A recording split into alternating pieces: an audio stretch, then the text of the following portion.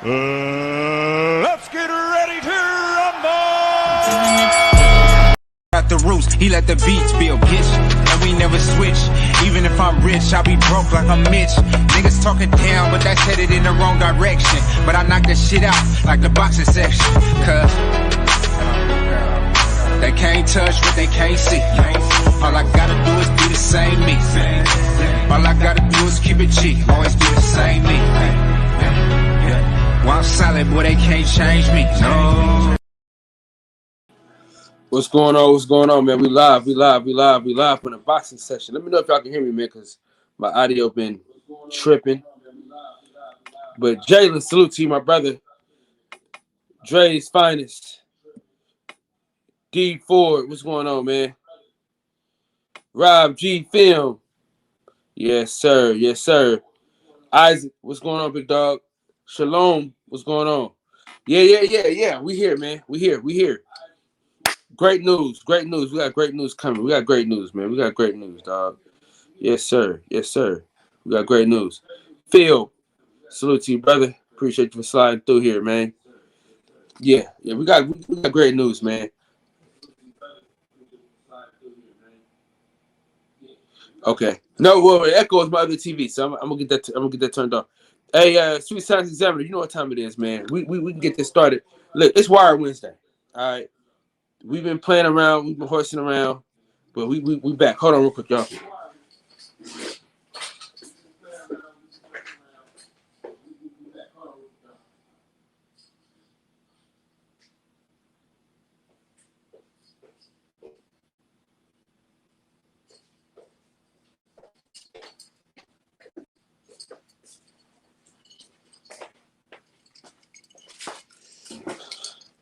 All right.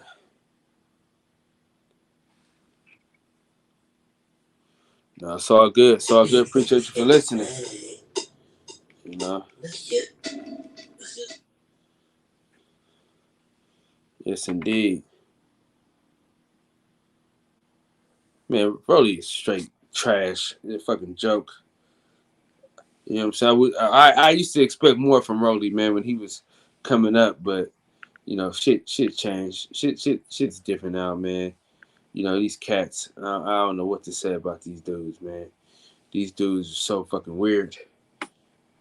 D-Man Jr., what's going on, big dog? What's happening? Yeah, hey, listen, we got some great news, man. So Grandpa's gonna help me get the cougar. So hopefully tomorrow everything goes according to the plans and he can get it. We can get it going and moving forward because we're gonna have a boxing session whip, you know what I'm saying? It's gonna be boxing sessioned up, you dig? So we that's what we need. We're ready for that, you know what I'm saying? That's what we're ready for. So we're watching The Wire tonight, man. We're watching The Wire tonight.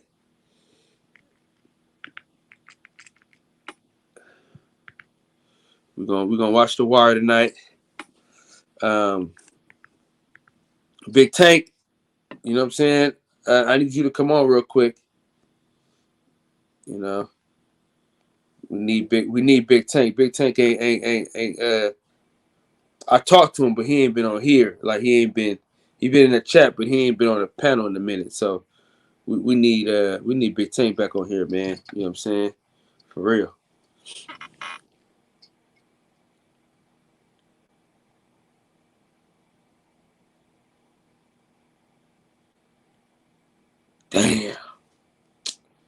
Damn.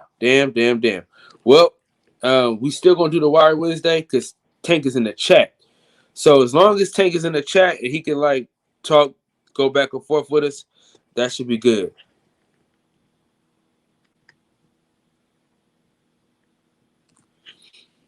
Yeah, man. So you know, we're gonna get that thing started. Let some more people come on in. We did get started early. So it's all good. Yeah, hey Tank, even if you could just talk about it in the chat, because what I'm gonna do is I'm gonna pause it. We're gonna chop it up, talk about it, and then we're gonna go from there. So I'm gonna let about maybe 5-10 more people come in here, man, because it's gonna take YouTube a little bit to tell people that we live. So I'm gonna give people a second to get here, to figure out that we live. So I say we get about 5 to 7 more people in here. You know what I'm saying? Then we'll move forward with the wire. But yeah, talk to me, man. What y'all got for the day, man? Are y'all excited about this weekend's fight? You know, what's going on? Y'all let me know. Matter of fact, oh shit. Hold on, y'all. As a matter of fact, hold on.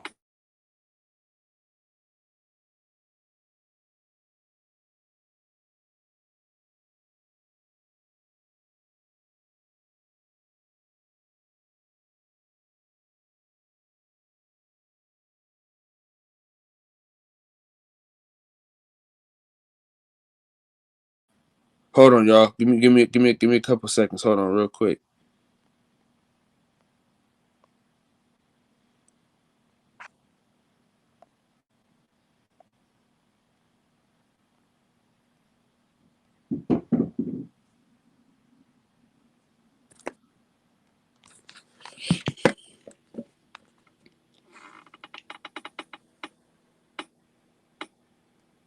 All right. Okay, my bad.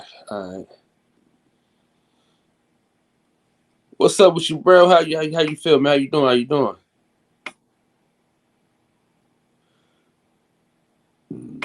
No, for sure.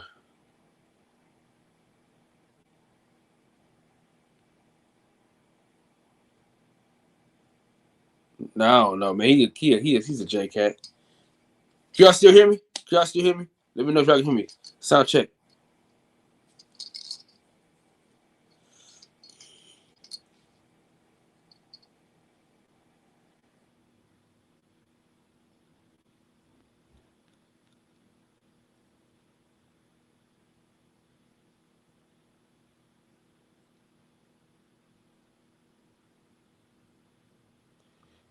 All right. So listen, we gonna get this thing started. Let me get to my HBO Max app.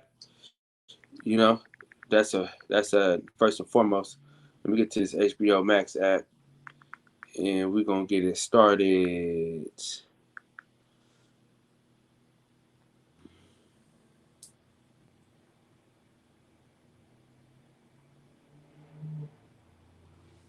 Oh, you already know, man. You know, we still call niggas J cats.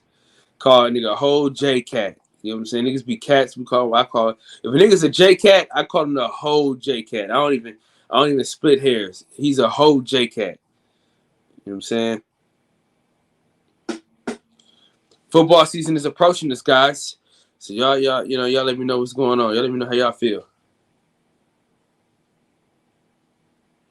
Man, my boy Sweet Sound Examiner, aka IE TV and Movie Talk. My guy, 100%. Hey, hey, Shalom, you got to. Like, certain niggas they deserve the whole entire word. You know what I'm saying? You know, everybody, that nigga's a cat. No, he's a J cat. You know what I'm saying? The whole shit. Rob G Film, man, what's going on? Yeah, y'all hit that like button, man.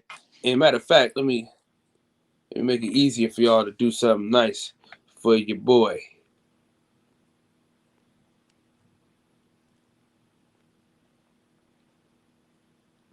Yeah, I'm sure YouTube is not telling people I'm live. You know what I'm saying? I'm sure of it. You know what I'm saying? Because the normal people that's always in here, they're not in here. So I know YouTube is on some shit. But the show must go on. So everybody, y'all pull up the wire real quick, and we gonna go. We gonna make it work. My son gonna be mad as hell when that Space Jam, the Legacy joint is off. He gonna be mad as hell, boy.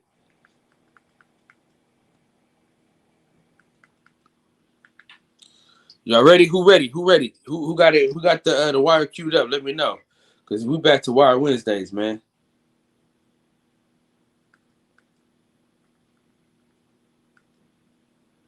Yeah, man.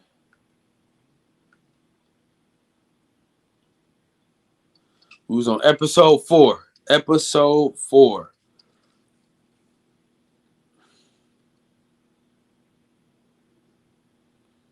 I believe we should be episode 4. Tank, what was we on? 3 or 4? Big Tank. What episode was we on? 3 or 4?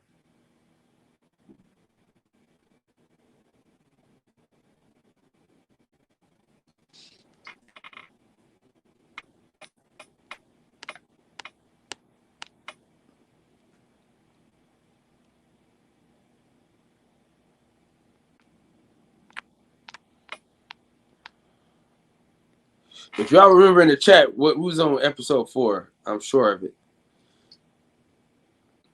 So in 3 minutes, we're gonna get it queued up, started, and we're gonna get the show going. Cause that means I'll be live for 15 minutes. So that gave everybody enough time to kind of get it moving. Yeah, I don't know, man. I don't know what's up with YouTube, man. Sometimes they let everybody know we live, then other times they'll tell nobody we live. I don't know, man. They actually said on my YouTube earlier, man, that I was coming on at 6:30 a.m. So I don't know what that's about. But shit, you know. I'm gonna give everybody about 2 more minutes, and we're gonna get to the wire. So listen, guys, I got a new show coming out. Where I go to different gyms and just kick it with the homies, chop it up with them. I need if anybody knows the boxes with the best cars, you know what I'm saying, the boxes with the best cars. So I'm trying to get to Jamel Charlo, man. I'm trying to get to Jamel Charlo, Caleb Plant. Who else got some crazy ass, dope ass cars? I'm probably going to have to go to Omaha, Nebraska for my boy Steven Nelson. But yeah, man, I want to have a show about just cars, boxing, and sneakers. You know what I'm saying? That's what I want to do. Okay, Big Tank, I got that. I knew it was something like that. Yeah. So that's some of the shit we working on, man. We pushing out major content. Shout out to my boy Ant. He said that this weekend the documentary should be done. So the Cougar documentary, 1,000 subscribers, should all be happening within the next couple months. So yeah, man, we'll keep it moving, keep it going, keep it moving, keep it going.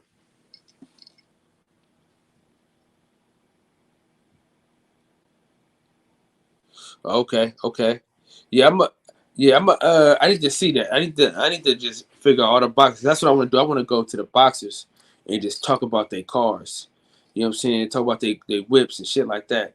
So I know my boy got Steven Nelson got an old school Camaro, an 80s Camaro that he fucking loves. So I'm gonna for sure talk to him about that, like doing a show on that. Just chopping up with him about his car. So yeah, so whoever got dope ass cars, man, just try to. I gotta find out what boxes have the dopest cars and shit. You know what I'm saying? And go from there. I really gotta start using my my relationships with people so that I can kind of push that shit forward. I haven't been really pushing like I should, but yeah, documentaries is for sure is a must. I got some shit working, man. I'm doing a lot of shit.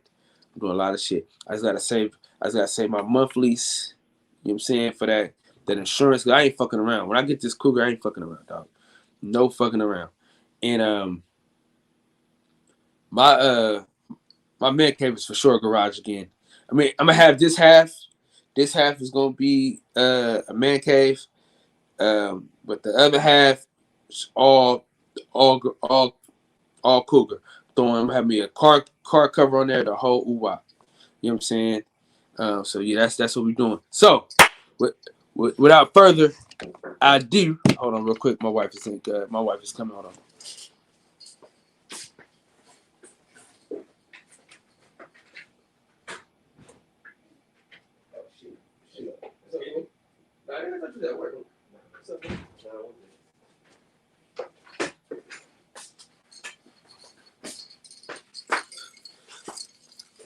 My brother-in-law came through.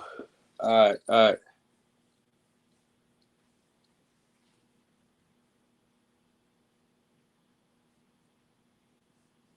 Y'all see me?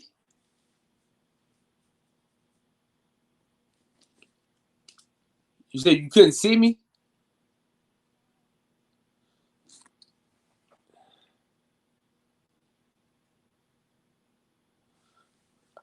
All right, everybody queued up with the wire? Is everybody queued up with the wire? Y'all let me know. Jalen ain't been back in here. Best Shooter just ain't here yet. Santos ain't here. DJ not here yet. Shit. Tank, you queued up, Tank?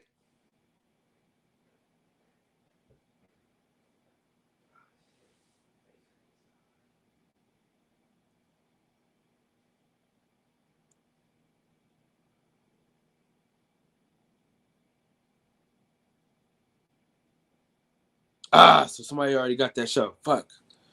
So somebody already got that kind of show. Fuck. Deuce.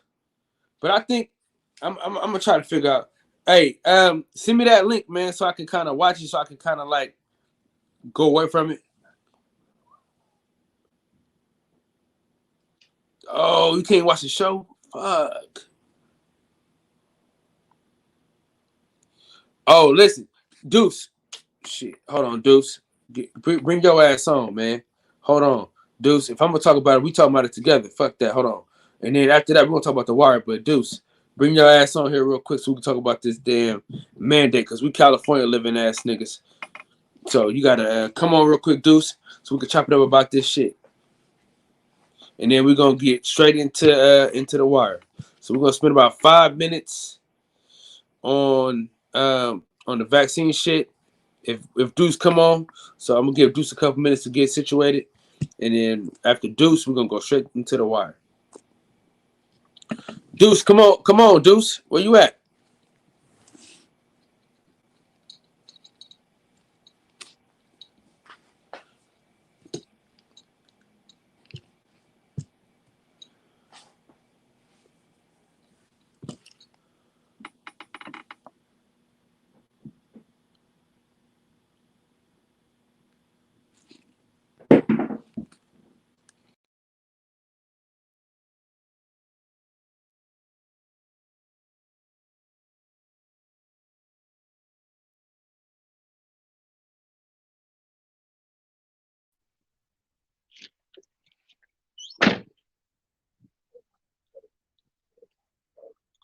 Hello?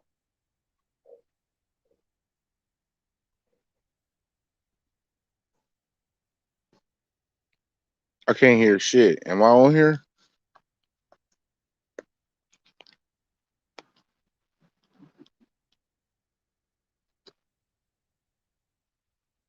I can't hear nothing. I'm gonna come back out and go out and come back in.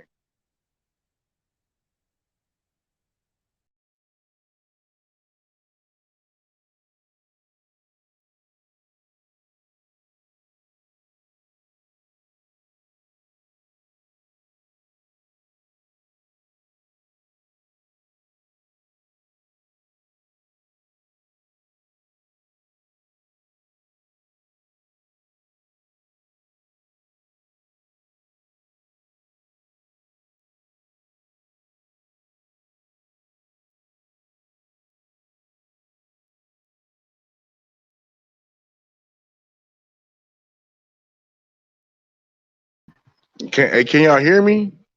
I can't hear nothing.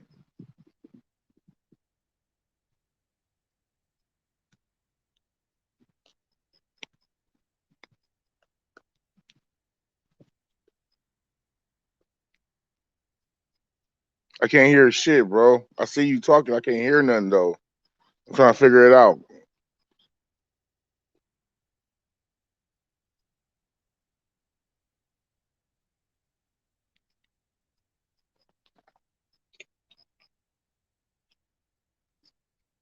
Are you on mute?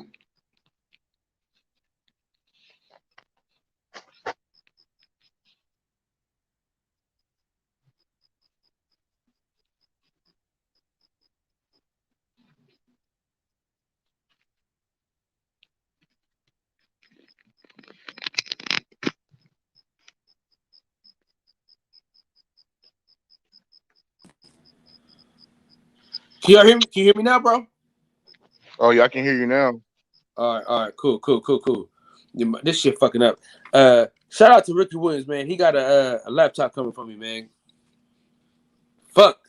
Can you hear me now, Juice?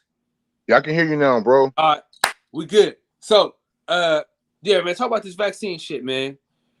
Man, like we got into, well, I don't know if we got into it. We had a little healthy discussion last night about the vaccine. My thing, I'm not pro-vaccine or anti-vaccine. I'm pro-mandate.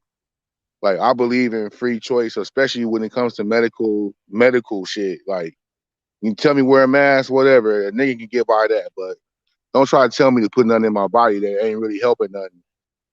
In my opinion, if people still getting it, people still dying from it, all that stuff with the vaccine, like what's the point of getting it? Yeah, I listen, nigga, the only reason why I got it is because I had to. You know what I'm saying? That's the only reason why I got that motherfucker. I wasn't jumping in line to go get that shit. You did what I'm saying? But shit, at the end of the day, I got a family to take care of. You know, and they prey on that shit. You know, they use that shit against us. You know, as it pertains to the vaccine and the mandate. They know niggas gotta take care of their families. They know that. So they say, all right, fuck it. We're gonna make y'all niggas take this shit. So I know, but my job said, nigga, they take you off the schedule. If you don't take the vaccine, nigga, you off the schedule. And I'm not finna be off the schedule for none of that shit, dog. I got too much shit to handle. yeah, that's the same thing. That's a little crossroads I'm coming to right now. But the thing about it is, man, that shit is not supposed to be. We're supposed to resist that shit, man. And they fear mongered everybody into going along and getting along. You can't in the Constitution, bro. You know what I mean? Those are the rules. You can't apply no medical shit, no matter what's going on. And it's crazy that everybody just laid down for that shit.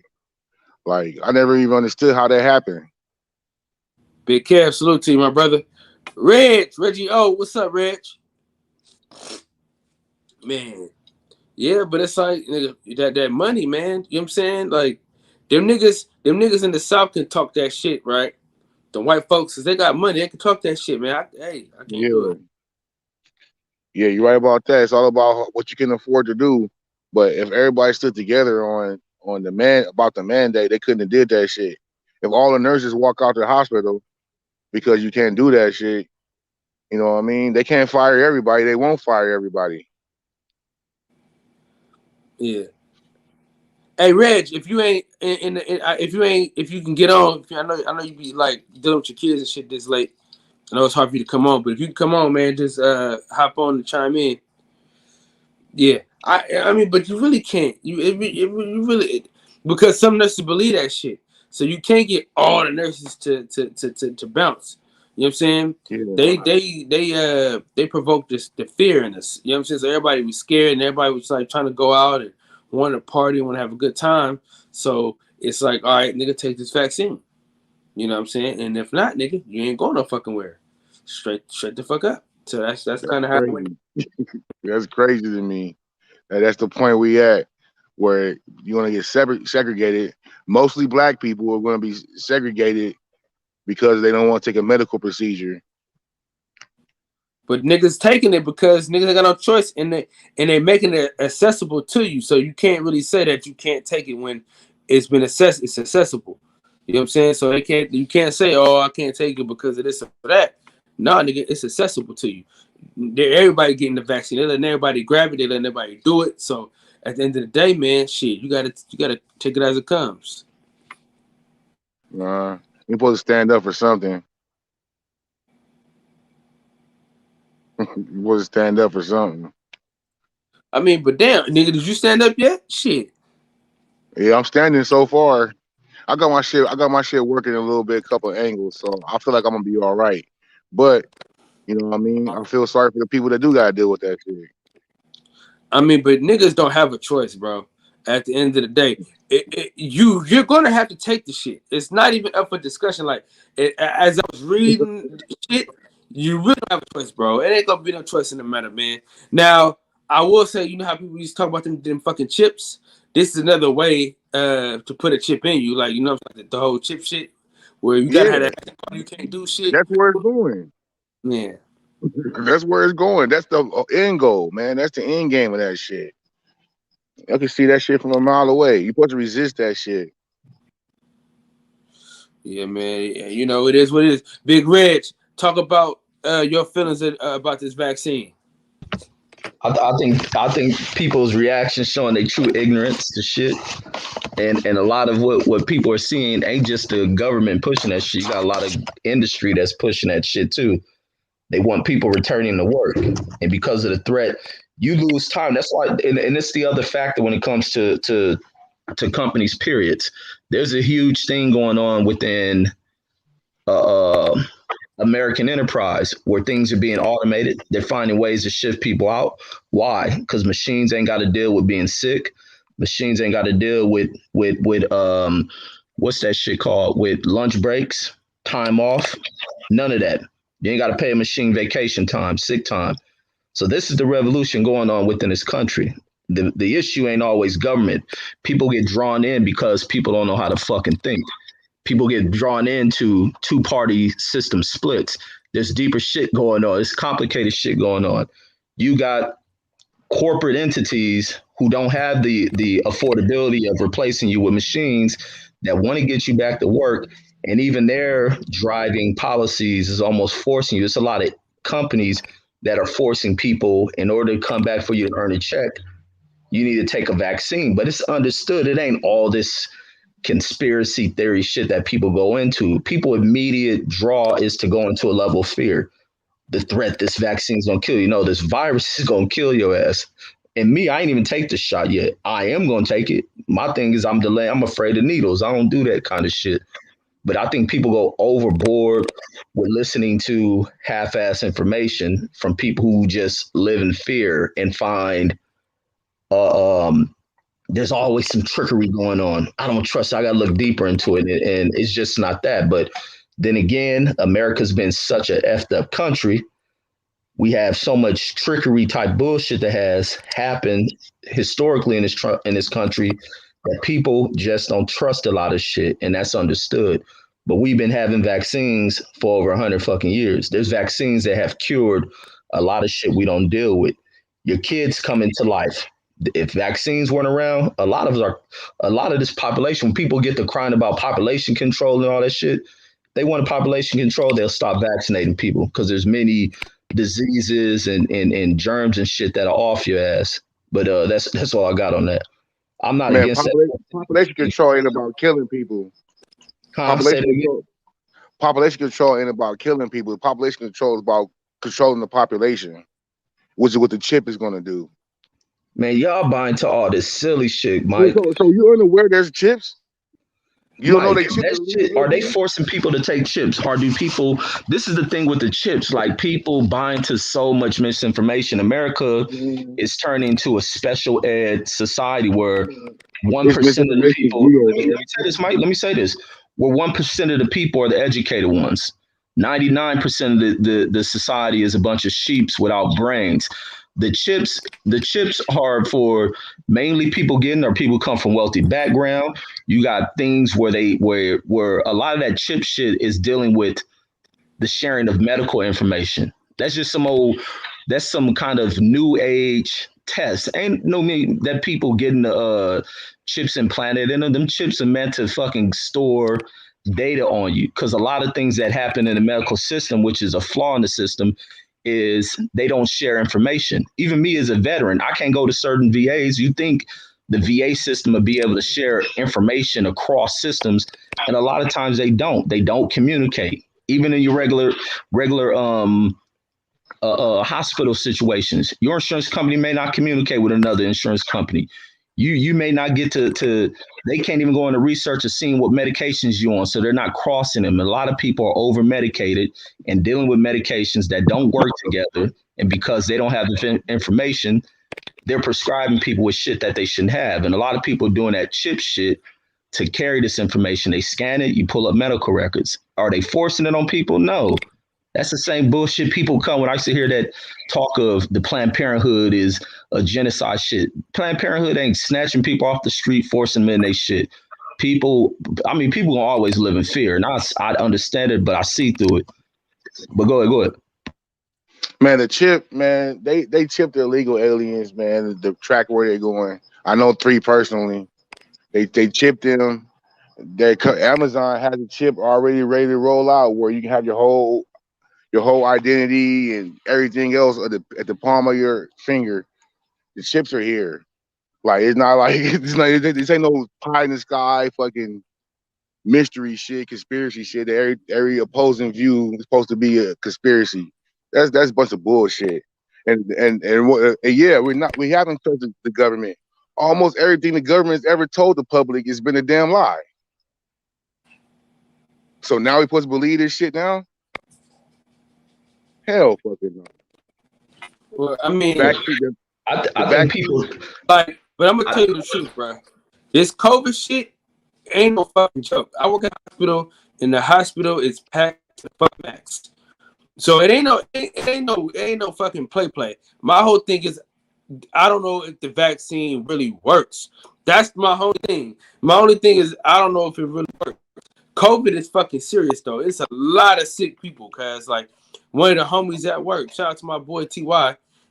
He had it and he was fucking bad. So it's came to my doorstep. So it's not. I'm not saying that I don't believe in it. I just don't like how they forcing it upon me. You know what I'm saying? Like they it's just too much, man. You got niggas rapping about this shit. You got niggas, everybody giving out free food. It's like, bro, what the fuck is up? Hold on, man. You know what I mean? Like, dude, what's going on? So that was my point about it. It was more or less like, how do we know that it's safe or not?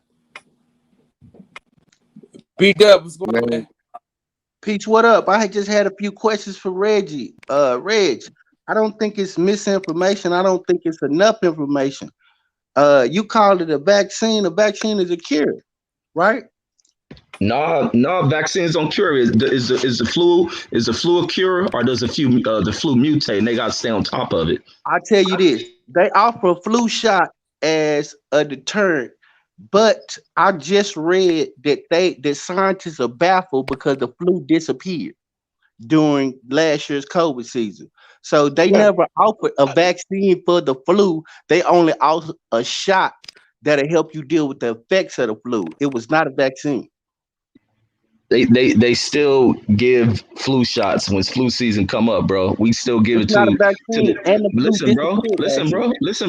They still, whatever it is, it's something. Whatever it is you want to call it, it's still scientific medicine being used to eradicate and prevent you from catching these viruses. They mutate. You're gonna deal with them. Like I say, we live in a world where we don't see. But you put in a petri dish and all that stuff. We live in a bioatomic world with shit that we don't see that flow through the air that kills us. Okay, Reggie, you saying you advocate that we should take the shot. Why should I take the shot? And where did this come from? Like, what is the shot made of? And why do I have to take the shot? And why in 8 months do I have to take a booster shot? I never heard of it.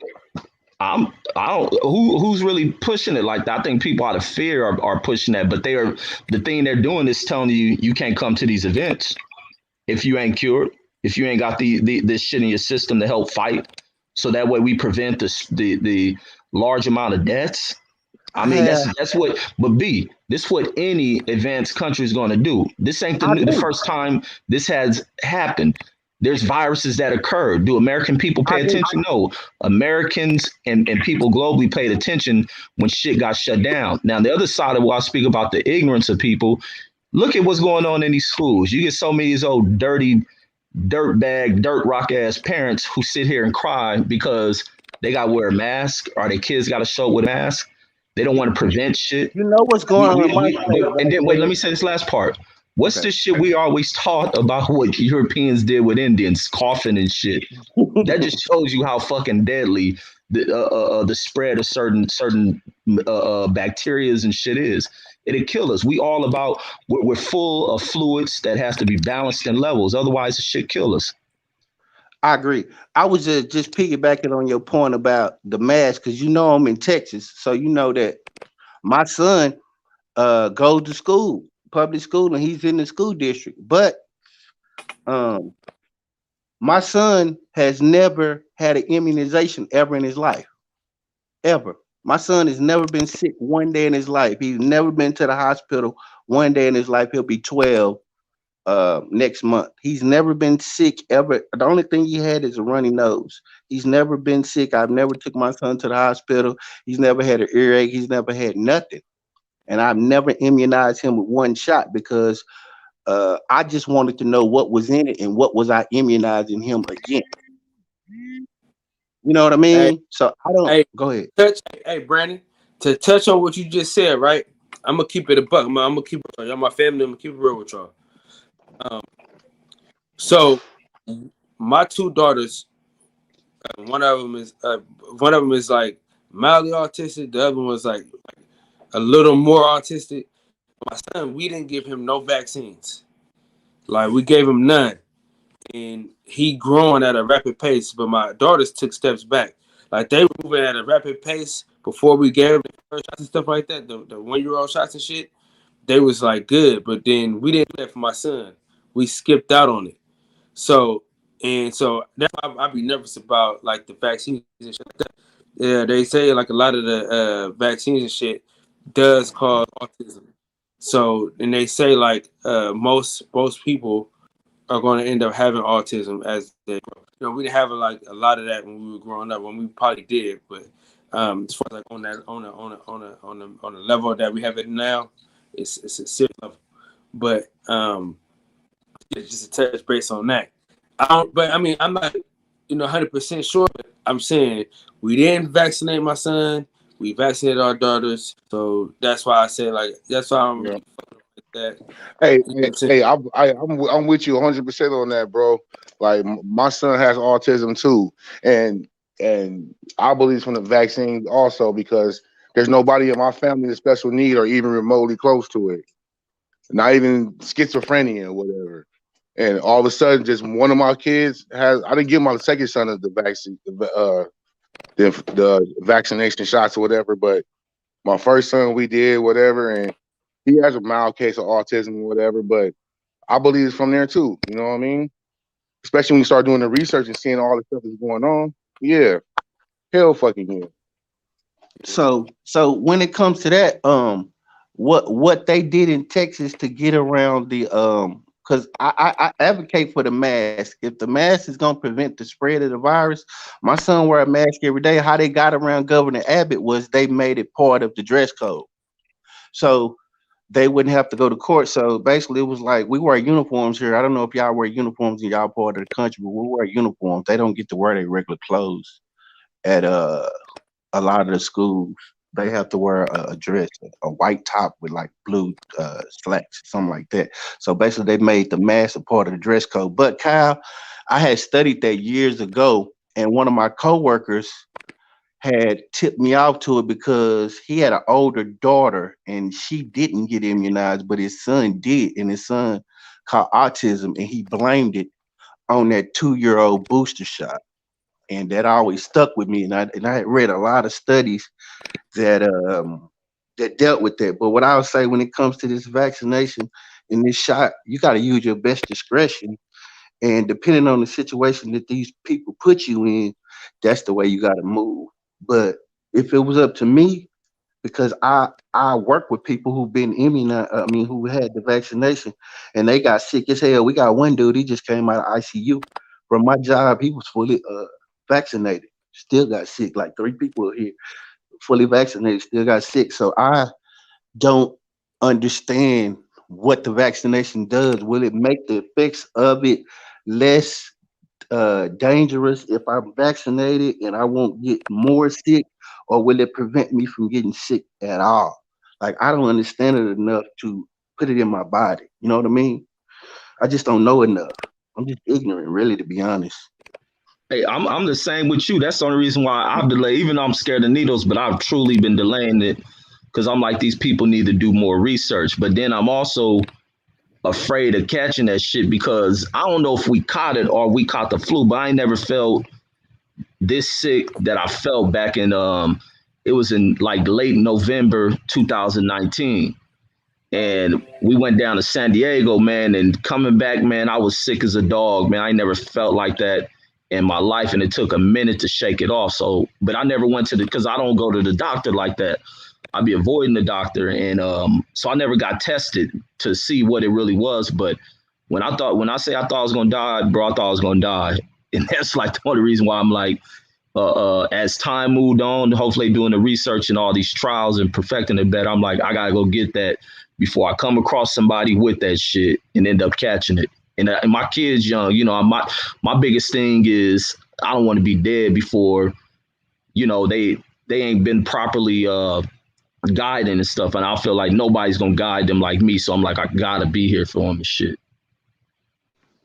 Hey, I agree, Reg. I mean, it's just the information is just so I don't know enough. And then pretty soon with the way they making it look, they probably gonna put us in a position where a lot of our livelihoods on the line. You know what I mean? Well, so, in California, it's already like that.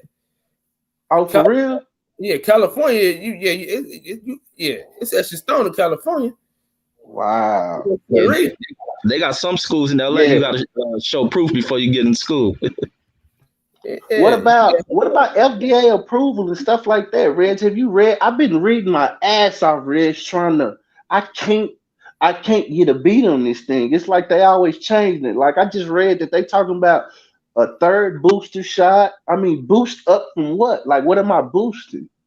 You know what I mean? Like, I really wish the FDA would approve one of these things and really lay it out for us. That way we won't be ignorant. You know what I mean? Because I don't want to do nothing to be out here spreading information that to get my people hurt. You know what I mean? I want my people here, but I also don't want to be doing nothing in ignorance also. So it's basically like, this is a hell of a catch-22, man. That's why I'm on here trying to learn, because I don't know. I just don't know the direction, but I do know I'm not going to put nothing in my body until I either have to or I understand it better. I say that. Yeah, I think people gotta when they because a lot of people base shit off of they see in news articles, and sometimes you gotta back that dang what you read in a news article with other sources and stuff. And it's and even with this, the CDC and the dang what's that, the World Health Organization and the FDA, they probably showed approval on some of the drugs that are out there in their trial information, but you gotta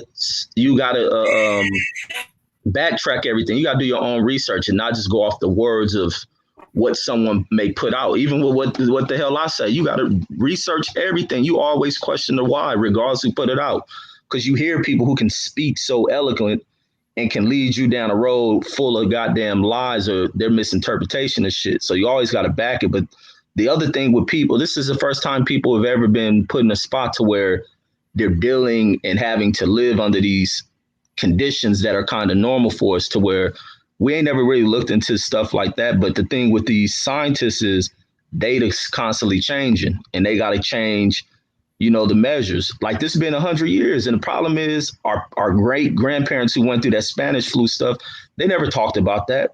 And it's no different than what they went through with what we going through. It's a repeat of the same shit. It's just that people have a tendency when it comes to history to just let that shit fade away. And that's the problem. D Hodges, what's up, D Hodges? Hey, you know, the thing about the CDC, man, them motherfuckers just be guessing. You know what I'm saying? The motherfuckers, they be like, man, your guess is as good as mine. Hey, Red, you say the sky is blue?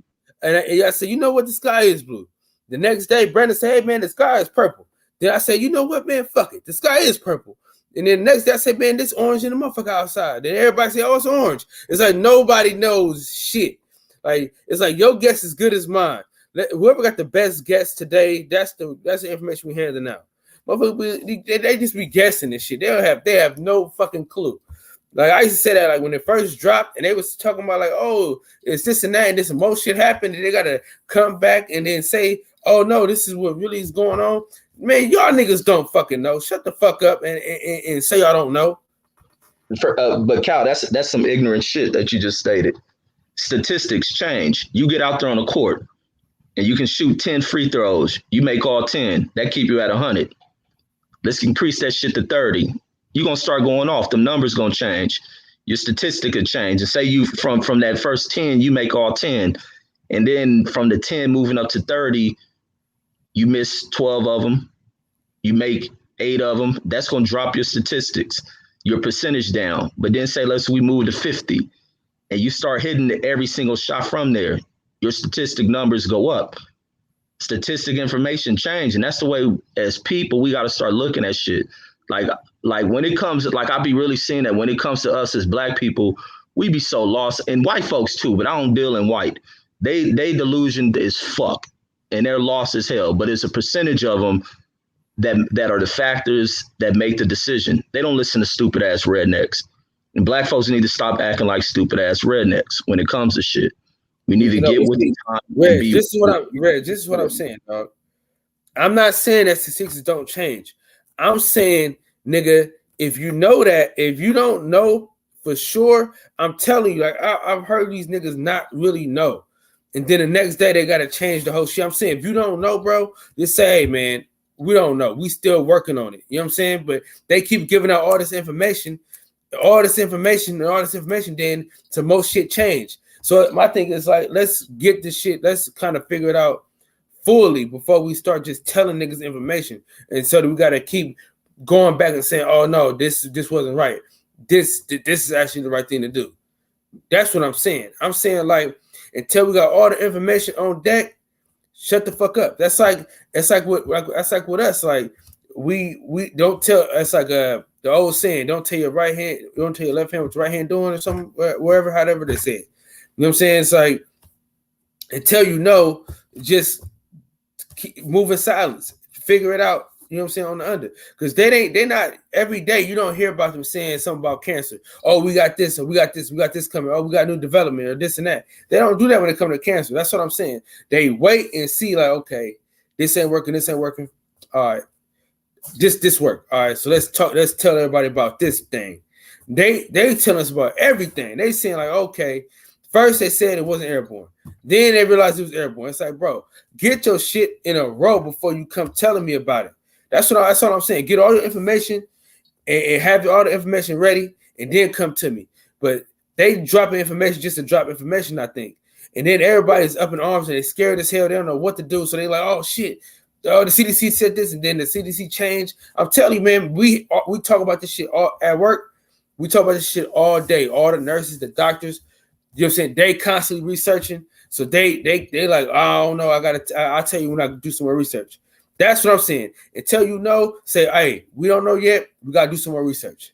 You know what I'm saying? That's what I'm saying. When I say, like, nigga, stop guessing because y'all niggas don't know. Keep doing more research until you know something.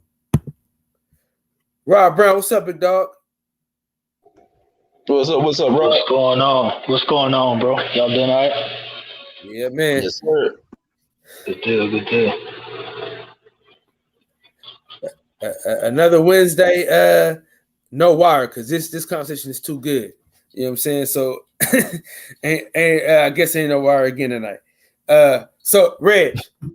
Also, I'll say this though. I'll say this too. You got to recognize that these government contracts and big money in Johnson & Johnson and Moderna and all these vaccines. You know how much these government contracts are? These is in the billions. And then if these vaccines are shipping all over the world. So these drug manufacturers like Pfizer and all these people, they caking up off this. So if we gonna have Juvenile making videos, vax that thing up, we gonna have all our black celebrities in front of us.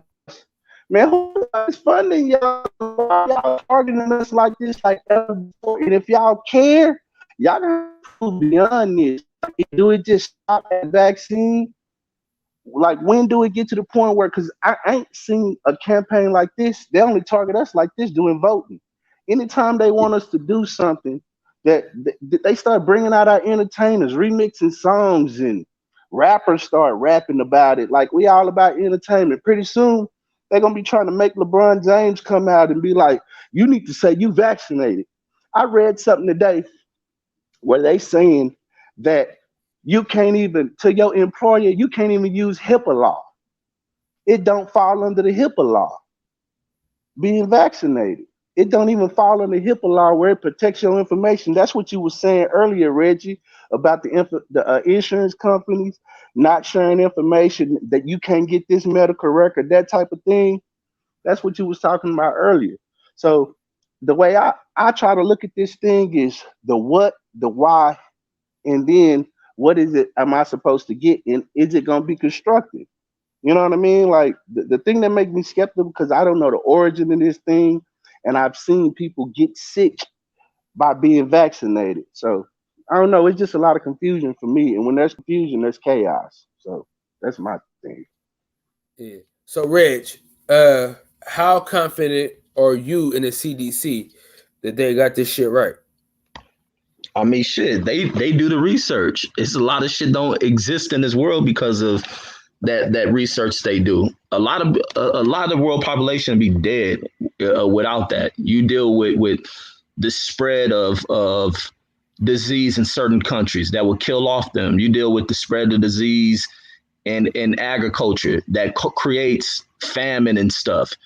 When you even look at with your food in the store, you deal in produce to where there's spread of viral shit, E. coli and all that stuff. Like your body fights all the shit. That's what your blood cells are for. That's what your kidneys are for. There's a constant fight against everything is in conflict. There's a constant fight with your body. Even as we talk right now, our body's having to fight off shit. Every breath you take, your body having to cleanse out shit. So the CDC is there to do research, but also with what's wrong with countries as well is on the other side of that shit. You got countries that research and study that shit, and they weaponize these whatever they call it, biological type shit. They weaponize it, and then they can spread it, push it into certain societies. I think some countries are wrong, but the thing is, like even like this, when you travel to certain countries, even before pandemic, you travel to certain countries, you best believe you're gonna have certain shots. If this is a country that has a poor health system and they have things spreading like malaria and all that shit, you ain't boarding a flight to fly up over there if you ain't been vaccinated. It's no different. It's just that people tend to pick and choose when they want to argue, when they don't trust something. And there's been a wide spread of that. It's so easy to kind of herd people into a certain kind of fear and shit. And you can drive that fear throughout society. And it's easy. Society is easy to be and individuals being so impressionable to following information that they put out there that seems a certain way. And, you know, you'll be damned if you don't take heed to that shit if people are dying. But it's so easy to spread misinformation. But it's been no different. You want to go to the Philippines or something, the Philippines may have some bad outbreak going on over there. You best believe you're going to have shots and shit to go over into certain countries and shit. And even as vets, they used to make you do that in the military. I feel you. I'm with you. Yeah. So man, when your ass gonna get the vaccine and stop being so damn scary? Shit, man, I said that shit a whole month ago and I didn't push it out a month. But not this week. Shit, I gotta go get a damn root canal. This is how bad it is when I've been dealing with this damn shit on my tooth for damn near a year, maybe 2 years. And them damn toothache's been fucking with me, so I finally gotta go in there for it. That's how much pain I'll go through to avoid going to the dentist, because I got those same fears of doctors, period. Like, sometimes I don't trust them. Like, you hear the stories of syphilis experiments and all this other stuff, and you view it like, damn, I don't trust these fools. They're going to do it to me. So I have that level of fear in me as well, but knowing damn well, I ain't probably going to go through that kind of shit. But then again, it'd be like, I better not ever drop my guard to trust these fools that much. So that kind of keeps me away from going to the doctor and stuff. And I got all type of insurance. I pay for insurance for the goddamn employer, and I can go to the VA, and I don't use none of that shit. It'd be years and decades before I use that shit. But I'll probably get that shot in a month or so. So is your job not mandating it? No, they pushing. They kind of push out the stuff with data or this and that, and trying to that constant conversation, because we do meetings every week and shit. So they constantly pushing that. And I done told him, but my company, like I say, with me, like how people be thinking black folks do all that changing up double talk. My company know who the fuck I am. Like how we talk on race and stuff, they already heard me talk like that on Zoom meetings in front of people. So like when it comes to me and how people think black folks behave and change up at work, I don't do that. But I told them like I ain't taking this shot because my fear of needles, and I'm waiting for them to do, you know, as time goes on to get better with this shot. But eventually I'll get it. But so with me, they don't even bugging. This is what I'm speaking to, like the CFO of the company, the person that's appointed as the CEO. We even talked and shit because and the reason why they talk to me is because of these discussions on race and the way I spoke on it. I don't speak all that.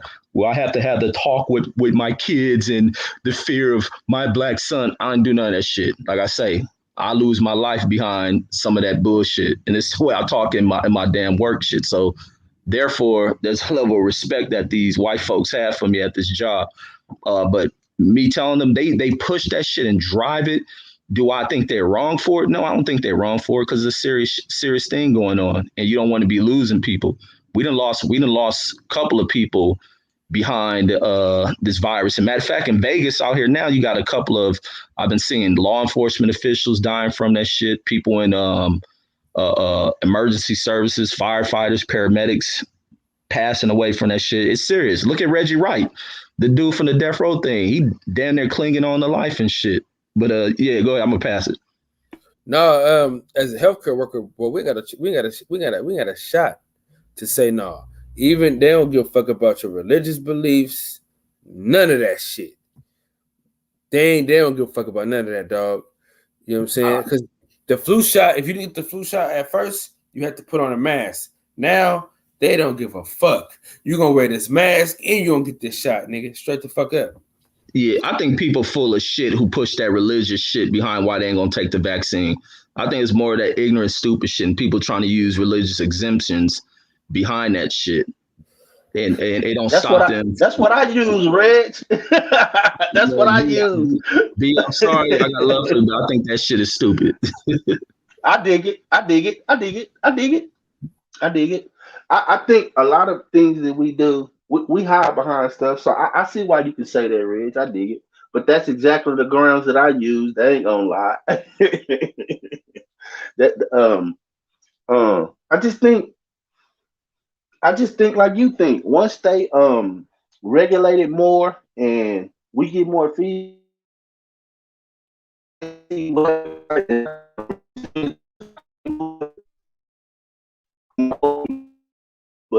You breaking up something, B?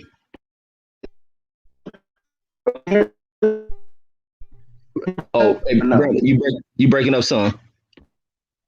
You can't hear me? Okay, yeah, there you go. Okay, that's better. Okay, so what I was saying was I got a book called Acres of Skin, Reg, that I just got, and it's talking about how they did experiments on the prisoners, medical experiments on the prisoners in Philadelphia prison system in the 70s. You should check it out. It's called Acres of Skin.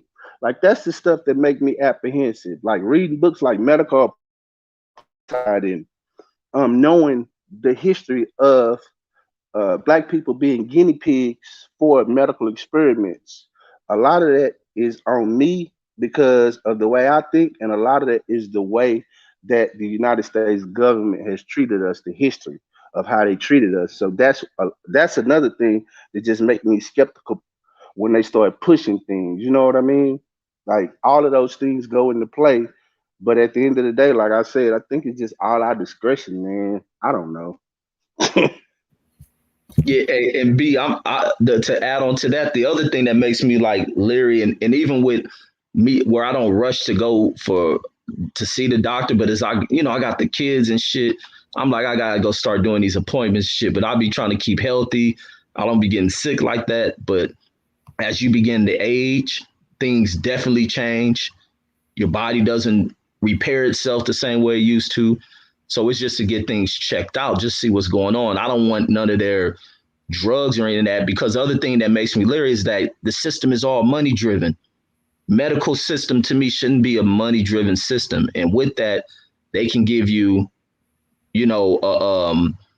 what's that shit? The the draw out. What's that thing they use in finance where they talk about like annuities and shit? They give you the annuity shot of keeping you alive with certain drugs and shit when they know they can probably cure certain shit. And I remember going to one appointment where it was a woman who worked for the VA, matter of fact, and she was saying where she's on medication for the rest of her life because she was telling me don't take some shot. This was some years ago, and I was going for X-ray. I think I might have been going to do like a heart scan or some crap.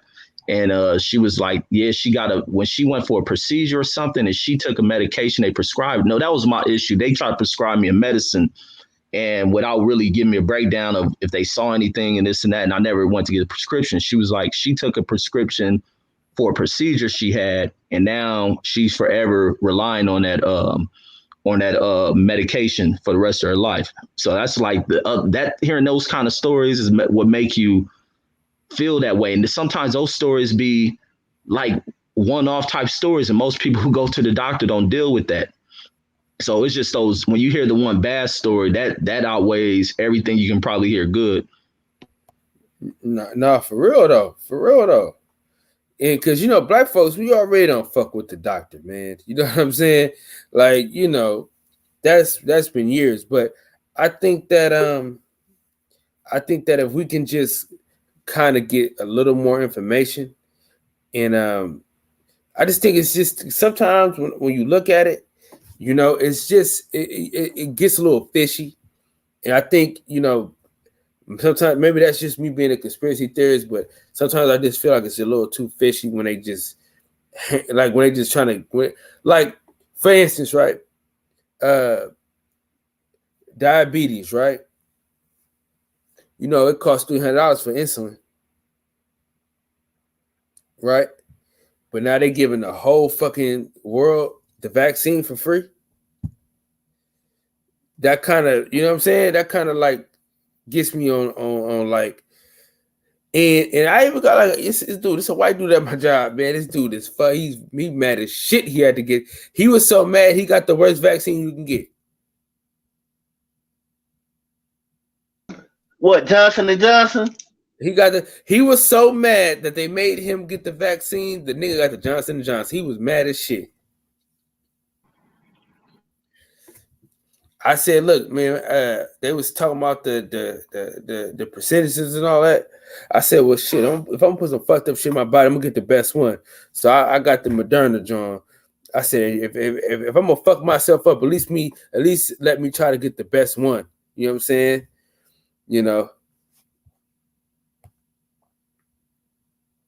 But how you gonna say what's the best one, and then you talking about we don't got all the information? Now you picking and choosing what vaccine is the best one. That's the craziness of people. You didn't hear what I just said. That. Look, I said, listen.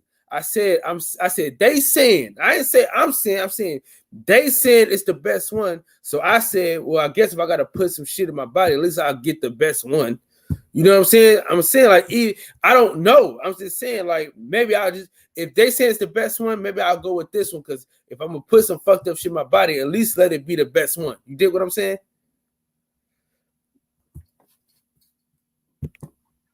Yeah, I don't know which was best and what's not. Shit. Yeah, no. So basically, Red. So they basically say like, okay, Johnson & Johnson is the fucked up one. They say it barely worked, right? Johnson & Johnson is selling like hotcakes because niggas just want one shot. Then they say what's the name of the other one? Pfizer. They say that's the second best one. They say that that one works a little bit better, but then they say the Moderna is the best one. They say it's like a 94-95% effective ratio, right? So I go in there, right? I'm like, man, I'm gonna get this Johnson & Johnson bullshit, right? But then, right when I'm about to go get the Johnson & Johnson, they hand me a pamphlet. I said, oh, hell no, fuck that. I said, if y'all give me a pamphlet about this shit, this got to be fucked up. You know what I'm saying? Like, all the other ones is like, yeah, this is it, you good to go. They give you a pamphlet, like, hey, read this over before you get this Johnson & Johnson shit. I said, oh, no, fuck that. I said, if I get a pamphlet on some shit. I don't even want it, bro. I said I'm gonna go ahead and get the Moderna. They said that was like the highest, the highest effective rate. So I went with that one. But I said fuck that. The Johnson Johnson gave you a whole pamphlet talking about how you can't sue them and shit. I said, oh no, fuck that. Y'all got some fucked up shit going on over there, Johnson Johnson. I ain't fucking with y'all. So I said I'm gonna just go ahead and get this Moderna. At least they said it was cool. I could just yell at the motherfucker that told me it was good. You know what I'm saying? Hey Kyle, is Johnson & Johnson the one that they suspended for blood clots at one time? People was getting is that the one? That was all cap. That's all. Well, they said they suspended. Okay. It was all cap. It was all cap. All cap. Yeah, it was all cap because niggas were still getting that shit. But in the trials, the thing is, in those trials, you're gonna have, and that's the thing, like that's what I'm saying is people, we gotta start understanding what they do when they go through these trials. Like when they bring anything to market, they still gotta monitor what's going on. If they have any kind of reaction to some shit, and especially you get the news media, which is sensationalized media, which fear driven, they gonna you know in trials you're gonna get people that's gonna get reactions to shit. So they have to monitor that shit. And they also have to that becomes one of the things. If you have this condition, blah, blah, blah. And some people are clotting, but for the most part, if it's still on the market, it hasn't been pulled, the drug is effective. It's just that some people gonna have ill reactions, just like some people gonna have reactions to peanuts. Majority of the population ain't. Some people gonna have reactions to shrimp and shit. Majority of the population ain't. And that's just what you're gonna get out of it. Some people have reactions to shit. Them drugs is doing shit to our bodies, like, but you can't knock that medicine has advanced shit so damn much that for a lot of these things we'll be dead. Like, so I don't knock it. I'm just leery of that system. I'm no different than anybody else, but I just don't push conspiracy. But in my mind, conspiracy drives me away from trusting that shit. Yeah. I just think that everybody's gonna get COVID. You really don't have a fucking choice in the matter of the way it spreads. It spreads like a fucking wildfire. So everybody's gonna get it one way or another. And so the vaccines.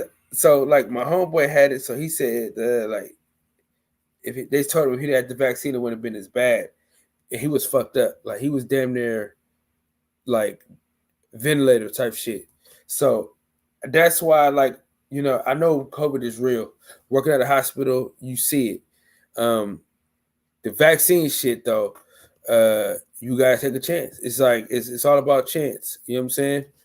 And it's a lot of, but with the whole the side effects and shit like that, you know, shit's gonna happen.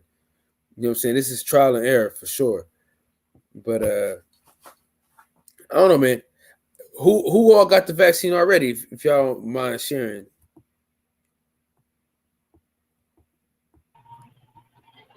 I haven't got it yet. I'm in Texas. I haven't. My girl got it. You know what I'm saying? Because she's in the medical field. You know, she's a nurse or whatever. Oh yeah, no choice. So she got it. She had no choice to get it. But you know, I'm kind of like y'all. I mean, I don't really go with all the conspiracy stuff, but you know, I don't like hidden information, you know what I mean?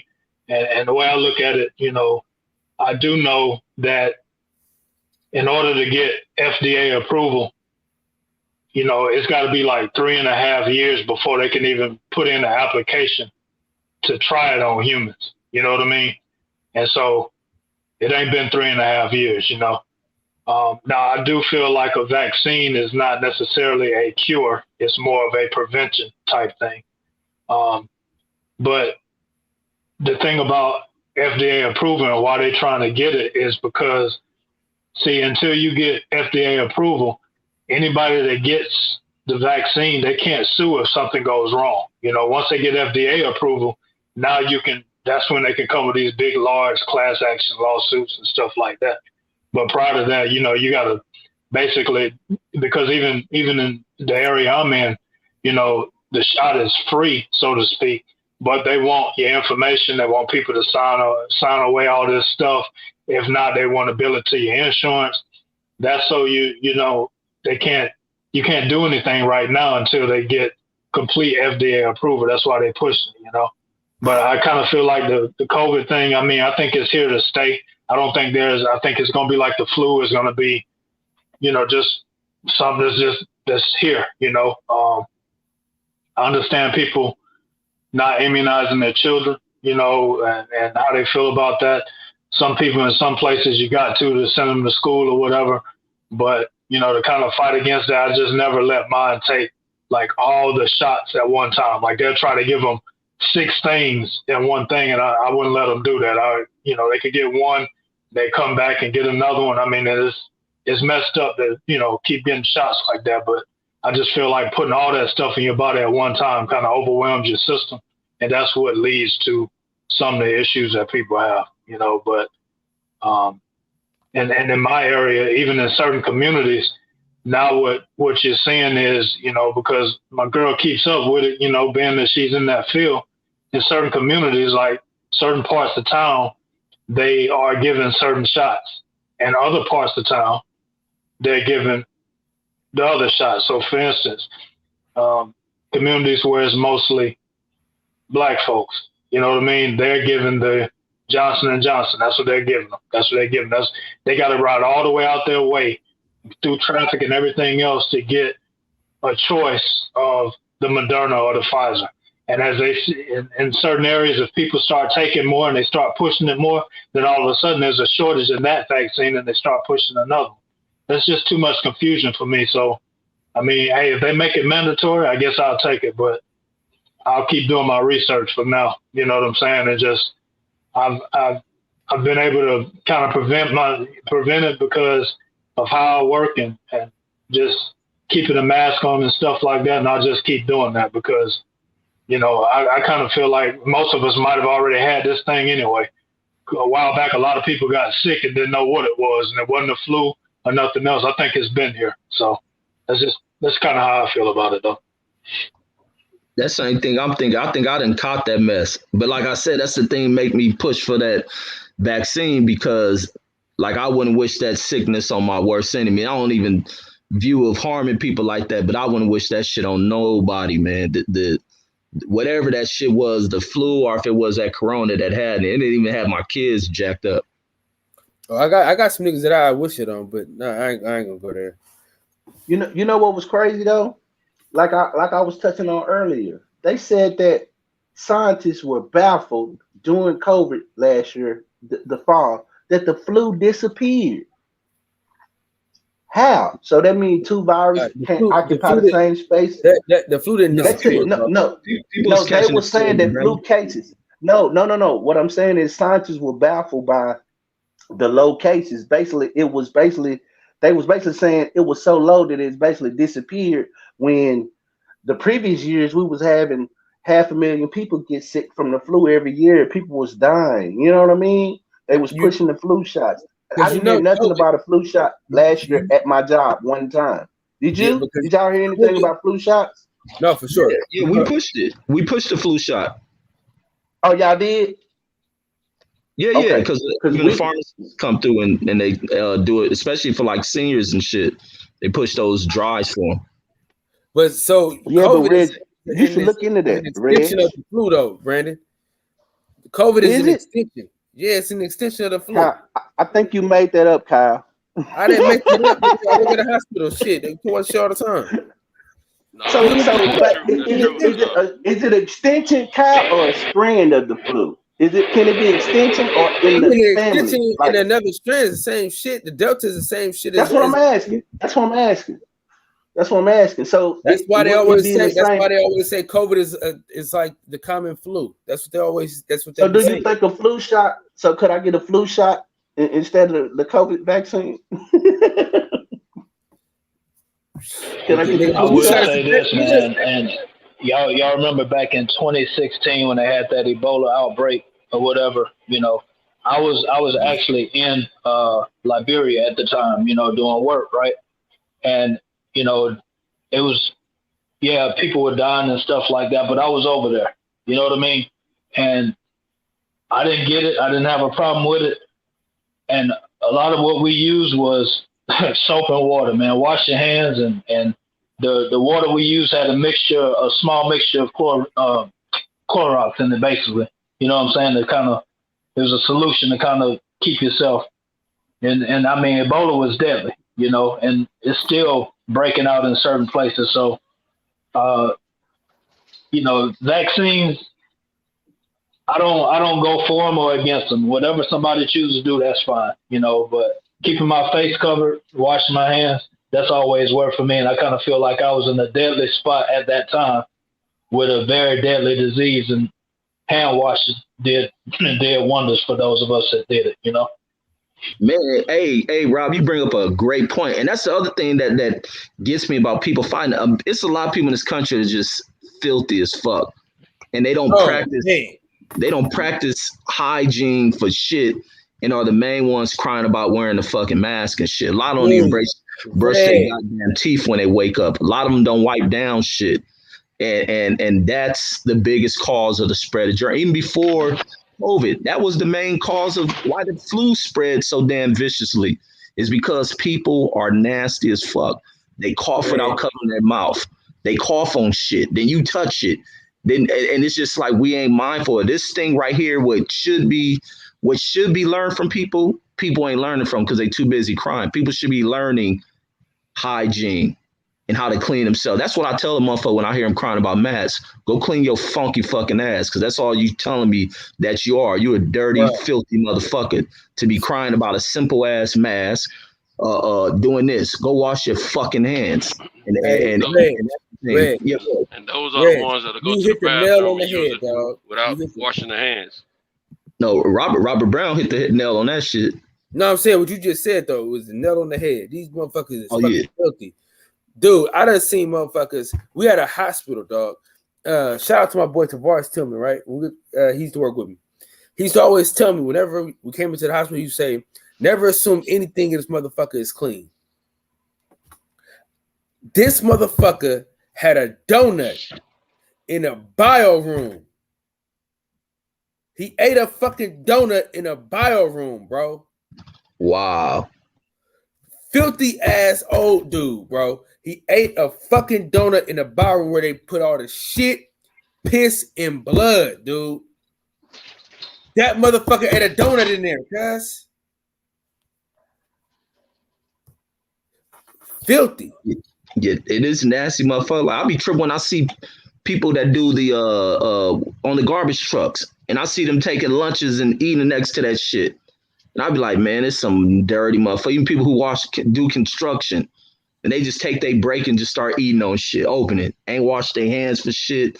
None of that shit. Ain't nothing manly about that shit. And a lot of times what a lot of dudes reject by thinking they man is about how dirty they can be and filthy. Even like them old dirty motherfuckers like driving trucks through mud and shit. Wash your motherfucking hands. Even before you fuck your broad, wash your motherfucking self. That's why a lot of these chicks walking around with a lot of fucked up diseases, because they fucking a lot of these dirty, won't wash their ass motherfuckers. Then it spread. Then you dealing with bitches that fuck around. Dudes, wash y'all motherfucking asses. Keep these motherfucking chicks clean around this motherfucker. Yeah, I'm sorry to hurt y'all niggas' stomach, man, but that's a real fucking story, bro. I can't lie to y'all niggas. This white dude at my job, he was a nurse too. That's what made it even fucking worse. Filthy motherfucker. He really went up in that room and ate that fucking donut. It was a glazed donut. And I'm gonna add this to it. The motherfucker didn't even have a napkin. Went in there and just ate that fucking donut, cause I'm trying to think of which one of my coworkers was with me when this shit happened, bruh. Let me tell you some people that we see that look like they're about, they got a little money and they dress well, look all neat and clean. Them some of the nastiest people you can run across, man. I've seen a bit of them go in the bathrooms, take a dump, not a piss, but a dump. But either one, you're supposed to wash your hands afterwards, man. And I mean, they'll walk right past the sink and going out, and if you're ready to be one of the first ones to shake your hand, it turns my stomach, man. You know what I do? I can't understand it. Hey, Santos. I wash my hands before I even go into the bathroom. So I wash my hands. Sometimes you got to. You can't touch stuff without touching. I don't want to touch my penis if I gotta touch other stuff before, if my hands are not already clean, I need to clean them up. I ain't trying to catch nothing. I'm not trying to spread nothing. So I don't care if people call me crazy or whatever. I do what I feel to take care of me. And I'm so happy. I ain't gonna lie to you guys, man. COVID to me is partly a blessing in disguise because it's making some people be more conscious of cleaning their hands more than we had before. Because at first it was worse than the hand cleaning part was worse. But it's still a lot of them dirty, nasty, trifling, eat dirt before you die type individuals out there, man. And I ain't, it's sickening, man. It's sickening. I've always been about cleaning my hands. I've always been about watching how I touch my body, with my hands and stuff like that. I don't understand people, man. I don't understand. My wife, there's certain things I do. My wife called me crazy. When COVID came around, I said, "Oh, I'm crazy, huh? How crazy am I now?" Everything I was doing, she doing herself now. Mm-hmm. So like I was telling y'all last night, I don't go to no gas pumps, no bank tellers or nothing like that. I use gloves for all that, man. I don't touch no door handles. Well, you spread that shit, Centos, with them gloves. The gloves. I don't give a crap as long as it ain't getting on. As long as it ain't getting on me. As long as it ain't getting on me. That's why you're supposed to protect yourself. You got 1 million people a day touching gas pumps and bank teller buttons and everything. Why would you want to touch it bare? You don't know who touching that stuff, man. Tom, Dick, and Harry just got off the toilet and came in there and touched that stuff, man. Ain't washed their hands or nothing. Now, I'm going to wear my gloves, and if you get contaminated, that's on you, bro. Take care of yourself, man. That's what it's about, man. I ain't taking no vaccine. It ain't proven to me that it's worthy to take it. When it's proven to me that it's worthy to take it, I'll take it. When I was a little kid, I didn't have a choice. My mom forced me to, she was forced to make me be vaccinated, but that stuff worked. If it works, I'm down with it. If it don't work, I'm not messing with it. I don't even take flu shots, and I don't get the flu. That hand sanitizer is a beautiful thing. I'm gonna just say that right now. It ain't the cleanest thing though. It ain't the cleanest thing. Hey, look, it's good, but it ain't the cleanest thing. Wait, B, was you going? I want to add on what Santos just said. No, go ahead, Reg. It's just real quick. And the other thing, like, people were so like just sticking to the hygienics and shit. Like what you saying about even the gas pump, people will go to a gas station, touch a pump, fill up, run over to McDonald's, grab that food, and be on the road and not even be mindful of what you touch, being passed over through that food, ingested into your system. And then we wonder why you be having food poisoning like symptoms. You can pass other shit through your bloodstream if it travels that way. Like, that's the lack of mindfulness people have, and especially with your kids. I have to, when it comes to my 2 kids, because I got the twins, it's my son. I got to stay in his goddamn ass about the nasty shit I'll see him do. And that's because sometimes I don't know if it's a boy thing or what. Go wash your motherfucking hands. And I see adults would do the same shit that this little kid would do. Touch a toilet, get up and try to walk out. Man, go wash your goddamn hands. Like, but yeah, that sanitation shit is tell you something. Is key. I'm so funny, man. It's the society. It's the society we live in. Oh, go ahead. My bad, Centel. Go ahead. All right. Hey, I'm so funny. And this is one of my pet peeves my wife hates about me. My house was built for us. I don't walk around barefoot in my own house. I don't get on my own toilets without covering them up. I make that a habit everywhere I go. If I can't cover the toilet, I got to stand up and all that kind of stuff. I'm not sitting on no bare toilet. I don't care if it's at my house or whoever house it is. Oh, you got your own toilet set? Yeah, all right. Shoot, my wife booty ain't my booty. I don't know what's. Hey, let me tell you something. I don't see my wife 24/7. Listen, my wife 24/7. I ain't going raw ass in the public place, but I'm raw ass in upstairs. My bad. Yeah, you do what you want in your household, but I'm gonna keep my genitals as safe as I can. But I ain't sitting. I make it a habit at home, so it's still a habit when I go out in the public. I ain't gonna just do public habits. I'm gonna do it all the way around. And I rap about. Then as far as like, if you can't find, if you don't when you in different cars, it may not be your car. You may not have, like, I keep gloves in all my vehicles. If I'm not in one of my vehicles, if I can't find no paper towels, something like that, guess what? We're not getting in the field right there. We might even have to walk because I'm not touching it. Now, if you want to pump it, you can pump it. I'm not touching none of that bull crap. I refuse to. And it's worked for me. I haven't been diagnosed with a positive COVID test out of 3 tests. I need to take another one because I meant to take one when we got back from Atlanta. But since I went to a party over the weekend, I definitely got to take one. I'm not.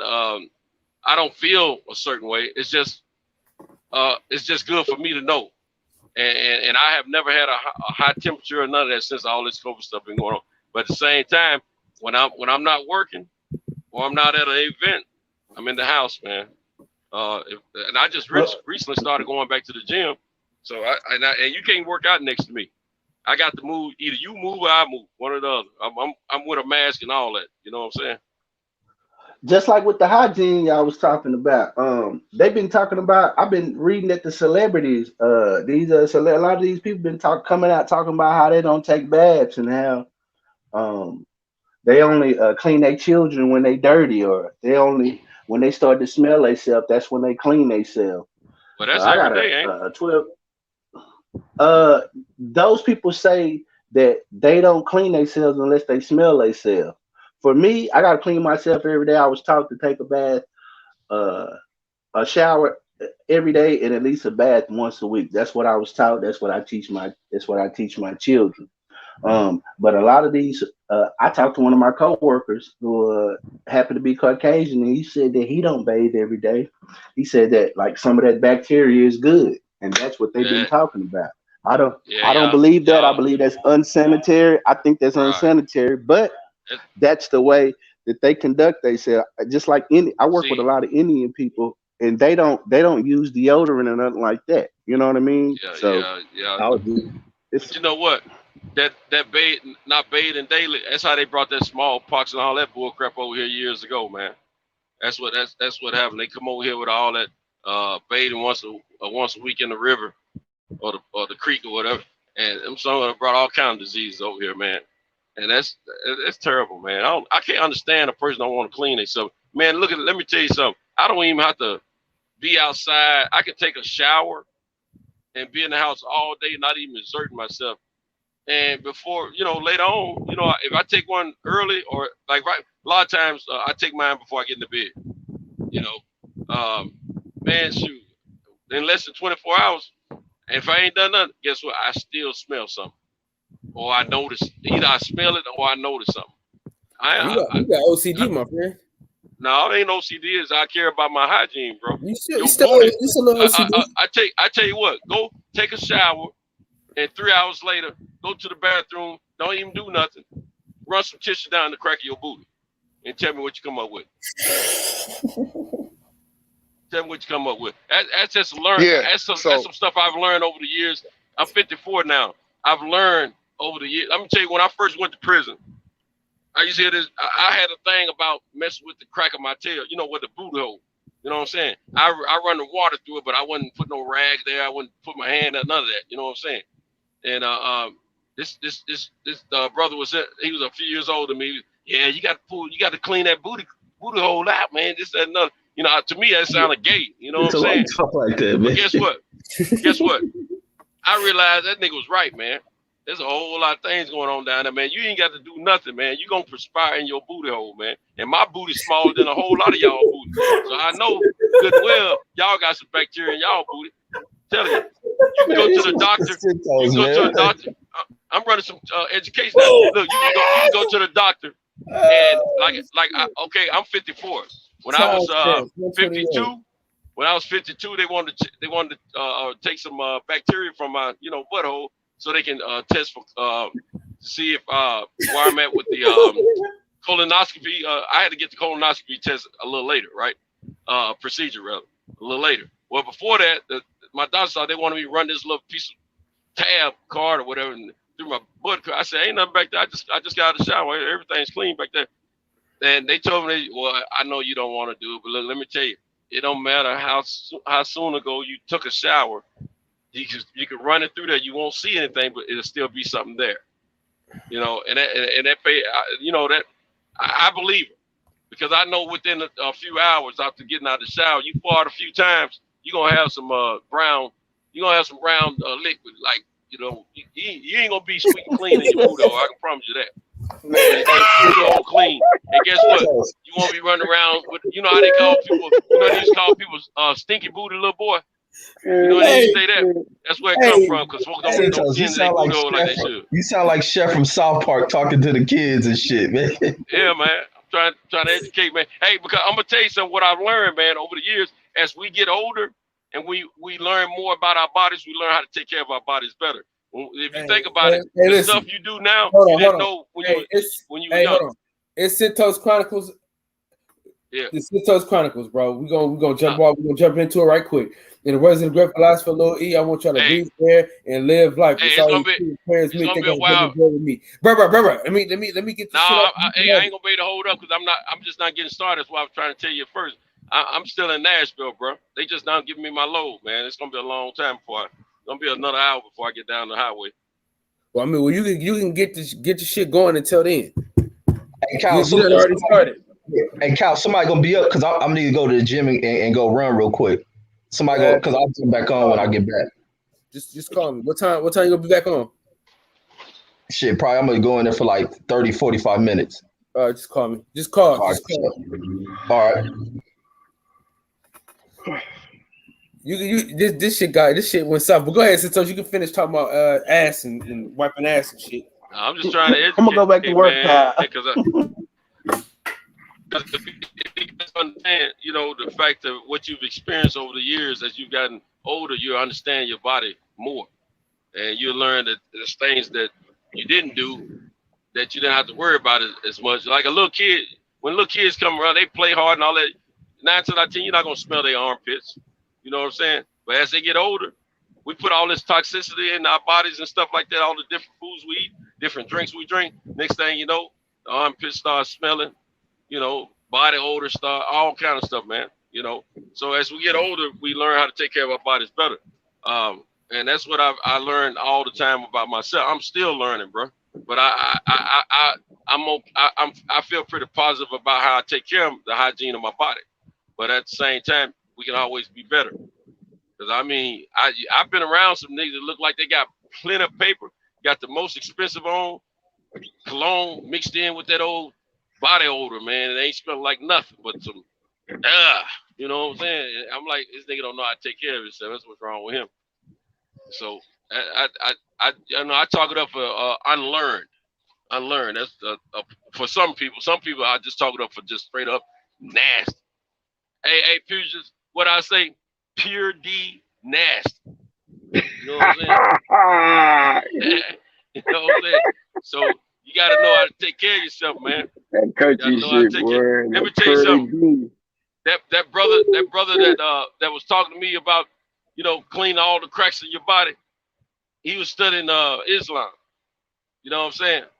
And you know, I think what he was, if I remember correctly, you know, he was telling me about a lot of stuff he learned through the religion. Man, you see, I'm getting on this highway. You better get that truck over.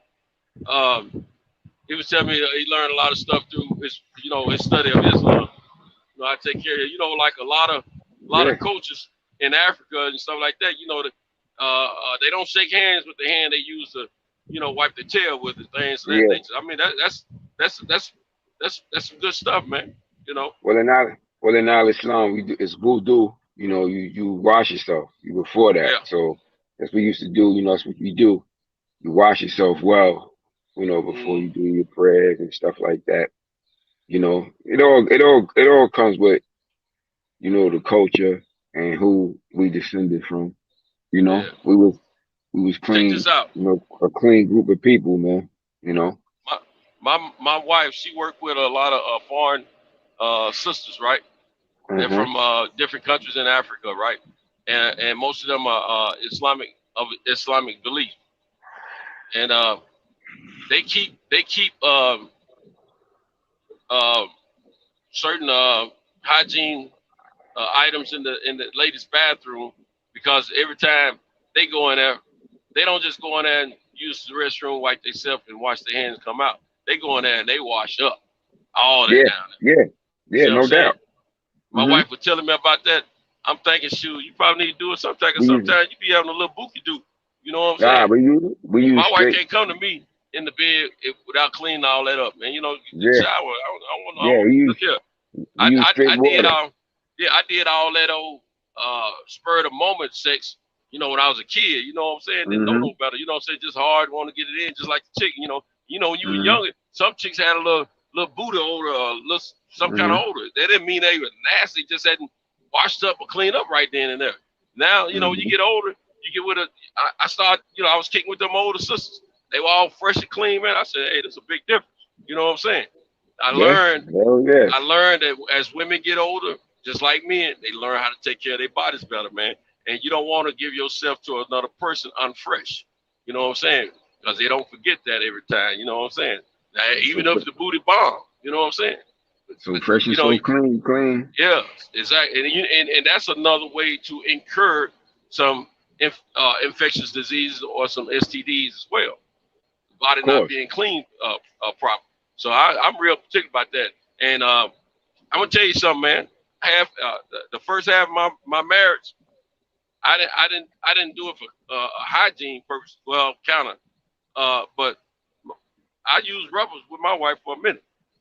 And what brought that on is the fact that now we started the relationship off like that. That's the type of dude I am. But during the marriage, after the excitement kind of started, you know, dissipating a little bit, my wife was like, her excuse for not having sex on the whim, you know, like we used to, is because she got to be here, go to work. She don't want to be leaking and dripping, you know, my semen out of it. Oh, okay, I got a remedy for that. They called Trojans.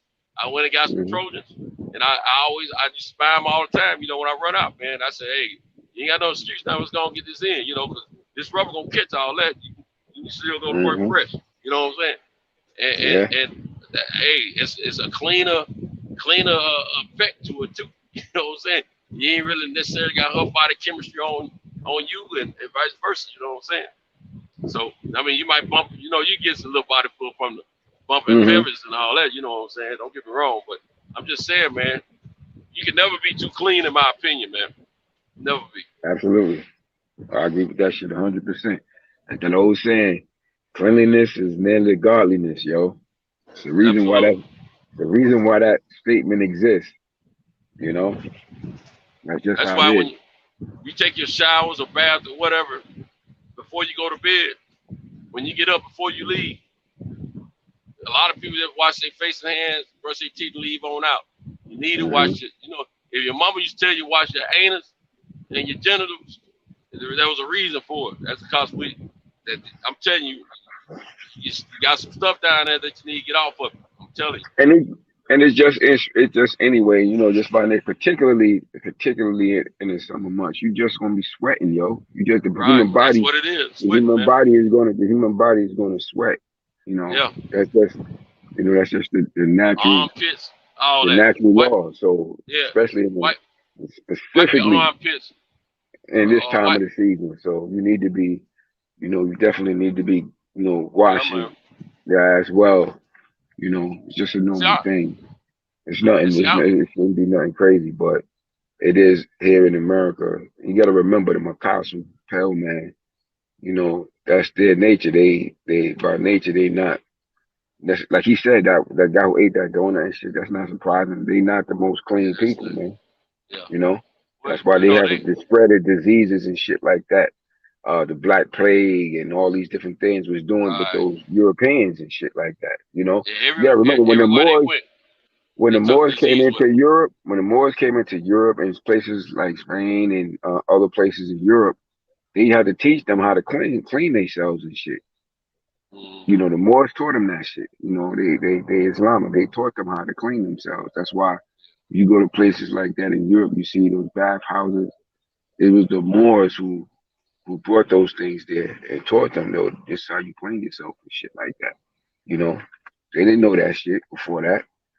That's why I usually learning in school. Remember when they was teaching you in school about those European aristocrats and shit? They wasn't even taking no showers and shit. They just put more perfume on top of their funk. and shit like that. Yeah, that's who they are. Yeah, it's terrible, man. And, you know, it's. I tell you what, I can't stand, man. You know, somebody call themselves washing their hands when they get finished. Their fingernails still nasty than summer gun, man. I can't stand that one. Then they want to eat and all that. Want to shake your hand, want to hang. Man, go on with all that, bro. Hey, all that elbow bumping and fist bumping, all that. Man, I was doing a lot of that stuff years ago. Years ago. You know, man, you could never be too careful for yourself. I don't care if people think I'm crazy or got something wrong with me or whatever. You know, different, whatever. I'm matter of fact, I pride myself on that, man. As long as it keep me in a healthy situation, man, I'm cool with that. Cool with that. Yeah, like I was saying yesterday, man, people take for granted like how much the human immune system has to contend with on a daily, regular basis, everyday basis, from the time you're born to the time you transition. Like that, your immune system is at constant war against different types of germs, bacteria, diseases. Like, I mean, literally, like just how strong it is. Like to have a relatively decent immune system, you know, considering how we eat here in America, which isn't the most healthy, you know, from the start. Yo, to be able to just fight off all that it has to fight off on a daily basis. You know, we take it for granted because that's how strong the human immune system truly is. Like it was created, you know, by the Most High or whatever, you know, whatever spirit force that you connected with, you know, to do exactly what it do by, you know, natural nature, the laws of nature. It's in tune with that shit. We here on the earth, man. We here. And being here on this earth, all the elements that came into the creation of our species, no matter how you view that to have taken place, you know, whether you believe it was by a divine force, or do you think that divine force came into happenstance by however you think it? The bottom line is we prepared as a species to survive here on this planet. And the key factor with that is your immune system. The human immune system is very, very, very strong. Even in the conditions we exist in now, because I said we don't eat. Most human beings don't eat the way humanity was designed to eat. We eat real different now as a species. We don't eat the way that necessarily the way nature intended it fully. Right. And then even with that, we've been able to you know, we still be able to somewhat survive. So it takes a lot for it to get broke down like that, you know, to the point where when you're getting sick and all that stuff like that, you know. Yeah. A lot of times people don't realize a lot of the stuff we eat has a lot to do with the body odor that we give off too. You know, when the body's trying to fight when your immune system's trying to fight all these different bacteria and diseases and stuff like that. Sweating is a form of getting stuff out of your body as well. Man, when I notice when I stop eating certain things, I don't smell certain things from my body. Of course. Or I don't have certain reactions from my body. You know, I've been off of pork since '95, and it wasn't religious because when I was on the inside, I ate all the pork you could give me on purpose because I was, you know, trying to keep my strength up, trying to grow and things of that nature. I followed fat dudes around that was on diets and ate their food. You know what I'm saying? When I got home, my mother told me she was diagnosed with high blood pressure. Man, I stopped eating the pork then. That was in '95. All right. Then in 2008, for years I noticed how beef was knotting my insides up before it passed through. Make me feel all irritable and all that kind of stuff, and it was hard to pass, get it out of them and all that.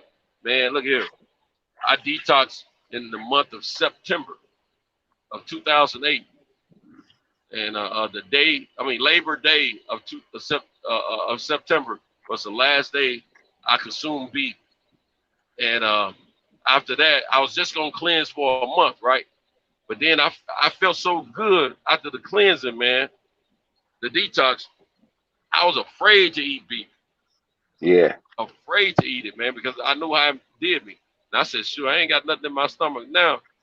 I said, sure, I put something in there now, it probably would be worse, Man, I haven't touched that stuff since then, man, and I can smell it. It smells good. I still don't want it. And I tell people all the time, I mess with some partners of mine Saturday night at the spot I was at. They had a nice, healthy rice and broccoli and mushroom dish.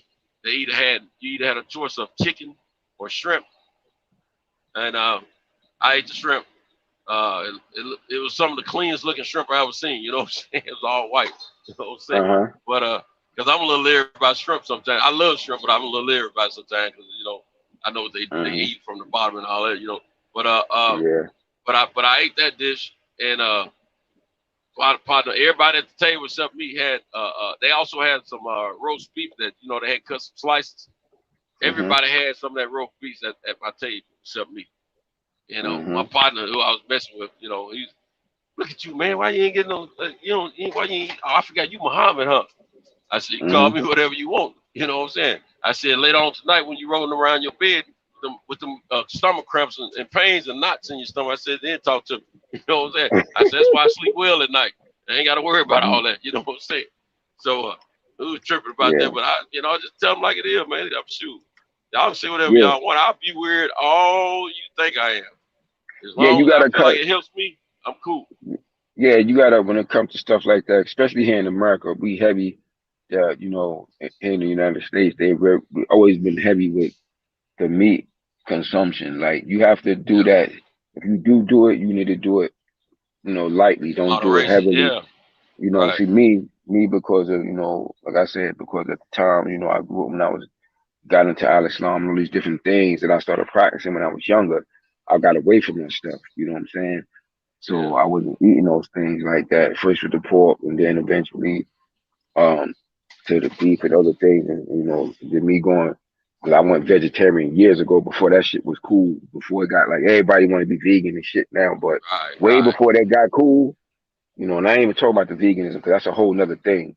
Because I think I explained to you guys before, like a lot of times people be like, or when you talk about the eating, they be like, I'm vegan. I say, no, you're not. Are you a vegan or are you doing a vegan diet? Because there's a different thing. Vegan is a culture, dude. That's a whole lifestyle. A true vegan ain't even wearing no goddamn Nikes because you ain't wearing no leather sneakers. Right. That's a true vegan. Like you ain't doing nothing, But then people be having a vegan diet and be saying they vegan. No, you're eating a vegan diet, but you're not a true vegan.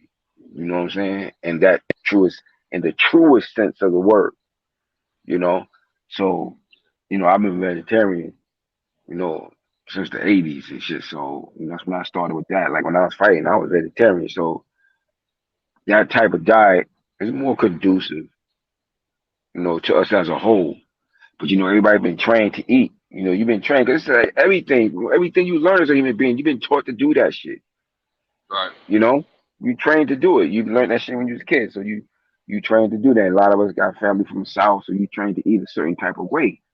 Or for the West Indies, you get family from the South of the West Indies, and you train in the Caribbean, trained to eat a certain type of way. So you have some people like I know one of my buddies, a trainer I know, he loved to do. He was inviting me to his little barbecues and cookouts, but he heavy with that meat shit. I was like, I don't eat all that shit. You bug, like he heavy with that shit, like and I'm like, nah, I don't do that shit. Like he heavy meat eater. He started talking to this sister, and she vegan. Yeah. So that shit was the Clash of the Titans. So I knew that shit wasn't gonna work. That shit was the Clash of the Titans, man. I was like, this ain't gonna work. So she's like Go ahead, my friend. She's trying to introduce him to that, style of, living in terms of and eating better. Like So I was like, yeah, check. I said, look into it seriously. Like I said, I say, sister, she's a beautiful sister, you know, beautiful, beautiful sister, very, very, into the culture and stuff like that. So I was like, yo, you have a chance to really get close to that sister, man. You're gonna have to embrace that shit. Even if you don't do Right. it totally, you're gonna have to embrace it, somewhat. And I said it's a healthier option for you. You know, you don't have to totally limit it. Because like I said, if you want to still do, I said, look, just minimize it and make sure you take sure you do good cleanses and stuff. Make sure you get good cleanses after you eat and stuff like that. Cleanse your body out, well, and try to make sure you're getting. Although they done contaminated, although these damn devils done contaminated so much of the food, man, with their poisons, man, and the fact that we're Yeah. not able to, we don't have many of our own farms and things like we used to, you know, back in the Right. day. You still so susceptible. So you gotta do your best to maneuver through the muck and the mire when it comes to, you know, your diet and your overall health when it comes to, you know, your dietary needs and shit like that, man. My wife, man, she still eats pork, beef, all that stuff. You know what I'm saying? I Oh, always really? try to lead by example, man, but it hadn't worked yet. And Hmm. but then she's always want to sit around. She got these stomach pains and all this kind of stuff. I said, yeah, eating all that old meat and stuff, that you shouldn't be eating. Yeah, I know, and I'm not full vegan at all, and I don't claim vegan because I'm still eating chicken, eating turkey, yeah, eating my fish. I want to get rid of turkey. yeah. I I'll mean be. chicken. Okay. That's next meat I want to eliminate. But my wife was Uh-huh. telling me because I think they, I know they put stuff in it, affecting that chicken, which affects us physically in a way, and other stuff too, But primarily that because they know we love chicken. You know what I'm saying? People as a whole. But Hmm. I tell my wife, my wife told me that if I stop eating chicken, she was gonna stop cooking for me. That was one of the reasons I hadn't eliminated it so far years ago. Hmm. But at the same time, to that point now, I don't give a crap because see, I'm mostly buying. I'm eating a lot of salads, you know, and stuff. I get a taste, but I'm on these salads so tough, man. I look forward to it. You know what I'm saying? Yeah, Or if yeah. I don't want to eat as clean as I should, man. One day I want to go straight vegan, man. I got some first cousins. My first cousin, he was 60 something, 60. I don't think he was about 67 or something like that. Then when he died, man, and man, he was physically healthy. He was muscular, Uh-huh. clean skin, uh, just good health, And then some kind of way he got some kind of sickness, man, and went in, and he didn't make it home from the hospital, man. Uh, sometimes I can't believe they killed him, man. 'Cause they took it, they went on send him away off of that fentanyl, man. So I just ain't questioning anything with the family because I figured they know what's up. But I just, the day I was there when he passed, it just bothered me seeing that I saw they were giving him fentanyl, man. That pissed me off. But anyway, his kids, okay, he was married for a second time when he passed, but his first wife he had kids with. He had a son and a daughter. He raised them up vegan because he ended up with custody of them. He raised them up vegan. Neither one of them had COVID. Neither one of them had that vaccine. Hadn't been sick. They eat clean, man. And look, they ain't neither one of them skinny. You know what I'm saying? They're not obese or nothing like that. But the son, he taller than I am. I'm 6'2" and a half. His son probably about 6'6", man, 6'5", 6'6", something like that. Ain't no thin dude. You know what I'm saying? Daddy was a shorty. Daddy wasn't even 6 feet. And then the daughter, she's kind of tall too for a female, and she's got a nice little, shape and figure on her. I mean, she ain't no skinny mini or nothing like that, man. But they live in they clean, they eat clean, man. And they have introduced that same lifestyle to their significant others as well as their kids, man. And everybody's been, free of all that stuff right now. Their aunt, which is my first cousin, she was telling me about all this past weekend. That's the one my cousin I was telling you that worked for a medical organization, which worked for Vanderbilt, and she refused to take the vaccine, and they gave her an exemption because of religion. And she was telling me, she was the one that told me, they got mercury, and I think she said aluminum in it, but I know for sure she said mercury. And so she want to try to put all that in her body and stuff like that. Because see, she's not full vegan, and she was influenced by her brother greatly. She's not full vegan, but she's I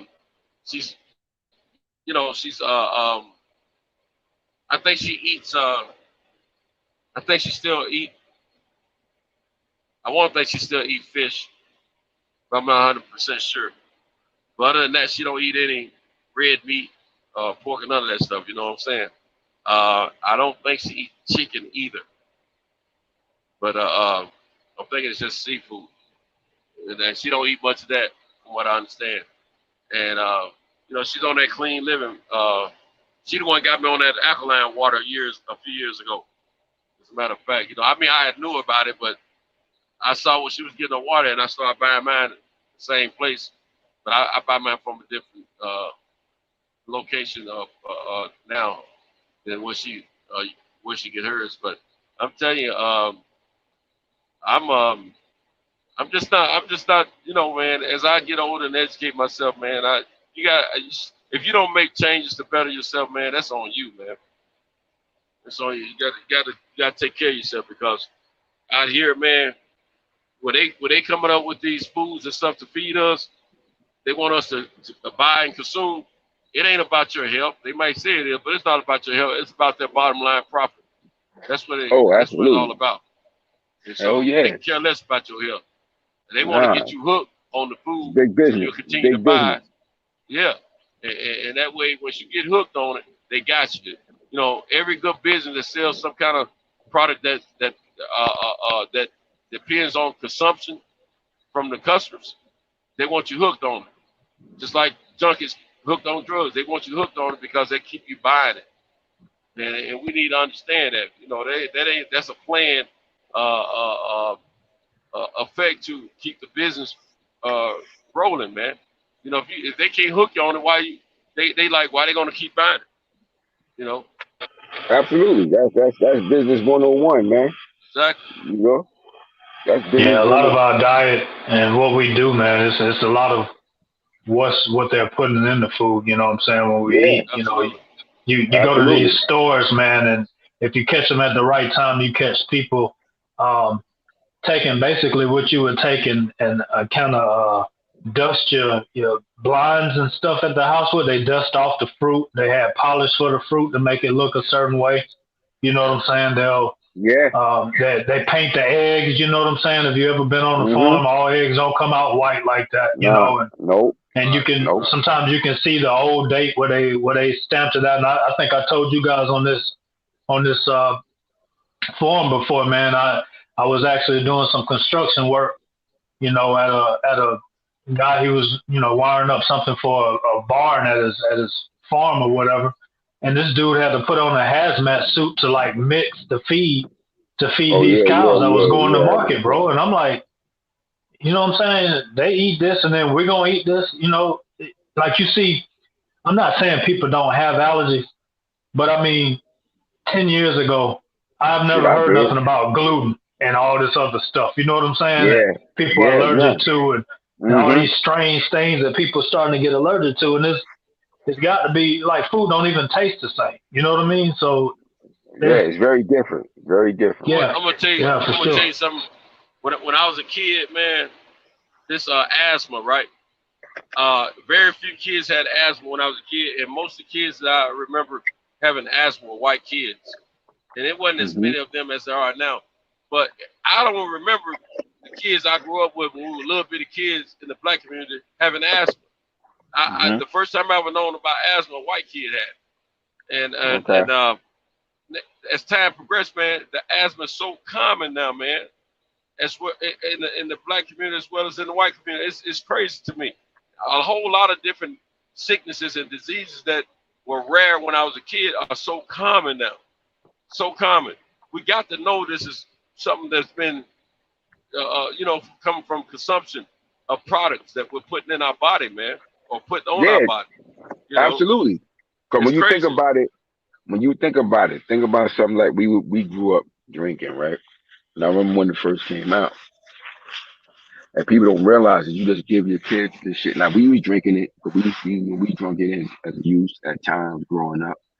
When you take from when you look back at it and you start learning what it's really about, take something like Hawaiian Punch. And a lot of people across the country have drunk that shit. Now I remember when Hawaiian Punch came out. Yeah, me too. But that shit is like, that's not a real punch. Right. It's artificial. It has that shit Red 40 in it. You know what that stuff does to you? Is that what you can clean, polish stuff with? That shit, yeah, Red 40 and red, yellow, all these colors that you see in these drinks, man. These shits be having kids messed up. Like they have bad side effects of it because it's not natural. Like a real punch, real punch is made with fruit, real fruit and stuff like that, right? So a lot of these things, we grew up on a lot of this stuff, but a lot of the things we liked growing up, and just like the brother Rob said, like, they put these things in the food and you can develop an addiction to it. Yep. You can develop addiction to it. And that's what makes you crave it and you want it. Yeah. That's what makes you crave it and you want it over and over again. Exactly. And they build like what they call empty calories. You know what I'm saying? Like for instance, a couple of years ago they put it out. Like so sometimes going overseas or somewhere, you may come across a McDonald's or something like that. All right, and the ingredients, the food tastes different. You know what I'm saying? Yeah. You come back here and you find out what was a couple of years ago. There was it's like 19 or 20 ingredients in the fries at McDonald's. Like fries are just potatoes, bro. How you put 19 in? Yeah, how you put 19 ingredients in there and you find out it's yellow this and this color and all this stuff and then now you got a rise in your cancers and all this other stuff that people are having to deal with, more stomach issues, which then turns around and feeds, which is one of the biggest conglomerates, so to speak, in the world, which is the medical side, right? So now the pharmaceutical companies, they come in to cure the stuff that's made you sick anyway with all these extra side effects.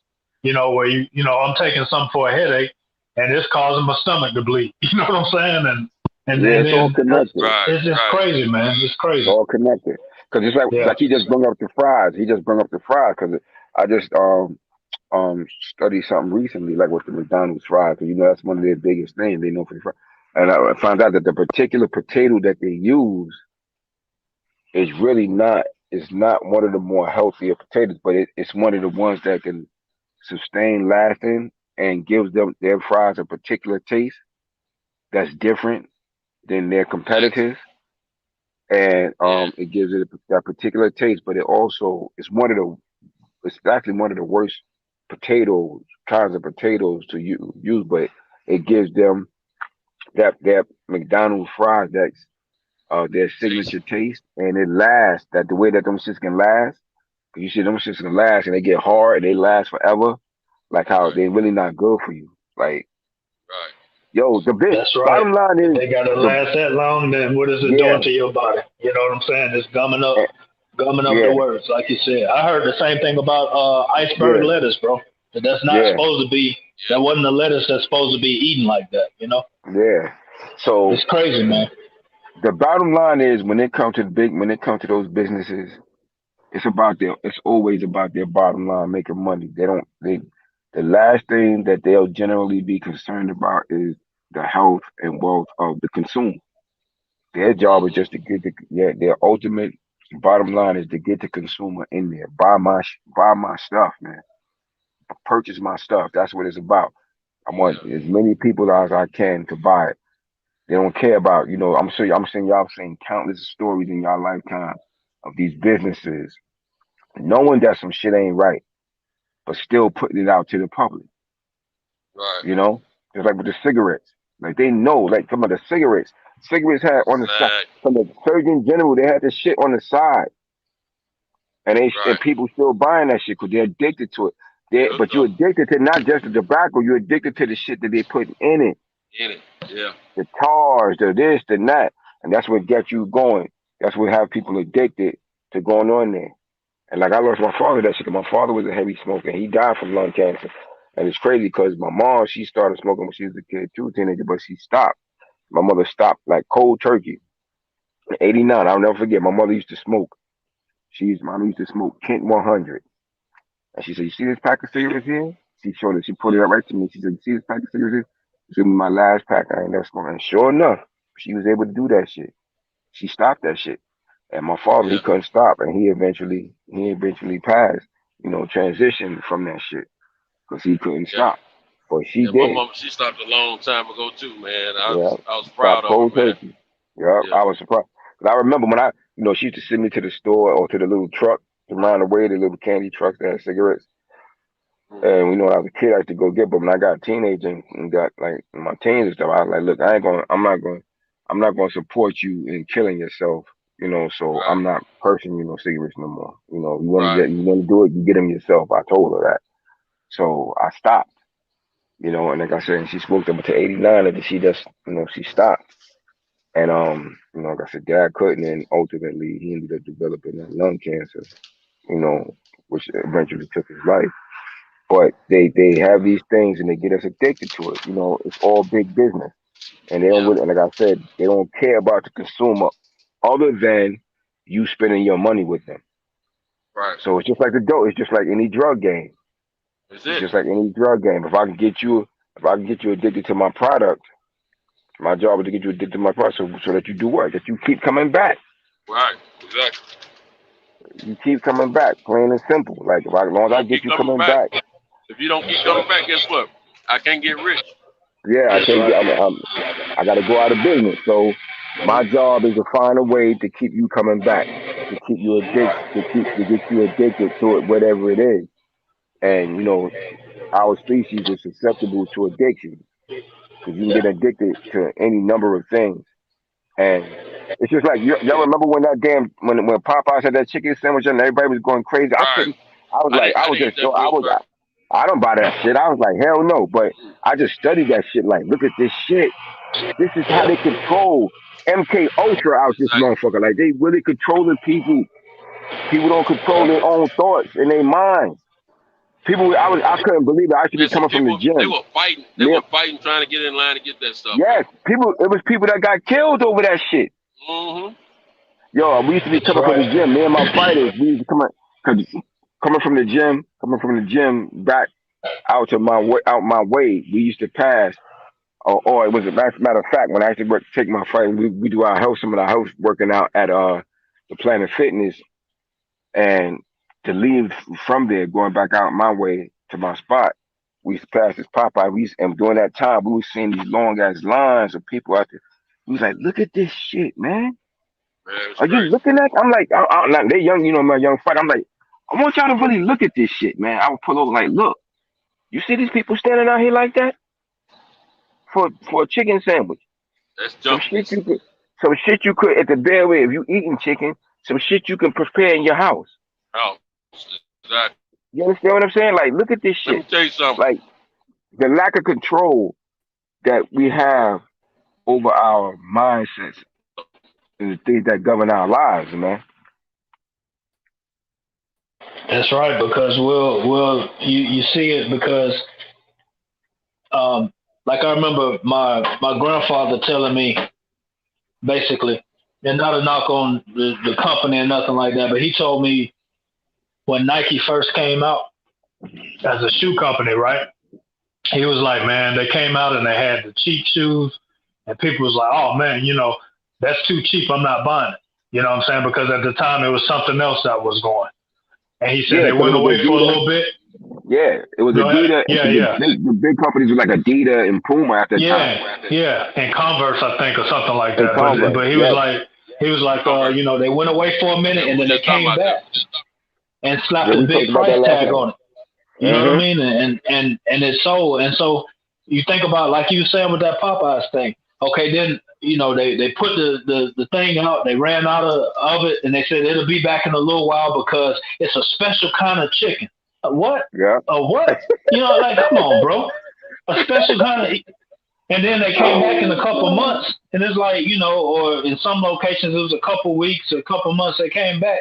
And so then, you know, people that was questioning like, okay, so what they went and grew a bunch of chickens, like mass produced chickens, and now they come back and then they, you know what I'm saying? Like you said, it's all about a control type element. And I thought that's interesting you mentioned that about the cigarettes, man, because like I said, my grandfather, you know, was military, came out, you know, and at the time, I guess he went in and started really researching what all was in these cigarettes and how many ingredients, and like you said, tars and pesticides and stuff, you know, poisons that they kill rodents and stuff with is in the cigarettes. And then he's like, well, you know, why is this here? And then they say, oh, it's because of the taste. You like for real? No, you know what I'm saying? But yeah, it's amazing, man.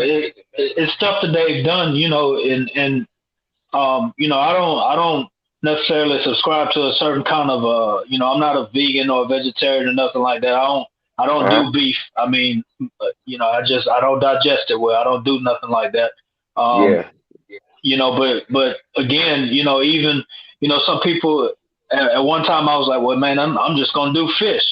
All right, but then when you see what they dump in this water, man, you know what I'm saying? And what happens, you know, lately you eating fish in your stomach ain't acting right. You know what I mean? It's weird, man. You know? It's almost like you gotta grow your own stuff, bro.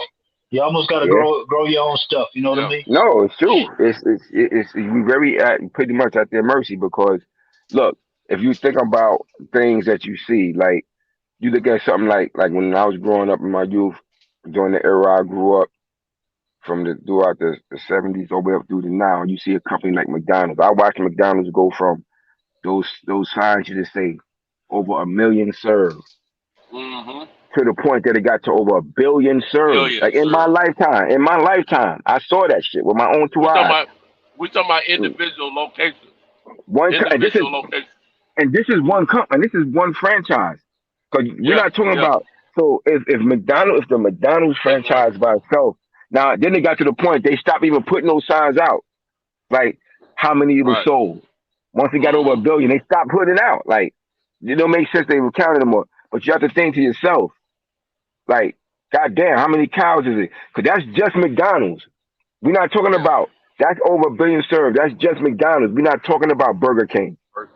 Wendy's. You're not talking about Wendy's. You're not talking about White Castle. You're not talking about Crystal. You're not talking about the chicken places like Crown or Fried or any of these other places. Like so if that one franchise can have sold that, where this cow's coming from? Right.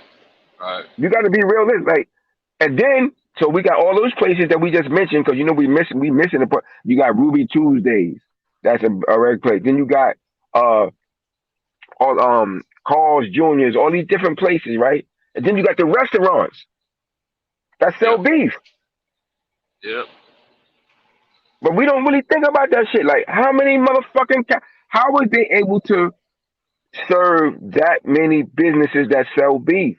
Because that one franchise alone, saying they got over 1 billion served, and that's talking just about the burgers, which is supposed to be beef burgers. That's a fact. That's just supposed to be beef burgers. And the funny thing about it, it's funny you mentioned that, because you question that, but like, you know, even up in New York, right? Back in the day, and it may still be, because I ain't been back in like 3 years or whatever, but remember how like you go to the steakhouses, you know what I'm saying? Somewhere like a Peter Luger's or something like that. You don't just walk in there. You got to have a reservation, because they got to make sure that they got enough and it's dried properly and everything like that. Yeah. But yet, like you say, you know, they have to have a supply, and you can't just walk in, because it's not an unlimited supply of what they have. But yet, you never go to a McDonald's or somewhere like that, and they're like, "Hey, man, we ran out of beef." That don't happen. Exactly. Bro. It don't happen. I've been to a Subway that ran out of bread, but never somewhere that's never ran out of no beef. You know, that's I crazy. worked at a McDonald's. I worked at a McDonald's when I was a teenager, You know, Yeah, me we too. never ran out. We never ran out of them fucking burgers. Had cases and cases of meat. delivering them. That guy would come with that big ass truck delivering them burgers, man, and they never ran out of that shit. Did you ever end up with cases at the house? Of course. Burgers. Everything got the shit. Burgers, the party cakes. You know, you coming home with some every goddamn thing. And it was crazy because shit, that was around the time I was fighting and shit. And it was this white chick. She was her name was Chris. She was young white girl. She was heavy set, pretty white girl though at the time and shit. You know, she was all on nigga love, so we started messing around. So you know, she used to give me fucking carte blanche to do what I wanted up in that motherfucker. Right. You know what I'm saying? For a little while and shit. But yeah, man, we don't think about stuff like that. Like you gotta be realistic. And then you know they be finding, you know, different meats. They find like horse meat in them shits. Yeah. In there shit. Up here they was even talking about here from New York one time, talking about some human meat. But it was crazy as a motherfucker with that shit, man. It was crazy as hell. I remember that. I remember hearing that. In New York. Yeah. Do you know now that the FDA has said that, you know, some of these companies do not have to tell you what's in the stuff? You know what I mean? Because of that shit coming out. Yeah, because you know, of course they growing this stuff in petri dishes now. You know what I'm saying? Yeah, and they don't have to tell you what it is. Like they don't have to tell you where it came from. You know, you used to cook. And I remember they did a study on that. You know, I could give you a pizza, you know, and just like, hey, here's a cheese pizza. And you'd be like, all right, I'll pay, you know, however much for it. But now if I start telling you that, you know, we got the tomatoes in from like off the countryside in Sicily, you know what I'm saying? And the cheese off the wheel on this place and they start running the price up based on what they're saying. Well, now they're saying, well, look, you don't even have to do that anymore. You know what I mean? So you can say, this is fish, and, you know, I can't ask you, hey, well, when did it, you know, I used to work for a company, you know what I'm saying, out there at South Street Seaport, you know, and we had certain days where certain things came in. Now you don't know that anymore. You know what I mean? Yeah. Hell yeah. I know that area well, South Street Seaport. You know, just like now, man, you get all this fast food and shit. You see, like out here, they got a big thing. They're careful with getting the food from like the Chinese part, they be like, yo, that rice is plastic and shit like that. Shit ain't even real rice. It's not natural rice. They like, yo, that shit is plastic. Well, you know, they came up with a way. I saw making fake lettuce and all that. Fake lettuce, yeah. They put in some kind of chemical, some kind of water. And they start forming, man. Rice paper or whatever they use, whatever paper they was using. Yeah, they form it in the kind of way they want to. Yeah, man. So it's a lot of like we real susceptible. We very much susceptible to, and it's been like that our whole lifetime. Like even if you got in areas that you from where you got a Chinese restaurant, you know they be saying about a lot of us. I'm pretty sure you done got caught eating some fucking cat, thinking that shit, and they telling you this shit is beef when this shit is actually some other shit. You telling you this chicken is really fucking cat or some other shit.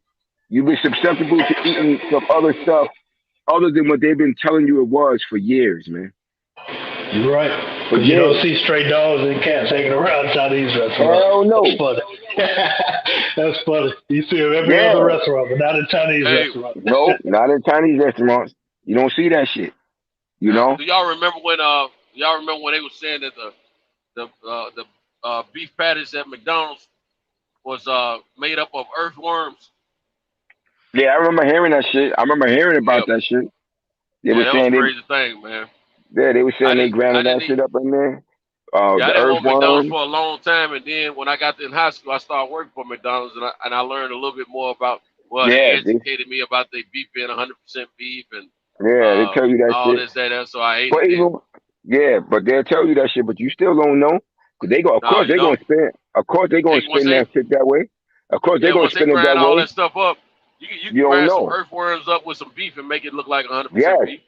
You know, and you know what's funny with that shit? Cause Amanda was saying that shit about McDonald's with the that meat, some of that shit being the horse meat and all that shit as well. Like with that company, I've heard a lot, and I remember years ago I saw this thing up here.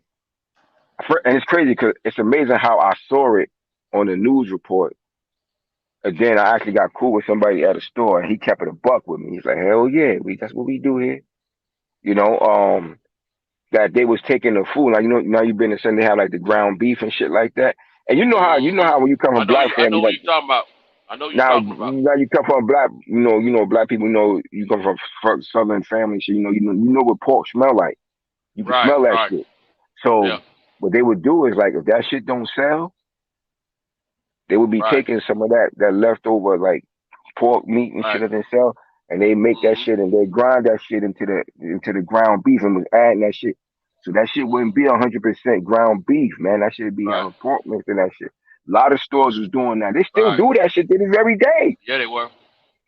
To this very day, they still do that shit, man. And the way, and the meat, when it cooked a different way than 100% beef. Yeah, and you can smell that shit too. Like, you can smell that shit. You be like, yo, this shit ain't pure beef. So it's a lot. It's a lot with that shit, man, that we susceptible to, and you've been susceptible to in this society. That if people were to really to find out, you'd be disgusted about so much shit, yo. That's what I tell people a lot too. I said, if you only knew you don't half want of to what know. they doing to our foods, man, you'd be reluctant in eating this and eating that. And I still need to get off the chicken, the turkey, and the fish. You know what I'm saying? Yo, think about this. Think about this, y'all. I don't know. Y'all ever seen this classic movie? It's an old movie. It came out like in the 70s. It's called Soylent Green. I don't know if I've seen it or not. Charlton Heston. It's a famous movie. It's called Soylent Green. It might be on Netflix. Charlton Heston starred in that shit, right? And it made me think about something. Like, my spiritual teacher told me some shit about that. He's like, yo, he said, you see all the businesses that grow? He said, you see a lot of businesses growing and everything. He said, but think about this one business here. How regularly do you see, on a regular basis, the way you see so many other businesses expanding? Because people die every day. He said, but think about it. How regularly do you see new cemeteries being built on a regular when people dying every day? He said, how regularly do you see that? He said, think about it. You don't see them shits as regularly as you should when people die every day. But you see other businesses expanding all the time. He said, but people die every day. But you don't always see new cemeteries being built. Well, you know what that is? Oh, they built a new cemetery over there. Or they building a new cemetery over there. Or they building a new cemetery over there. I was like, yo, I was like, shit, you're right. That's a good question. And that movie, Soylent Green, damn, I almost don't want to tell y'all this shit because I want y'all to watch it. Y'all need to watch that shit. I'll still watch it even if you tell me. Was that the military? Was he a military, like a mind control military type thing? Was that it? Nah, it wasn't really no mind control thing. Soylent Green was like, it was dealing with the future. It was like it was supposed to have been like, cause the movie was set in more like a somewhat of a futuristic time, somewhat. Okay. But it came out in the 70s. Corporations being in control of everything, kind of. Yeah, but the Soylent Green was like this food product that everybody ate. It was the main food source. It was called Soylent Green, and everybody was eating that shit, right? Yeah. It was the food source. Oh man, I want y'all to see that shit, but it made me think. And when my spiritual teacher said that shit about, he said you don't see new cemeteries being coming up all the time like that. He said you don't see. He said you don't see like new cemeteries all the time. And yo, that Soylent Green, that shit is, yo, wow. Now this old girl, what make you think. They make you think. This old girl, I know she runs. She inherited her family's cemetery, and a lot of my family members are buried at that cemetery since dating back to my grandmother and grandfather on my mother's side. And but anyway, she was telling me, because I had to deal with her twice in 5 months with my father, then my mother in 2018. And she's about my age. She might be a year older than me, but I think we're pretty much about the same age. But anyway, she was telling me that they are, cemeteries are allowed to very on top of other bodies up to a certain amount of times, and then after that they have to get more land. According to the state of Tennessee, and I would think other states are real similar. You know what I'm saying? And it tripped me out. I was like, darn, you know. So when people are wanting to put their loved ones on top of each other, it's probably the smartest thing to do, because they're gonna put somebody. Your loved one either gonna be on top of somebody, and somebody gonna be put on top of you. 9 times out of 10, unless they change those laws or whatever. You know, cemeteries are just a few years ago, some of them started buying, you know, started using other land that they purchased years ago because they've run out of space in their cemeteries they've been operating for years, you know. And it's crazy, man, because you know, like you're saying, it's a lot of bodies out here, man. And I mean, you take for granted so much space to go around. Yo, because I'm gonna check that movie out, bro. I'm gonna check that movie out, because that sounds like, you know, I remember a while ago somebody telling me that if you like check the ingredients on a lot of stuff, if you think about, you know, and this had to do with the vaccine thing. They was kind of like, listen, they're trying to get everybody to do it, but if they really wanted it done, you know, you don't know what they already putting into stuff that we consume. You know what I mean? So and they was talking about how that they could actually like poison or put something in, something like high fructose corn syrup, right? If you look at how much that stuff is in, like, man, that stuff, everything. Like, corn farmers, bro, and you know, they do it synthetically and all like that, but man, it's just so much stuff that it's nothing for them to just take this stuff and switch out things, and that's what I was, you know, kind of like what we were talking about earlier, you know, when we talk about the restaurants, you know, I used to work at a Captain D's like that, right? And I remember, you know, so you got Captain D's and your Long John Silver's, and they're not on the same level as something like a Red Lobster or some of these other places, right?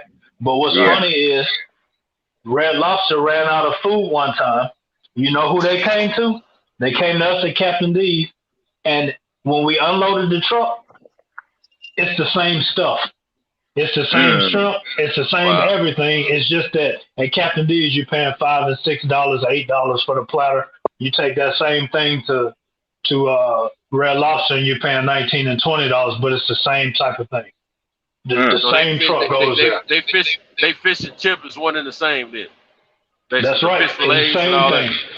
Same thing. And if you think about it, think about the times if you've gone to Red Lobster in a regular place, not a seaside one now, but like a regular place, regular city, you go into a Red Lobster and you taste just their regular shrimp. Compare that to what you've had from maybe like a Captain D's or something like that, and tell me it's different. It's not. It's no different, bro. I think they used to be under the same umbrella corporation. They did. They did. We used to have in the South. We used to have a organization called Southern Hospitality. Southern Hospitality owned a bunch of Captain D's, Wendy's, Shoney's, and a whole lot of other restaurants. And I think Red Lobster was one of them that they owned as well at that time when they were around.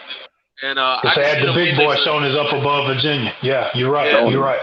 And I can see them get their same, getting the same supply. You know, get their supplies from the same source or whatever. But see, hotels have done the same thing now. You know what I'm saying? Hotels have done the same thing. You think when you go to a certain hotel and you say, well, I only stay in this type of hotel.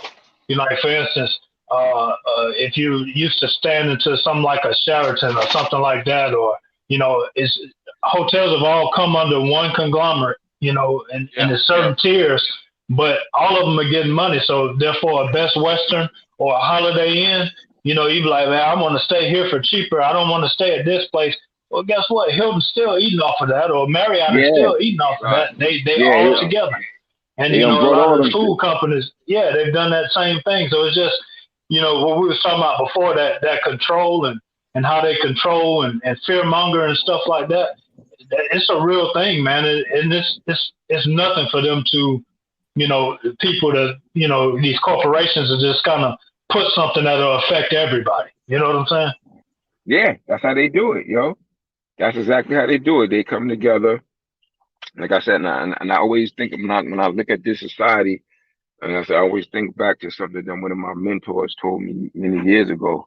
And he was like, when he said, when it comes to, this particular group of people that we under, he said they're very calculating, man, in everything that they do.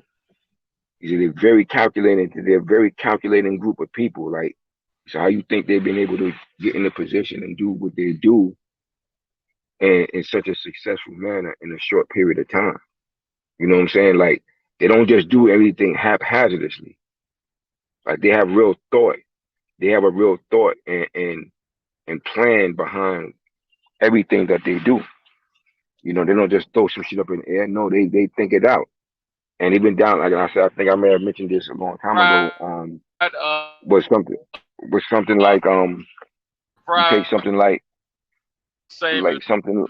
Huh? Hello? You breaking up? You breaking up? What that, Santos? You breaking up? Yeah. So, but just to see they're calculating ways of everything that they do. Like he took me back to the point. He took me back to the point of something like when the first touch-tone phones came out. And I remember we got ours probably like in 77 and 70, around 77-ish in my household. And he said, you remember on that first touch-tone phone, if you remember, it had that star and that pound button. But you remember when you first pressed them, they was on the phone, but they had nothing that they could do. But he said years later, when they developed the star 69, star 72, and all this and that, he said, but they was already on the phone, although they had no function originally. Right. But they was on that phone. That's right. So in place. So they was there because they knew they was going to create something for that shit years down the road. So they're very calculating what they do. They don't just do things how they think in advance. So, and all things like the stuff we discussed, you look at these things, and it just goes to show you the lack of control that, as a whole, we have as a people. And this for everybody. This ain't got nothing to do with no races, none. This is for everybody. Like how much they control the masses of everything that goes on, and just our particular group just has the least control of everything, of everybody in this whole big picture. But as a whole, they control so many things and they're able to push their agendas the way they want to. That's why, like yesterday when we was talking about the thing with the COVID thing, like they're able to push it. I said in my lifetime, I've never seen anything quite like this, how they push this agenda and how everybody is just capitulating to it so easily. You know what I'm saying? And even with like these jobs trying to and possibly mandating this and so on and so forth, man. It's sad because you're putting yourself at a serious risk. Like my daughter, she recently got accepted to this nursing program, but she kind of did it on a humble, she wanted to try it, but we already had the discussion. It's like if it come down to them trying to mandate her taking that, she's like, she ain't taking that shit. My daughter's 17. She's 17. She's a young woman. She want to have a family one day. She's like, I want to take that shit, and then, that shit got me sterile. Yeah, shit like that down the road or something like that. So she was like, nah, it ain't worth it to me. She's like, the other stuff I could do. You know. And that's a good point you bring up, bro. That's a good point you bring up, man. Because if you think about it now, you see it even in a more prominent, I guess, the Hollywood type thing, right? Where it seems like these days, girls, they get pregnant in like high school, or even where I was at one time, it was like middle school, they're pregnant and stuff like that. And then it's like they hit the age of like 25, you know what I'm saying, where they start settling down and then they get married or whatever. And then all of a sudden you have all these chicks having trouble getting pregnant or being able to hold a baby. It's almost like it's going back to the dark ages. You know what I mean? Like they fertile for an earlier period in their life than what they're supposed to be, but when they're supposed to be having kids, they have trouble with it. You know what I'm saying? You see all these people with money, you know what I'm saying? Like it's not for nothing that these celebrities, they come out and they having twins, one a boy, one a girl. That's not natural, bro. You know what I'm saying? That's not natural. But it's because of so many of the things that, it could be all these vaccines or all these additives as they do the things. Whereas you may, you may say that you're 25, but biologically you're like 55. You know what I mean? Because of all the additives and stuff. You know what I'm saying? So yeah, that's a good point you make, because I remember reading this book about it was called, I think it had something in it called The Law of the Few, where they cause what they say is a social epidemic or a social pandemic. But they say there's the messenger, that's a few people that say they're experts that push a certain thing. And then it's the message itself. If they can get you afraid or trigger your emotions, then they can kind of control, what happens. You know what I'm saying? And then they put it in the context, and so you see this now. You see more athletes now when they have a bad performance or they don't want to deal with the media or whatever. What's the trigger word now? Oh, it's a mental health type thing. And now you can't touch that. You see what I'm saying? But if they walk around, it's like the thing where I was told one time that you shouldn't tell your kids, like you discipline your kids, but you don't continually tell the kids that, hey, you're bad, you're bad, you're bad, because people start to believe that and start to try to live up to that. So if you walk around telling people, hey, something's wrong with you, you've got this symptom. It's like that, how you watch something and you see somebody get hurt and then you feel that pain like in your knee or your leg or something, like, man, that, you know what I'm saying? You ever watch something like that where it was like a football game and the dude got really folded up real bad and hurt his leg or something like that, and you stand up and you're like, man, my leg kind of hurting a little bit. You know what I'm saying? Just because of what you see, and it's just like it's all a control thing. So I don't blame you or your daughter on that, bro, because it's pushing a narrative so quick and so fast. You know what I'm saying, to get you to believe something, and still withholding facts. Exactly. Yeah, because my thing with it, I told you, I'm not necessarily anti-vax or something like that per se, because I've been vaccinated as a kid and so on and so forth with certain stuff. And I think it affected me in some kind of way too, not just good, but it did. Some of that shit did do good because it kept me from catching stuff. But on the same token, like I said, they haven't gone through the proper protocol and procedure. Because like you said it, stated earlier, it's supposed to go to 3.5 years or more. So, or the human test, they haven't done that. They just rush this shit to the public. So if you volunteering, because basically when you taking it now, you kind of volunteer. Even if they telling you, even if some job trying to tell you they mandating it, if you still do it, you still agree to do it. That's right. You have to sign it. You got to sign a waiver, basically. You got to sign a waiver. You cannot. Yep. If it don't have FDA approval, you cannot turn around and sue. That's why you don't hear any lawsuits. You got people. They've fallen, and not everybody is, but people are dying from it and stuff like that. And their families are not suing. Your family, you can sue almost anything, which is why most drugs, you have drugs that are privatized, privately owned, right? And then when they come out to the public and then they get a generic version, then about 3 or 4, maybe 5 years later, what do you start seeing? Class action lawsuits. If you had this, if you died from this, call this number, and then everybody gets in on this lawsuit. But they don't get to do that until they get FDA approval, and it takes 3.5 years to even put in an application to try it on human beings. You see what I'm saying? Yeah, you see it all the time. I see commercials all the time about class action lawsuits and different things and so on and so forth. So that's what you have to look at. And that's my point with this particular thing. Like, that's why I wouldn't be rushing to take it. Because like I say, at this stage that it's in now, you or your family have no recourse against it if something should happen to you. Like I told you, one of my coworkers, her father, like I said, like I was explaining yesterday, I felt so bad for her. Man, because she just reconnected with her pop just recently. And he's an older guy, obviously, and he's from Trinidad originally, and he, when they start putting out that big propaganda with if you older person, you need to get the vaccine, you're more like, all that shit that they pumping out, and he fell for that shit, and no sooner, man, within 3-week period, man, she had to rush him to the hospital emergency room, man. you know, within under that month, that man was gone, man. And he was okay. Like I said, he had his diabetes, but he was taking care of himself with his diabetes. Got that shot, gone. You understand what I'm saying? And she messed up right now. That shit got her really messed up. Exactly. You know? Because he tried to get her to take that shit, but she was like, no. She was like, no. She was like, no, I'm not doing it. Yeah, I don't blame her. See, I'm never the first to rush out, you know, and do anything. You know what I'm saying? Even if they come out with a new product for you to buy, you know, for a computer or a business, or, you know, we came up with this new model of this or this new car or whatever. I'm never the first one. I'm not the guinea pig, bro. I'm gonna have to see some other people.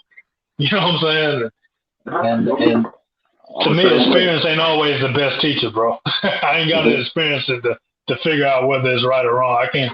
I can watch somebody else and see how they deal with it. And, you know, if I really want something, you know, I'll wait till the second or third version of it comes out where they've worked out all the kinks, you know, all that kind of stuff, you know. Absolutely, man. And it's sad, man, because you talking about your life right here, man. You know, you talking about your life. Once you inject something in your body, bro, you don't. It's not, you know, you can't get that out. You know, if I swallow something, maybe we can, you know, induce vomiting or something like that. But man, once you pump it in, bro, it's done. The effects, you're not gonna get it out. You know. Yeah, and even, you know, you got some people that take effect on fast, and some people that it takes some time. And you know, you develop something like a year or two down the road, and you know, this stuff still the FDA. That tells you a lot right there, that they not co-signing and shit like that. Like they like, nah, like they haven't really co-signed it to the point of like, nah, you can do this, you be safe. That tells you that speaks volumes to me.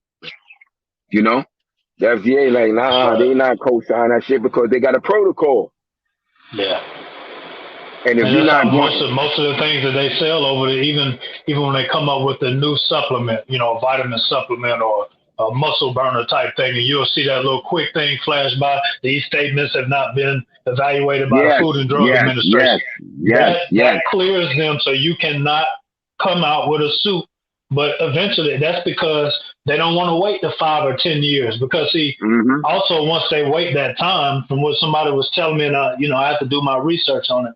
But so if you and me today came up with a drug that cured something, we have a certain amount of time where we are the exclusive producers of this drug.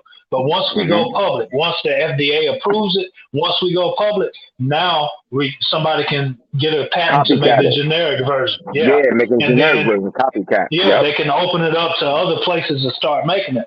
Well, with this vaccine, you got Moderna, Pfizer, Johnson & Johnson, you got some Asian company and all these other people that's all rushing to market at the same time. That breaks the laws that they put in place for business. You know what I'm saying? But it's okay now. Yeah, like I just say all the time. Just question that, bro. No, you dead on it, man. You dead on it. Like I say all the time, man. They when it comes to them, man, they just make laws to break them shits. Like them laws don't mean nothing to them. Like we do it, you getting your ass in trouble. But them, they go above and beyond when it comes to that shit. They make these little laws, business laws, for every little thing, and they go against it all the time. And they never held accountable for that shit. Never. They never held accountable. They just do what they want to do and get away with it. You know? And nobody says nothing. Nobody does anything about it. It's crazy, man. You're right, man. I know we always laugh and talk about it on here since we talk about boxing and stuff. But if a person read the laws of the sanctioning bodies, and it's got so many bylaws that oversee this law and that law, and just another way for them to get out of it. And if you get them caught, then they just make another law. You know what I'm saying? That oversees that law. Well, look at our stuff. You got laws written and amendments to it and all this other stuff, and you know, it just goes back and forth where you can't just read it. You have to go to school to be able to study the thing. You know what I'm saying? I really got to hire somebody to be able to study what I should be able to read and write. I mean, come on, bro. That legal jargon, man. Yeah. Legalese. That's that legal jargon, man. It's like a separate language. That's why when you go into court, you got to be careful, man, because don't be just agreeing to everything, because they got another separate language that they'll use on your ass. You know, they real slick with it, and then it goes to every business that they're a part of. Like, there's nothing sacred with them, nothing. You know, and it's talking about the food. Like, for instance, take something like what I used to love to eat, like something like corn. The corn that you eat now, all that corn is fake. That ain't the same corn we ate in 1980. Because Monsanto took that shit over. Monsanto changed that shit. That's not even real corn anymore.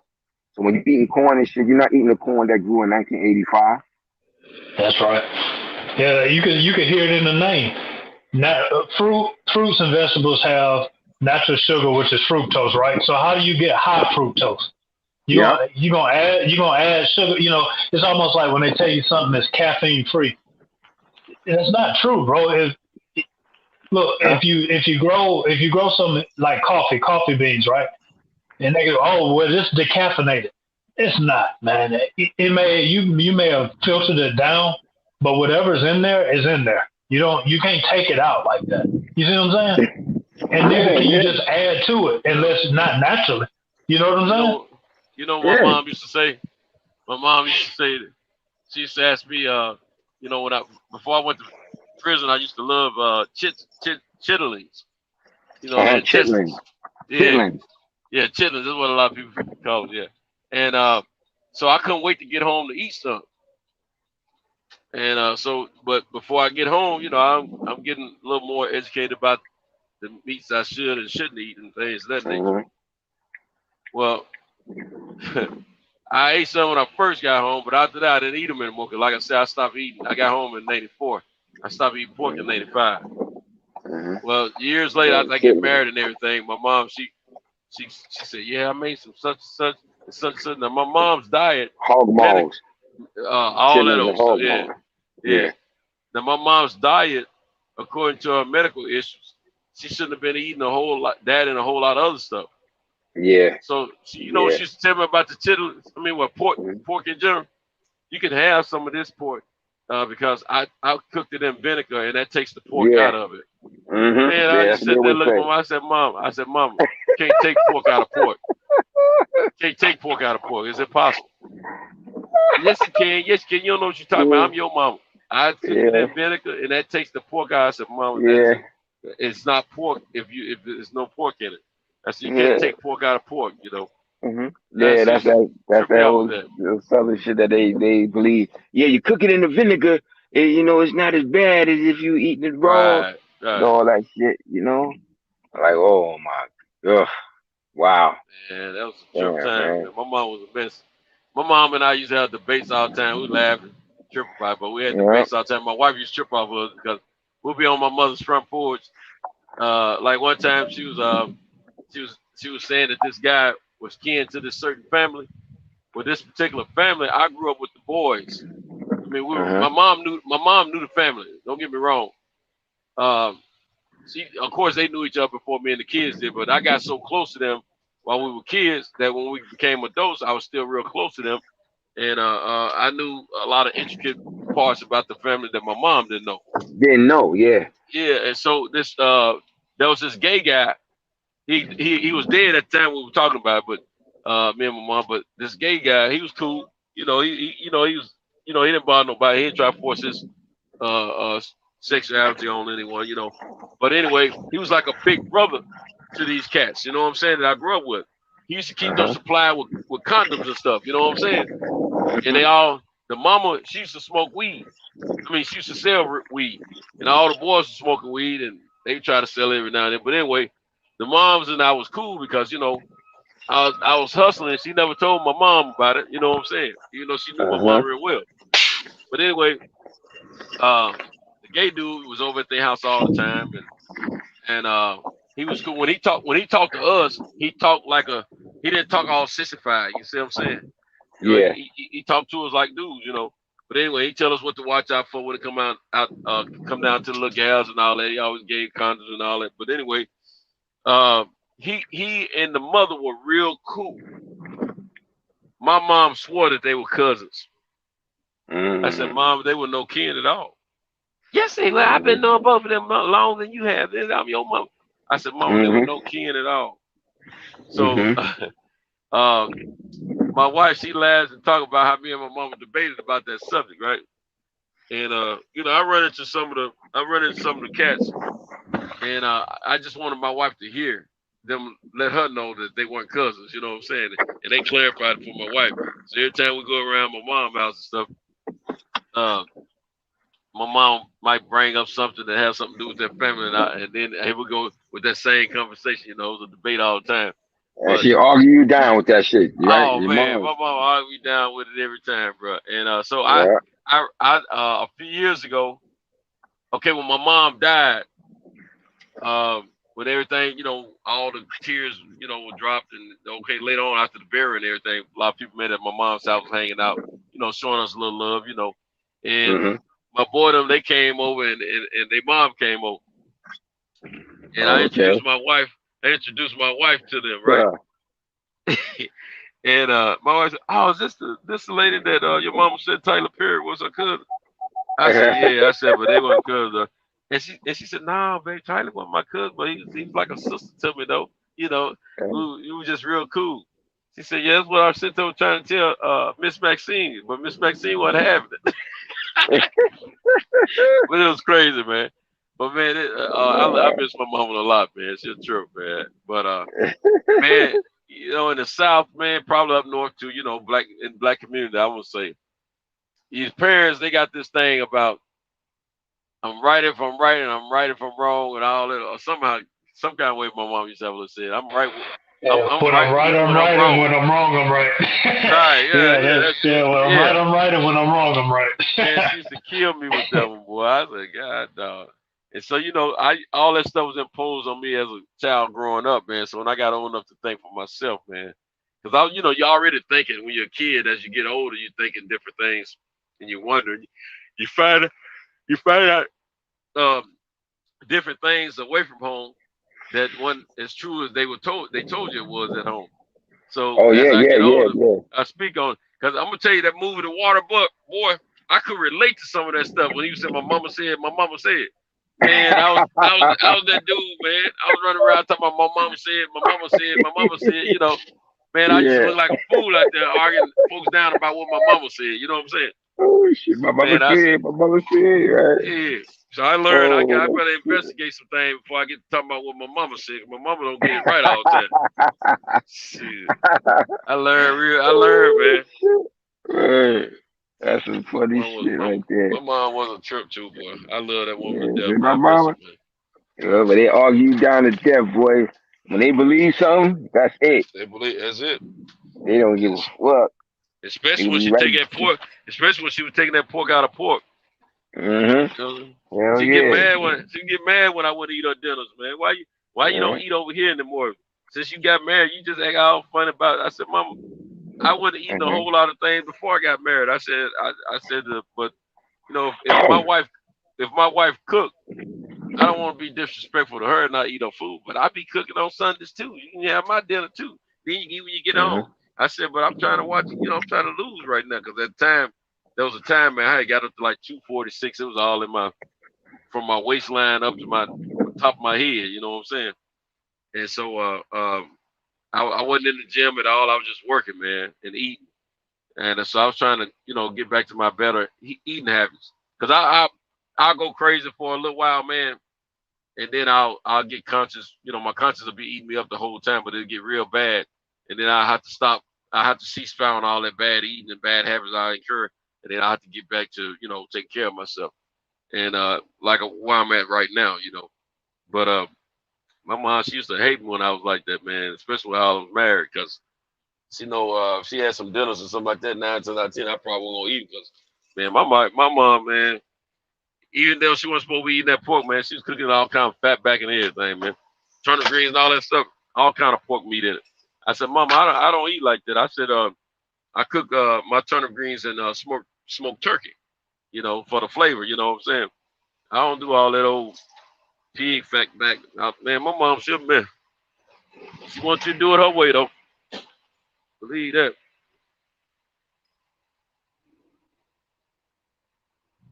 All right, well, pugilist. Yeah, must have, man. I'm about to hit a bad spot myself. I'm gonna drop off in a minute here too. I know it. Okay. Yeah, I just got through my bad spot. I told the thing. And it's sprinkling. Yeah. Ouch, shit. God, I hit my leg, my shin. Got to put my rain jacket on, man. I hate you because it's gonna make me sweat. Man, and they got you running late today too. And it's raining out there. Man, I'm just not getting to my first stop. It's gonna be a late morning, man. I hate that bull crap. It pissed me off, man. Yeah, they had you late just about all week this weekend. Yeah, but this is the worst of it because I didn't leave until after 2. It was almost 2:30 when I left Nashville, and then on top of that, the truck didn't get there until after 1. So a lot of people gonna get their stuff late. Yeah.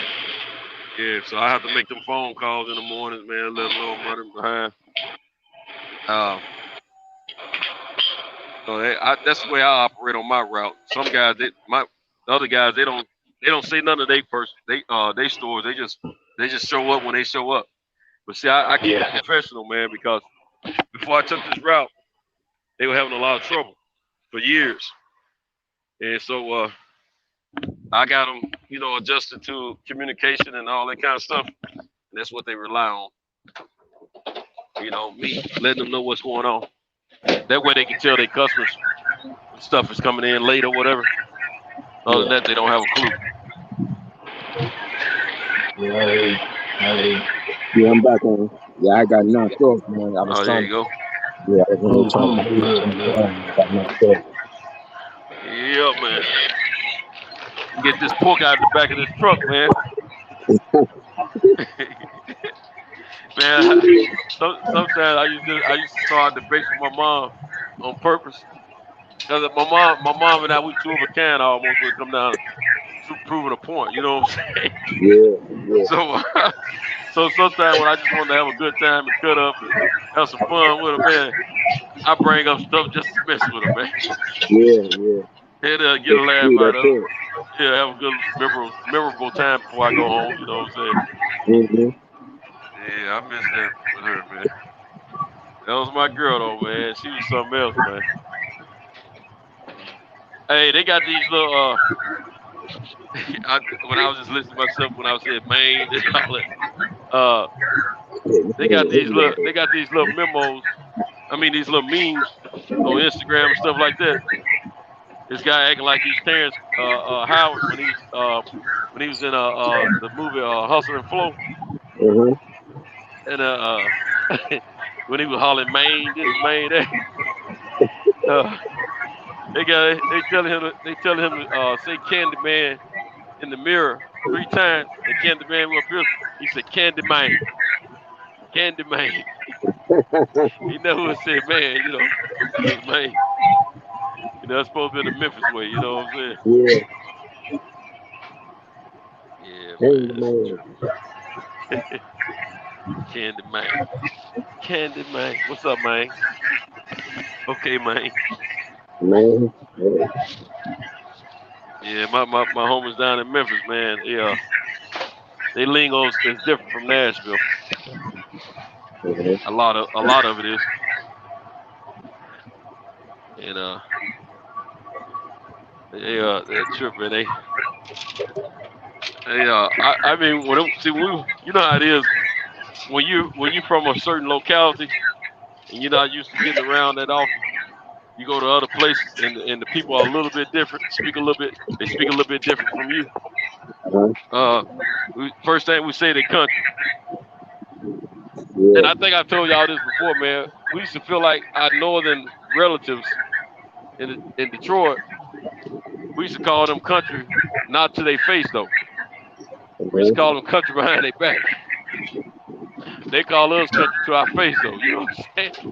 They used to laugh, oh, y'all so country, that's so sweet, I think that's cute, all that old kind of stuff, you know what I'm saying? I'm thinking, we country, so y'all don't want to sound country, you know what I'm saying? You know, cause see, if you didn't live in Nashville when I was a kid, all of us Nashvillians thought you were country, cause you might be a little different. You know what I'm saying? Yeah, that's funny because somebody like me from us from up here up north here in New York, to us, y'all would be country. You're Nashville, you're country motherfucker. And then, but it's funny when we hear y'all calling somebody else country. You know what I'm saying?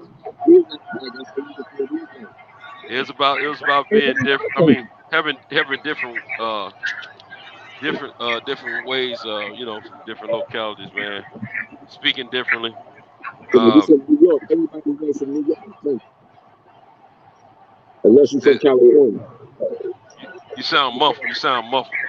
Oh, nah, that's what I'm about to put my headphones back on. Yeah, but it's funny because up here in New York, everybody who's not from New York is country, unless you're from California. Yeah. You know what a partner of mine told me out of New York years ago? He said anything that ain't New York, anything that's not in New York. He didn't say nothing about California, but he said anything that you know, he was talking about mainly the East Coast, in the Midwest and all that, all the way down through the South. He said anything that ain't New York is country. Yeah. He said that's the way we believe. Look, we were talking about some cats out of DC. Now I'm going by geographical location. I'm thinking DC is a real hip city. Plus it was nicknamed one of the chocolate cities. You know what I'm saying? Mm-hmm. That's the way I knew DC. But this is when I first started my bid. I didn't know DC, you know, the people until I got in on the inside. Mm-hmm. So anyway, I was talking to this cat, and he was a Jamaican, but he spent most of his years in New York. You know what I'm saying? So he said, man, yeah, man, that dude from DC, man, he country the motherfucker. You know what I'm saying? He kept saying, I said, man, why you say DC country, man? I expected him to say that about southern cities. You know what I'm saying? Yeah. Southern states, southern cities. I said, I ain't never known DC to be country. Oh man, anything that ain't one time he said, this is what got me. I said something to him about DC, but he also said something about some cats out of Jersey. Said some cats out of Jersey were country. I said, man, when did New Jersey become country? Man, anything ain't New York. If you ain't New York, you country. You know what I'm saying? Trip me up, man. I said, oh, okay. I see how y'all roll with that. Yeah, that's a good thing. Yeah, he had me cracking up, man. Had me cracking up with that one, boy. I learned that then. I said, okay. But yeah, man. I wonder what that cat was about. He was starting a 22-year bid. We were the same age. And I was I just had a little nickel. I just had a little nickel to do. So when I realized, I thought I had some time till I got around a lot of them cats, you know what I'm saying? Mm-hmm. When I realized what was going on, they said they either call me Slim or call me Show. Hey Slim. Well, them niggas out of Memphis House Slim, you know what I'm saying? In DC. Slim. But a lot of them cats will be like, Show, how much time you got, dog? I said, man, I ain't got nothing. I ain't got nothing but a little wine finding, man. Cause I didn't have but a nickel. But for some of them other cats, that was a wine find because we consider dudes to come in for a few months, 6 months, or a year, or 2 years or less was like a wine find. Especially if you was there for just for a few months. But when I realized some of the cats I was around had like 20 plus years, 30 years, life and all that, they get to talking like that. And the average lawyer's amount of time some of them had was 10 years.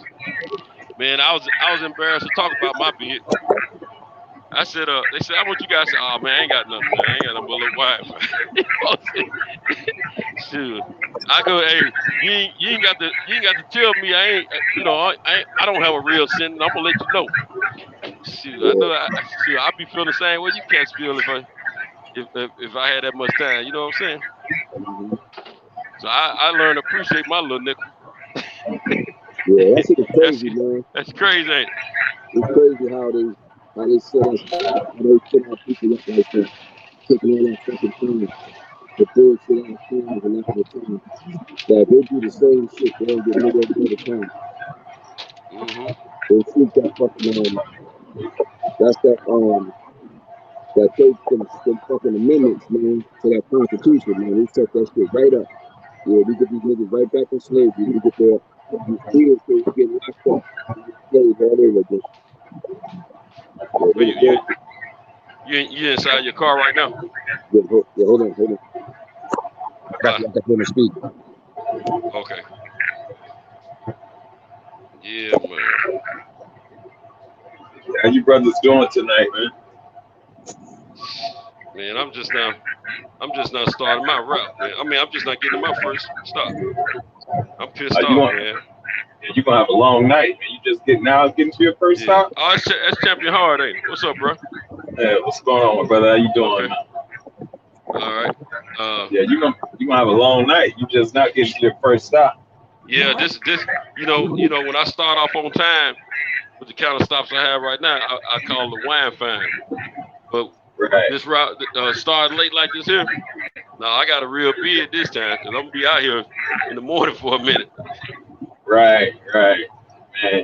Yeah, I was just listening to the show, man, but I started getting sleepy, so I said, man, let me jump on. I need somebody to talk to. Yeah, man. Hey, save a life, man.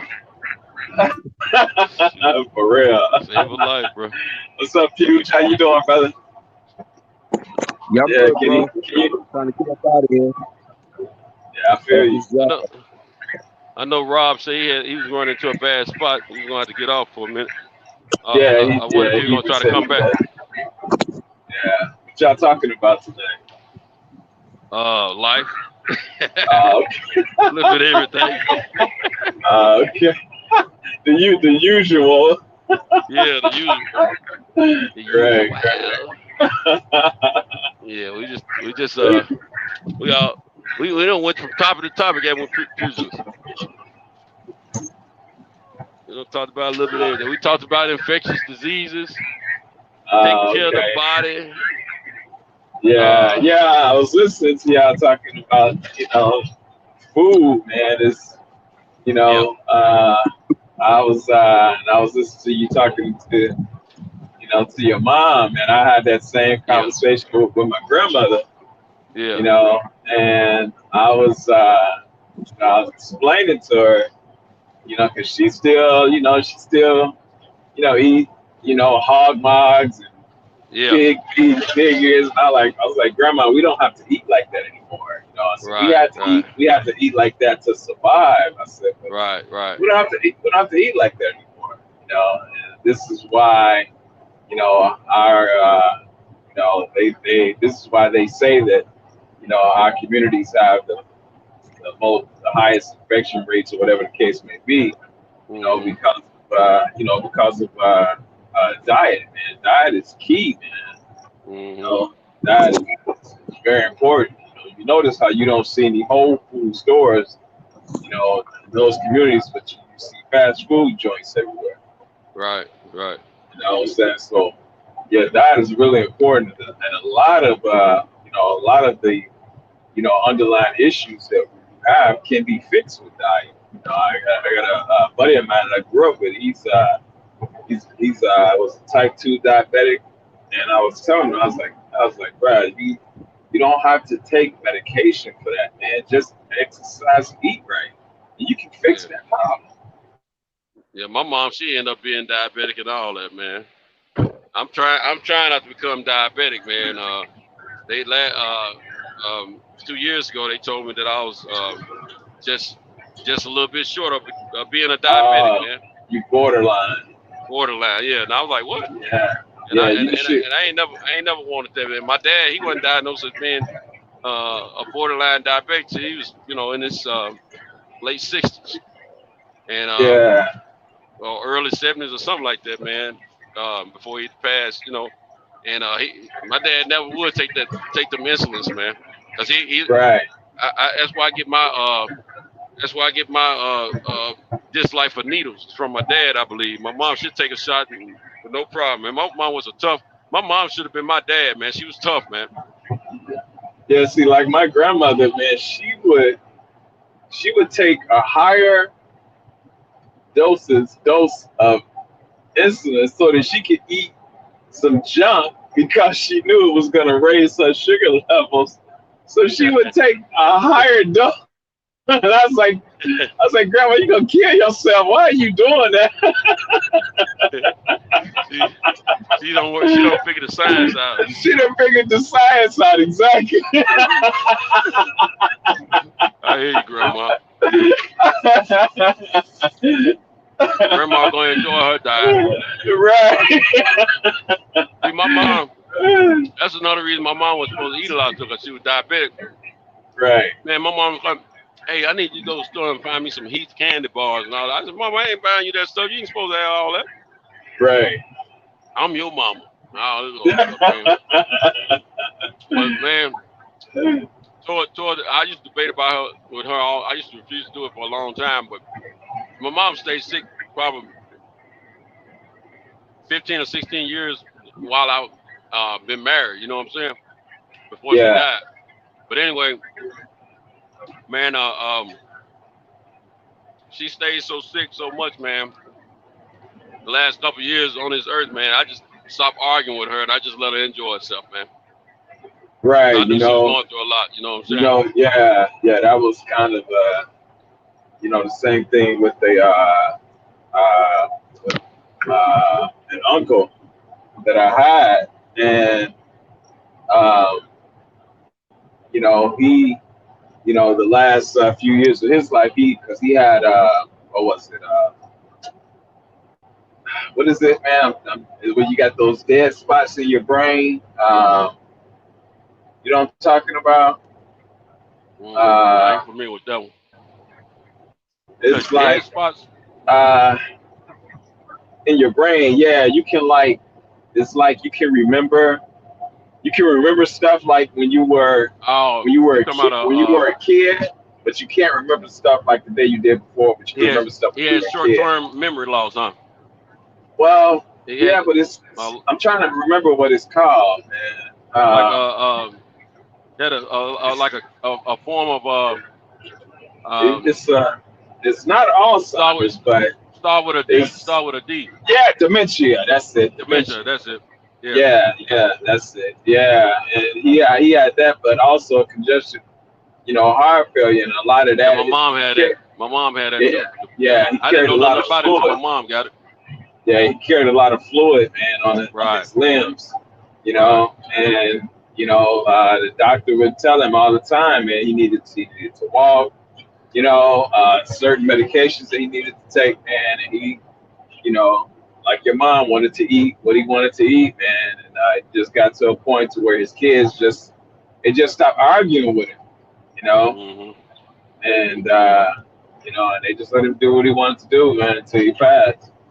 Mm-hmm. And he was a Master Chief out of the Navy. Okay. Yeah. So he was pretty stern about what he wanted to do. Right. He was, he kind of, because my father, wasn't there, man. So he kind of, I would say, looked out for me, you know what I'm saying? Because, he knew that his brother, wasn't there, because my dad was locked up for 20 years. Mm-hmm. Yeah, so, he was my favorite uncle, man.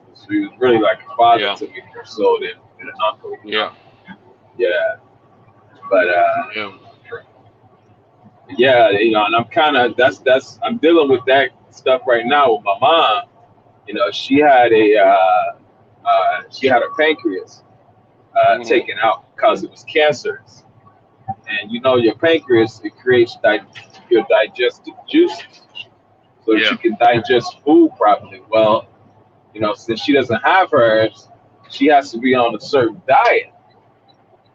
Right. You know, so that she doesn't have bloating and constipation and things of that sort.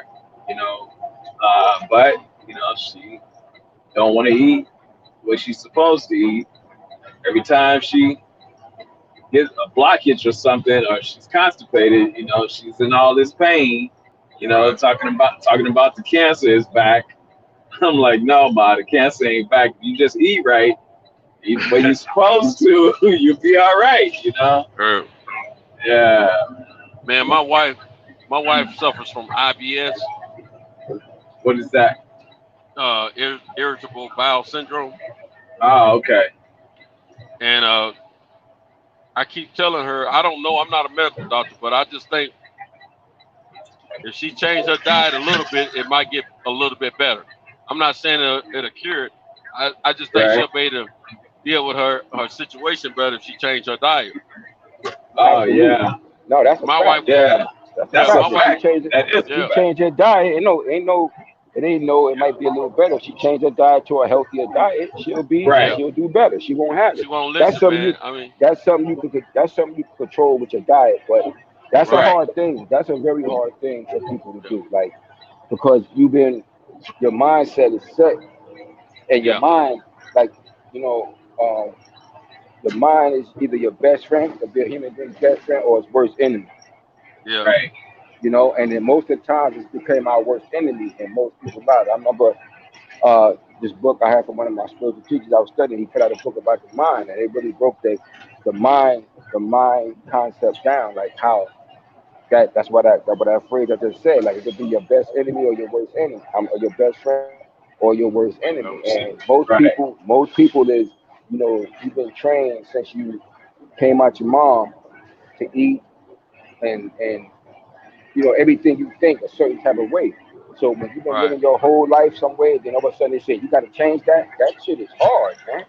Mm-hmm. It's almost impossible for most people, because most people can't do it. Right. Yeah, it's a mindset. See, my wife, she's set in her ways already, man. My wife is 9 years older than me.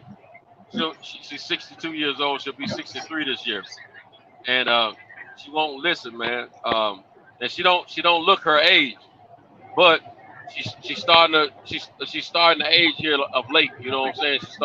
You can see the change coming. I told her, I said, look, if you I used to tell all the time early in our marriage, you got to watch what you eat, and you got to do this, do that. That's when I was, first couple of years of our marriage, I was still on my program, taking care of my body and watching what I eat and things of that nature. I hadn't fallen out. I didn't fall off until after the first 2 years. You know what I'm saying? But anyway, for some reason or another, a lot of times the black women in our community want to say we're trying to be their daddy.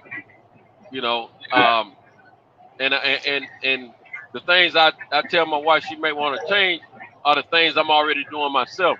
I usually try to lead by example. Right. So she won't think I'm trying to tell her something, just trying to be demanding. I'm already doing these things. But she still think I'm trying to be her daddy. She still want to do things the way she want to do things. This food don't put out in front of me, y'all, so you better get over it. And so my thing is, I told her a few years ago, I said, look, I tell you what, you don't have to change how you eat if you don't want to. I said, that's on you. I said, I'm trying to survive. And I said, I'm gonna do all I can to help myself stay around here if I possibly can. I said, if you want to keep eating all foul and eating any kind of way, that's on you. I said, your health get bad and all that. I'm gonna keep this insurance policy on you. You know what I'm saying? Because one of us gonna go before the other. You know what I'm saying? Yeah. She should have made that shit right. She got to have her pork bacon. She got to have her pork chops. Man. She got to have her steaks and all that stuff. I can't, man. Look, y'all go on with all that. The other day, now my granddaughter, they picked me about eating that pork. Look, granddaddy, I got that pork bacon. Because I was trying to teach my granddaughter to eat turkey bacon. My wife don't mess all that up. They go back and my grandson, he loves the turkey bacon. He don't like the pork bacon. He like the turkey bacon. He's 5 years old. My granddaughter, she can go back and forth, but she prefers pork bacon. Well, this past Sunday when we got out of church, stopped by the Waffle House to have a late breakfast, right? She trying to be like my wife and order what my wife would order, because they eat the same stuff. And the plate that she ordered comes with bacon. We all know at Waffle House you get straight pork up in that joint. You know what I'm saying? Right. So, they gave her 4 strips of pork, dripping in grease. She ate 2 of them. She didn't touch the last 2. I said, "Why you need to?" Normally, I would force her to eat all her food. If she asked for it, you eat it. I don't spend my money. But I said, "Why you eat them last 2 strips of pork?" I don't even call it bacon. I said pork. Because I wanted to sound nasty. You wanted to sound that, right? So, she said, "It didn't taste right. Plus, it's got all that grease in it." I said, "Yeah, just think all that grease is putting in your body." Right. Eating that stuff. I said, "Yeah, you already put 2 strips in your body." I said, you got at least half of that in your body." You know what I'm saying? Yeah. I just make it worse. You know what I'm saying? So, she's like, "Yeah." So I didn't make her eat it. How old is she? 12. She's 12, and she's growing. She's been growing these last 2 years like crazy, man. And my wife keeps letting her eat all foul and eat crazy. And all man. Time. And so I don't like that. I said, you need to quit letting her have whatever she wants. Eat this, eat that. She need to eat more fruit and vegetables. Now she loves fruit. Right. She loves fruits. I ain't gonna say so much vegetables, but you need to make her eat other stuff. Instead of eating all this other crap. You know what I'm saying? Yeah. My wife. Yeah. I'd rather her. She buys the groceries. I'd rather her buy more healthier stuff more consistently. You know what I'm saying? Because I told her, I said, you heard this little girl's in a growth spurt right now. I said, you keep giving her all this stuff, she's gonna be big as a house. Don't forget her sister is too large. I mean, her sister is obese, man, and she's only 2 years older. I said, don't forget what size her sister is. Her sister get on. I saw a picture of her sister on the back of a pony, man. Man, I feel so sorry for that pony, man. I'm telling you, man, she's killing that pony, man. I said, Lord, I'm good. That's not good at all. I purposely talk about fatness in my house because I'm trying to deter my granddaughter. I want her to see it as a bad thing, and I do it on purpose, man. But she no more. My wife don't realize my granddaughter, her mother's side of the family, they are foodie type. They're real foodie type people. Yeah. They like to get their hands all in the food. They all about food, man. This little girl been like that since she come out of her mama. When she was barely 1 year old, she would push her mama to the kitchen and let her know that she was hungry. And then she would climb up in the high chair. You see what I'm saying? This little girl's about the food, and her sister always about the food. And they always have let her older sister eat whatever she wanted. Now her older sister lives with one of the aunts who cooks all the time. Man, and she darn good at it. Don't get me wrong, but when she hook up, she got all the food and all the desserts you can eat. You see what I'm saying? Man. They're real foodie people, man. And so, like 2 Sundays ago, my granddaughter wanted me to drop off at her aunt's house. That Sunday because they had something going on, and I was trying to, I stopped by Chipotle. Chipotle is one of my main spots on Sunday. I like to get my veggie bowl. So, anyway, I said, you want something from here? She said, nah, I'm waiting. I'll get the auntie house. She said, auntie be cooking all kind of food. My daughter didn't even eat breakfast that morning because she couldn't wait to get to her aunt's house so she could pig out and eat all that food, I said, all right. Right. But being that she hadn't eaten breakfast, I didn't have too big of a problem with it, and then my wife, of course, picked up she got off work.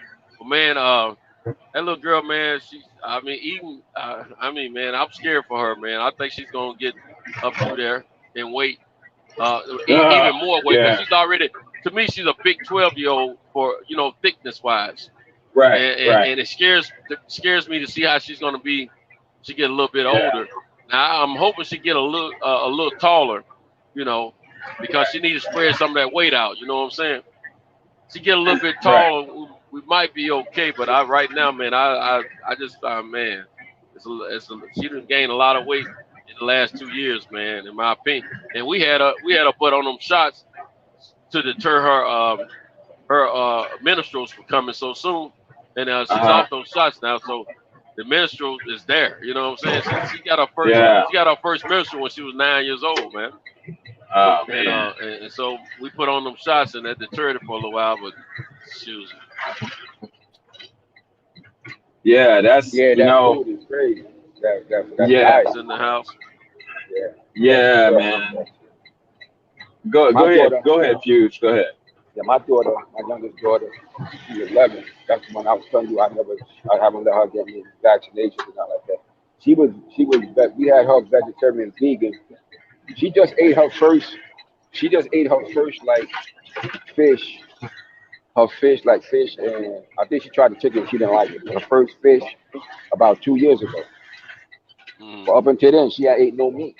I was like, everything was fruits, vegetables. When we I used to get these organic vegetables, baby foods when she was little, because she suffered her mom to almost 2.5 years. You know, breast milk. You know, we kept on that. I kept on them breast for like over 2 years. Yeah, I kept on that for like almost like a little over 2 years, and like I said, we did a lot of just the veggie stuff for her. She just had her first flesh type of anything like 2 years ago. 2 years ago, she ate fish, and then we introduced her to a little eggs and stuff like that. Yeah. But her diet overall is pretty decent, and she, her body, she always was healthy though. Like her body, when she was little, and she, like I said, she didn't eat any meat. She was, basically a vegetarian, veganish diet, and she was always a healthy kid. Her body was always healthy, and she looked fit. Yeah. She never looked gaunt or nothing like that. See, what scares me, little girls, they grow anyway. You know what I'm saying? Sometimes, right. And then when a kid is catching they growth spurt and they pubic growth and all that, man. That when you feeding that body, you just put fertilizer in there, man. You put fertilizer in them, they gonna grow taller, wider, thicker, all that stuff. Whatever they supposed to do, that's what they're gonna do. Now, if she was she come from a big boned family anyway. On her mama's side, like I said, they foodie people. If it wasn't for that, and she hadn't exploded on the growth tip like she has the last 2 years, in spite of those shots she was getting, and I wouldn't worry as much. You know what I'm saying? But I'm worried, man. I'm worried because do she drink? Do they drink like cow's milk and stuff like that? Cow's milk and stuff like that. Yeah, I drink almond milk, but yeah, they drink cow's milk. They drink that cow's milk. Yeah, that cow's milk will do it. That cow's milk will do them crazy. That shit got all types of. But you gotta just think about it. Just think about it. Yeah. Even if you take away the steroids from the cows, by nature, you're looking at an animal that's growing 1,500 pounds or so in comparison to a human being. That's without all the extra additives they give in with the steroids they give them to them to make them go faster. So that's just over regular nature. That cow's milk is designed to turn a calf into a full-grown cow. Right. Not human. You know what I'm saying? Mm-hmm. So we're in the hundreds, they're in the thousands. So just that alone, and then when you add the fact of all the additives, the steroids they add to it, that's why so many little girls walking around so thick now. Yeah. So they drinking that cow's milk. And that started years ago. That shit started like when I saw that like when I was in the 90s, man. Man, I used to drink the heck out of it. I used to love milk, man. I could just drink a glass of it at GP, whenever. And or a couple of glasses of it. My brother was like that. I never was a big fan of milk like that, but my brother, I used to love it, man. My brother big as hell too. A cold glass of vitamin D milk was much love to me when I was a kid. When I went to the joint, man, I used to have these stomach cramps all the time, man, and had to use the bathroom bad. And it took me a few months to figure out what was doing it. Yeah. But every morning I was drinking about 2 or 3 glasses of cold milk, and I was eating a bunch of pancakes and all that in the joint because I was trying to, I was a real thin dude. I was trying to grow, and I love pancakes to this day. But man, I thought it was the pancakes, because they had them They had them fat joints, you know what I'm saying? The real pancakes, you know what I'm saying? Man, look here. I realized I cut back on the pancakes and it kept happening.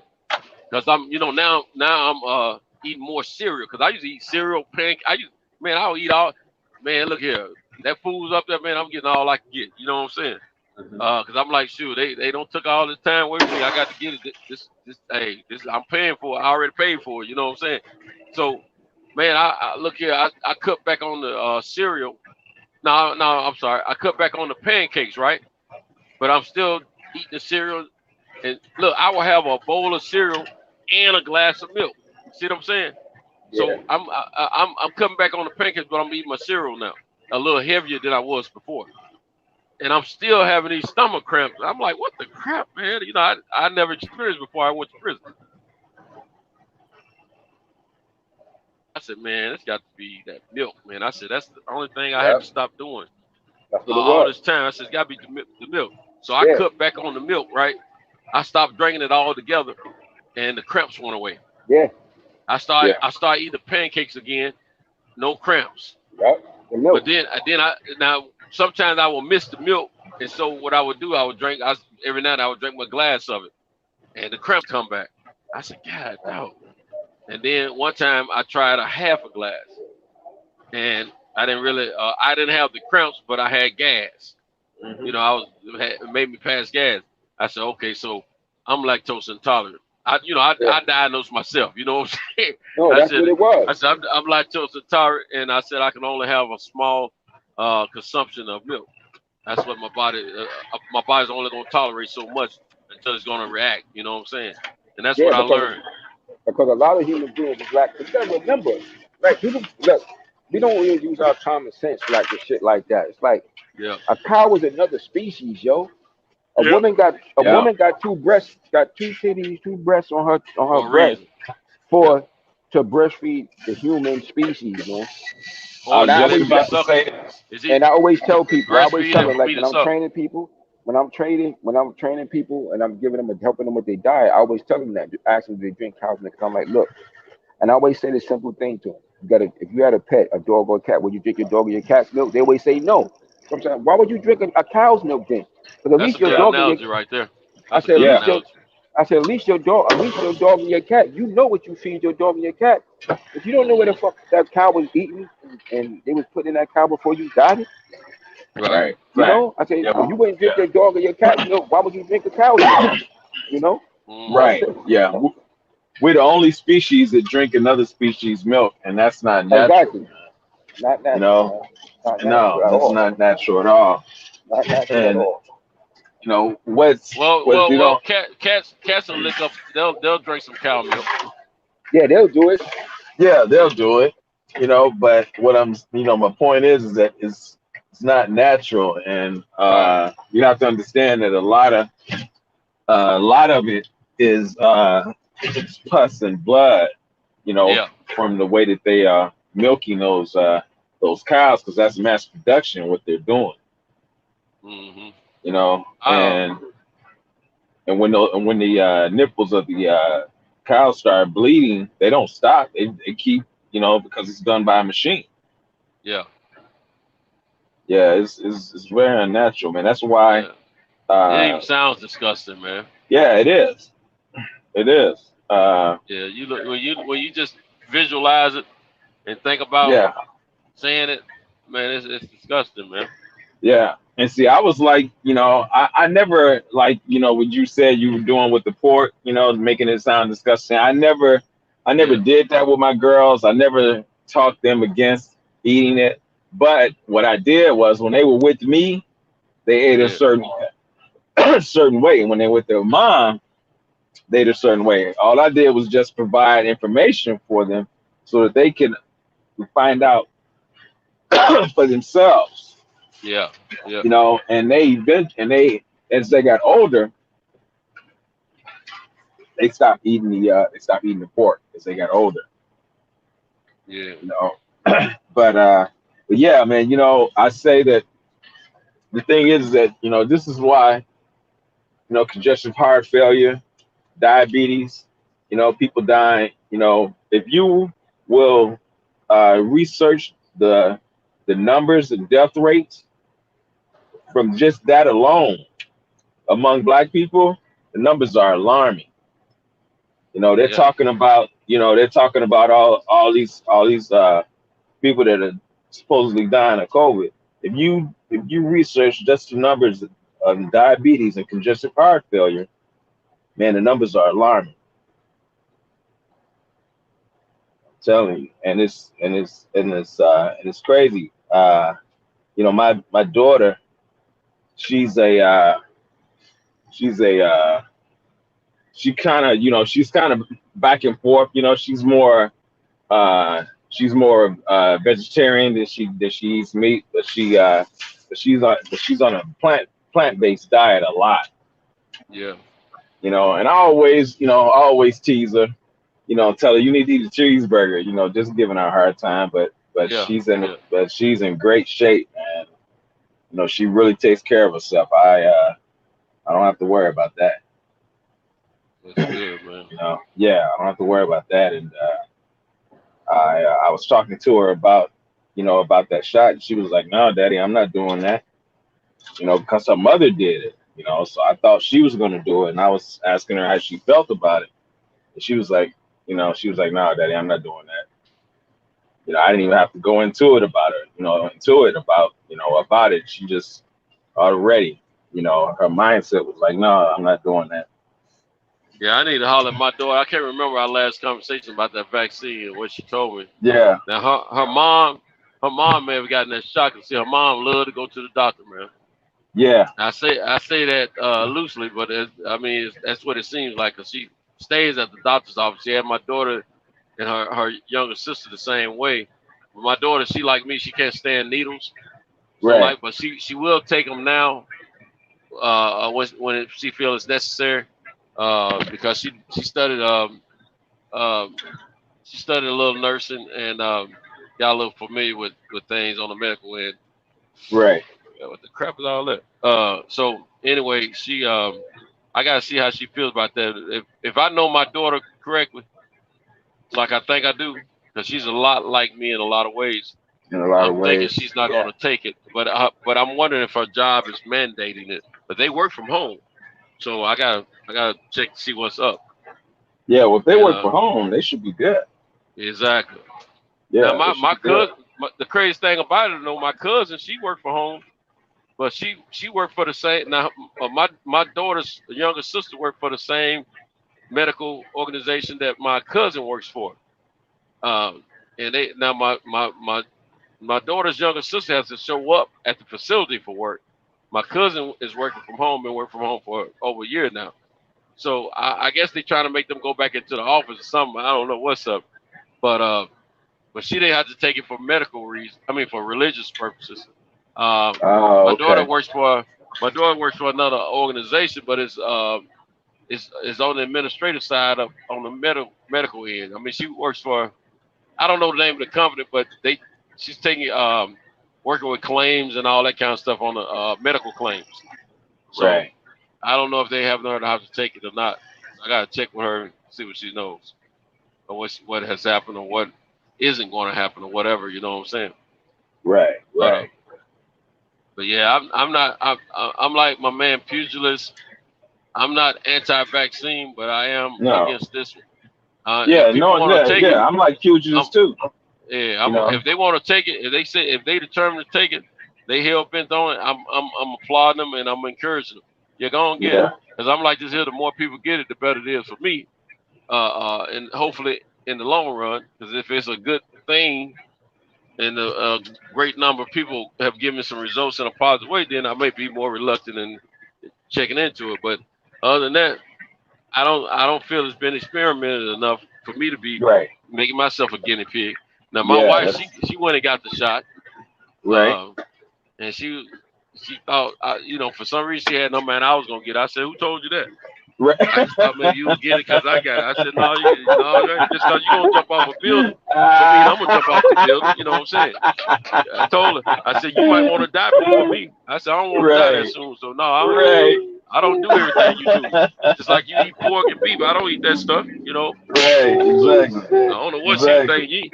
Hey, look, she ain't giving me enough coochie to influence me. Right. Get that boy. And even if my wife would give me coochie like she used to, I still wouldn't do it. You know, that's just who I am, man. Yeah. I don't follow the crowd, man. I do what I do, man. Right. And you're right. There hasn't been, you know, you're exactly right, man. There hasn't been enough research on it, you know, but they, like I was saying yesterday, they're using the whole fear thing to get people to, exactly. You know what I'm saying? And now, you know, now Biden. Now this is one thing I disagree with him on. Like some other things I disagree with. He's trying to mandate, him and his administration mandate that nurses take this. Because there are a lot of nurses and doctors that aren't taking that shit. And that, they know. It's a lot that's not. Yeah, it's a lot that's not. I don't have doctors to tell me, you know, that this stuff with this not the vaccine so much, but just COVID in general, they thoughts on it. You know, they ain't agreeing with everything we hearing in the public about it. So I'm like, man, shoot, mump that. You got it. There's some discrepancies. There's some discrepancies out there. When it's like this here, if you're in a church, right, and your members, you know, you have a certain faith, but the members are not all in agreement, there might be something wrong. You know what I'm saying? And there might be something wrong with it anyway. But I'm just saying, you got to question that, and you got to go check on that stuff yourself. Right. You know, just like my man Pew just try to educate us on different things, man. You know,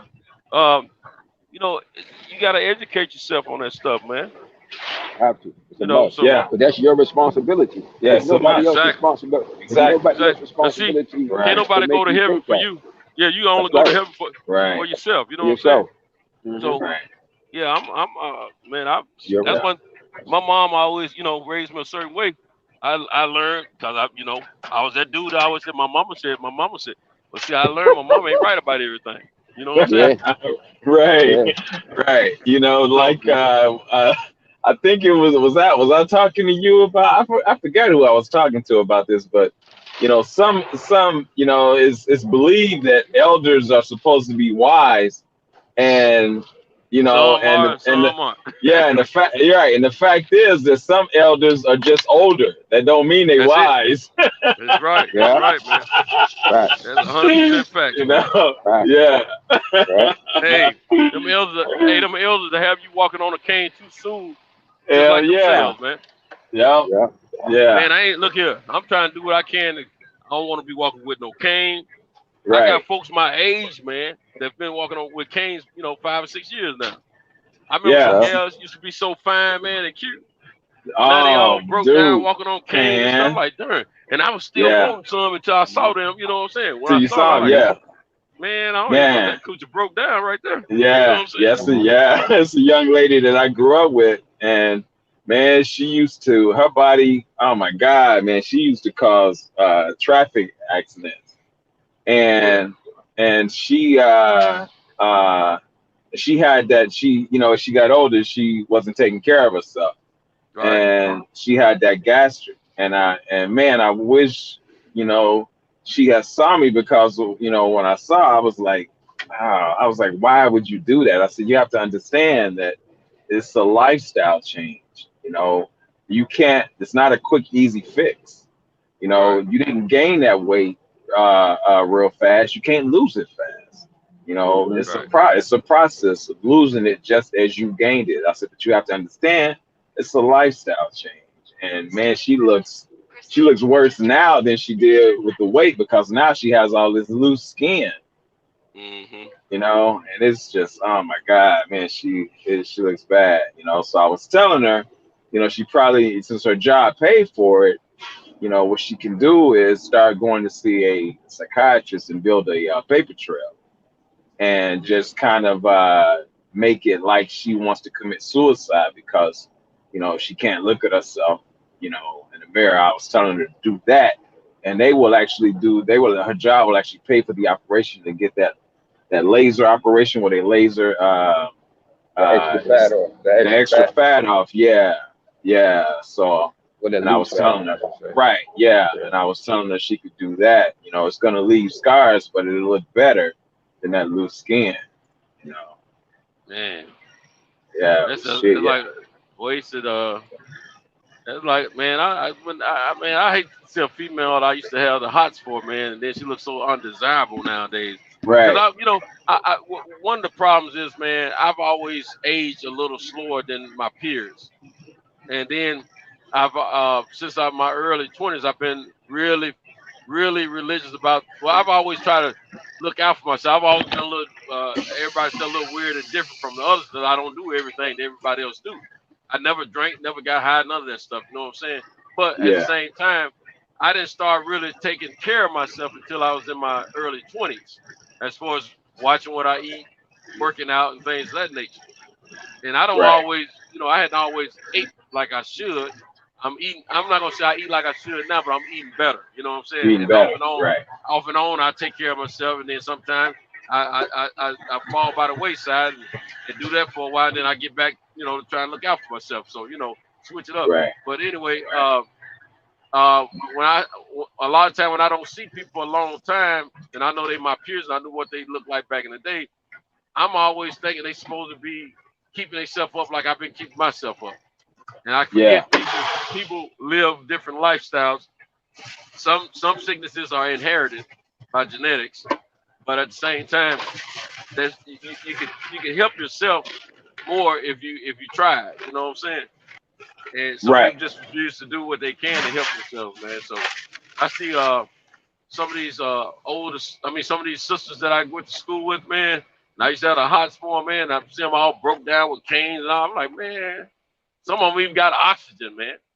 Oh my God, man. I'm like, what the crap? Man. Even though I'm in my, almost, I guess you can say mid-50s now. I still think like I'm in my 30s, man. That's the way I feel.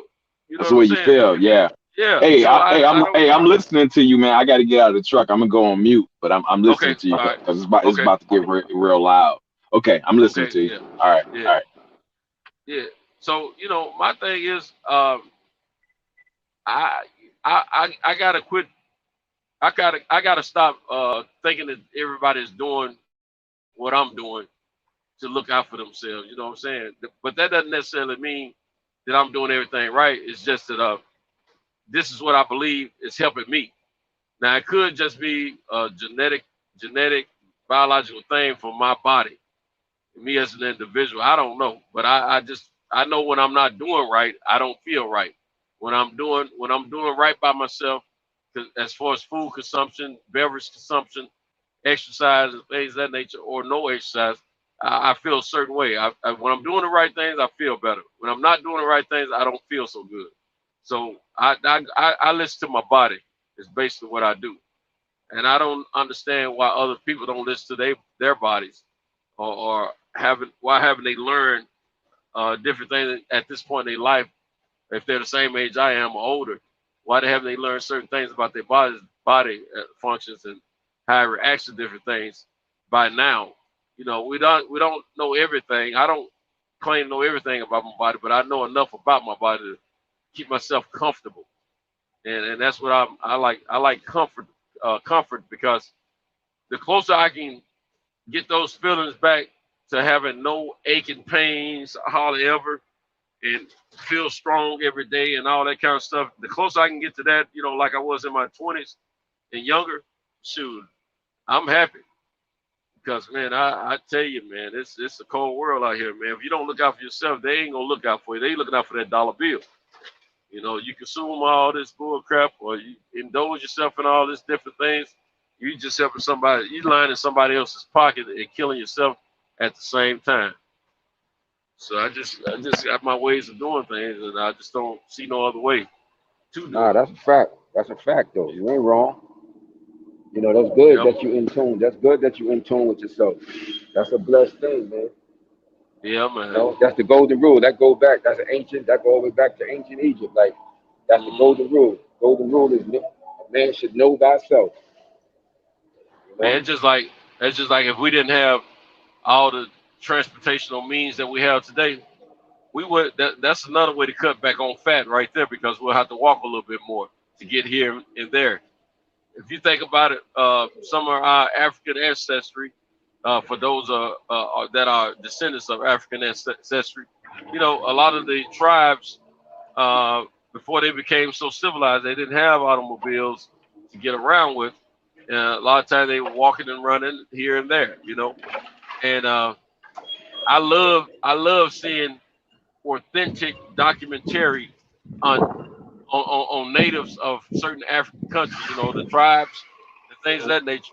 Because when you look at the men, very few men are fat or obese.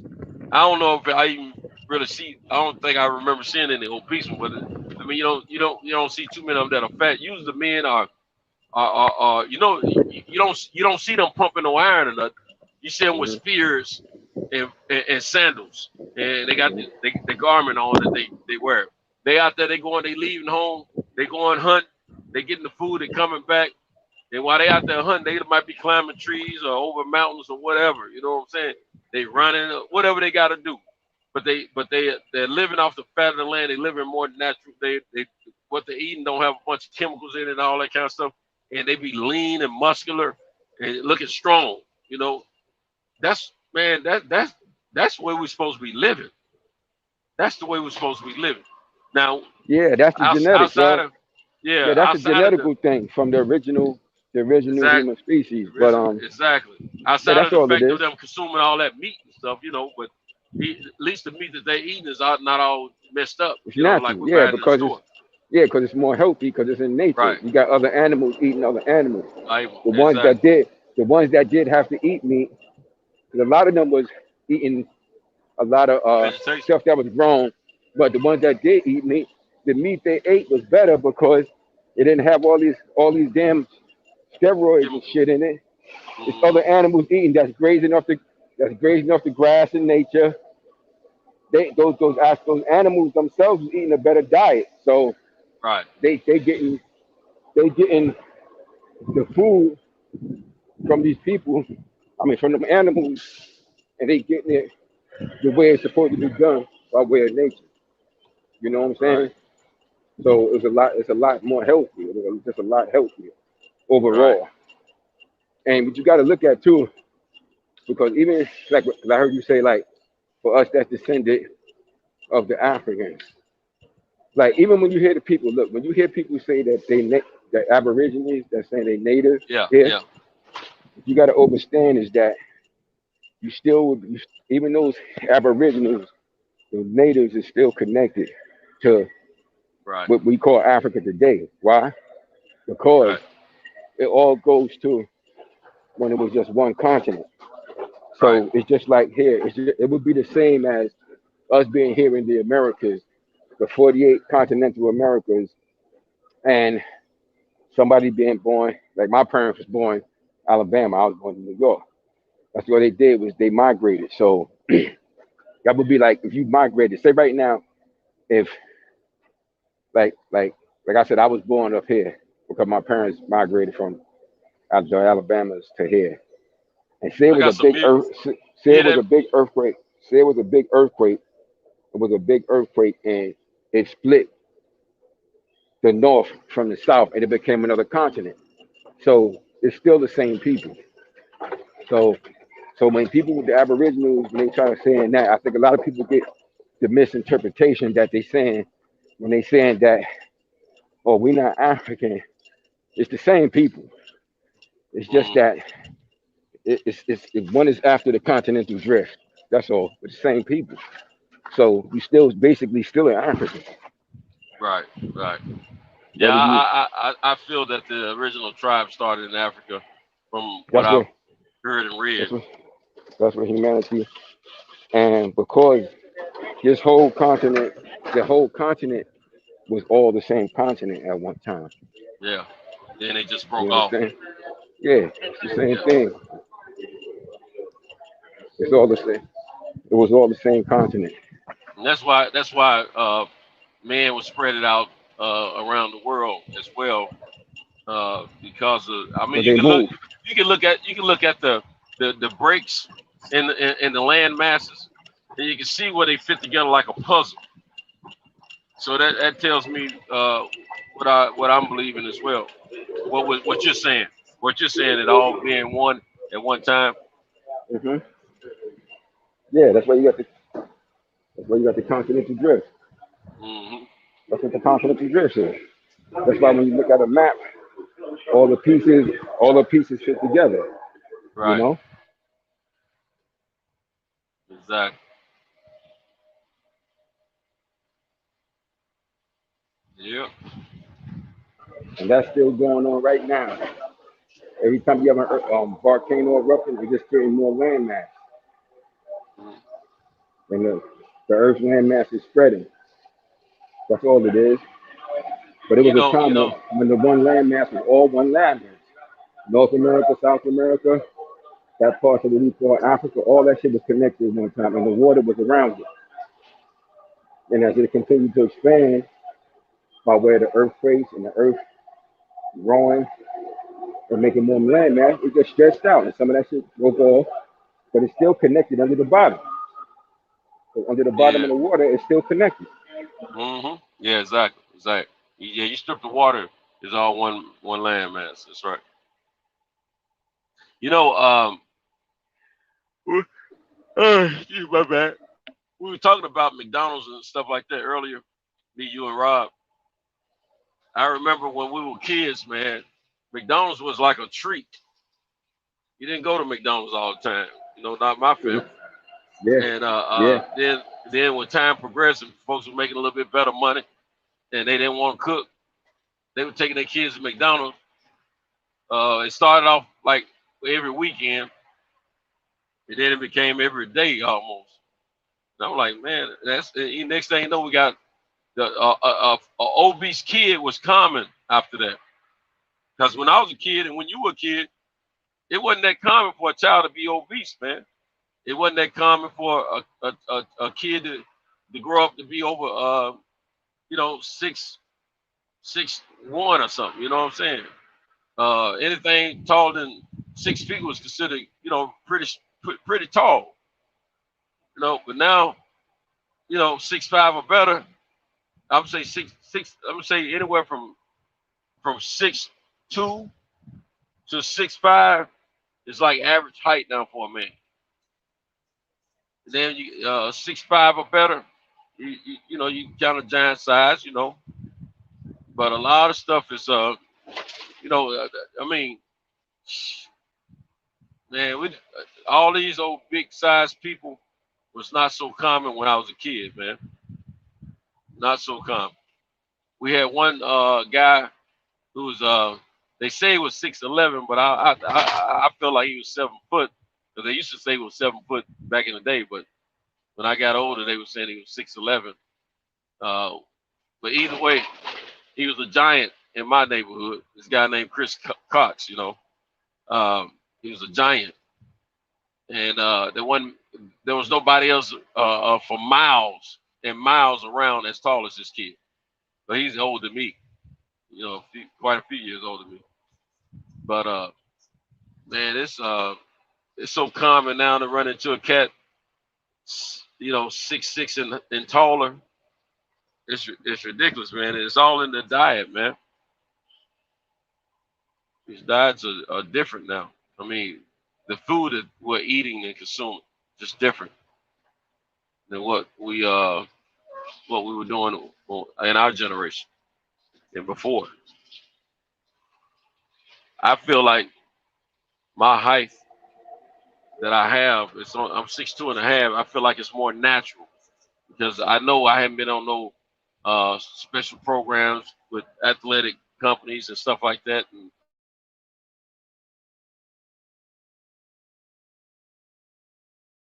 Well, you got to remember. Well, also you have to remember. I don't know if you never noticed, but there's tribes in Africa of that are tall, ancient tribes. You got like the the what you call the Danical tribe. They tall by nature. God dang, you fine shit.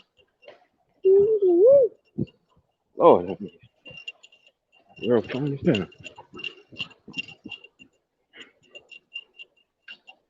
Hello.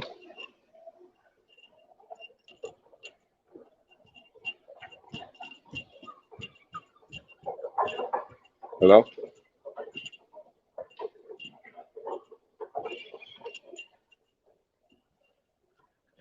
Hello? All right, Santos got knocked off.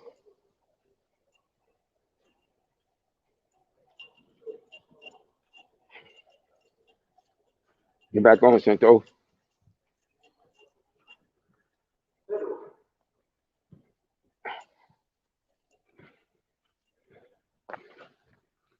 Reach out to Cal so you can get back on.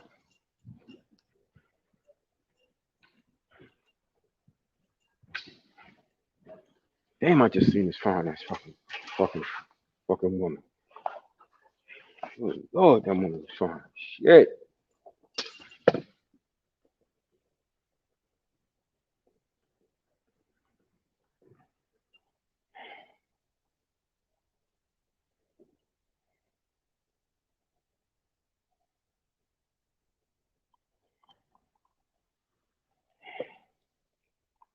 Come on, Santos, get back on.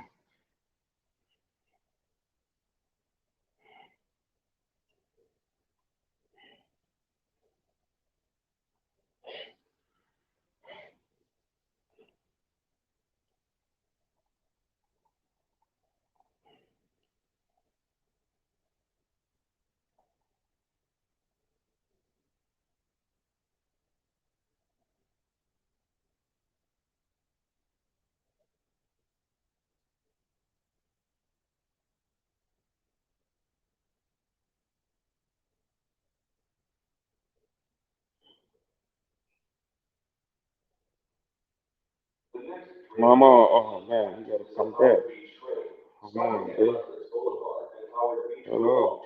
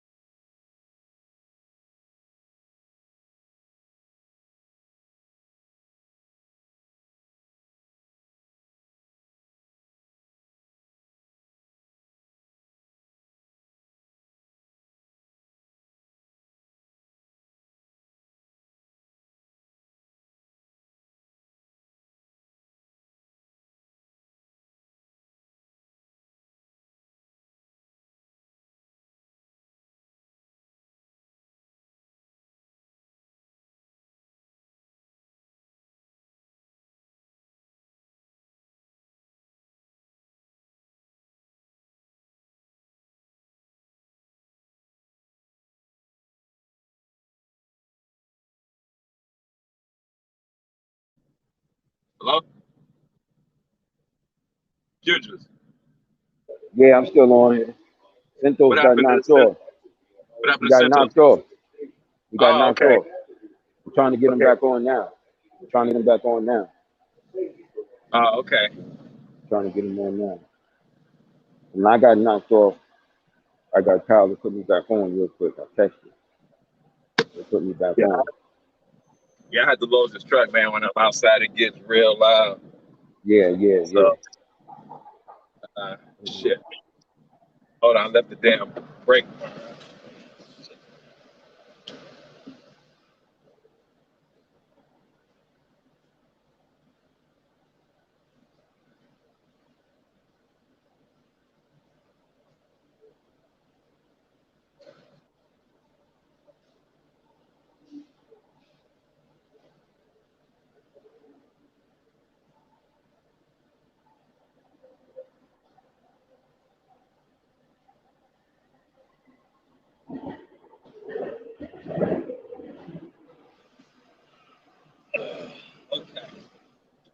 Yeah, man, my headset went dead, so I missed the last half of what y'all was talking about.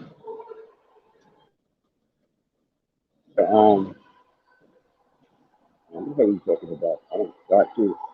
He was saying. So he was talking about his health, like, you know, how he was able to maintain, how he been able to maintain in comparison to some of Yeah. the people he grew up, in comparison to some of the people Yeah. he grew up with. Hold that thought, brother. My brakes on locked up. I gotta get out and check this out. I'll be right back. Yeah. All right.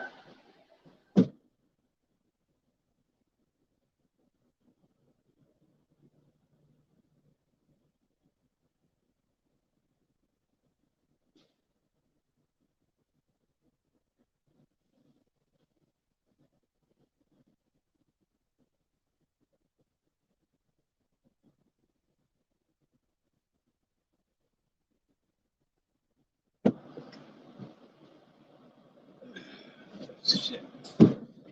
Okay, I'm back. Yeah.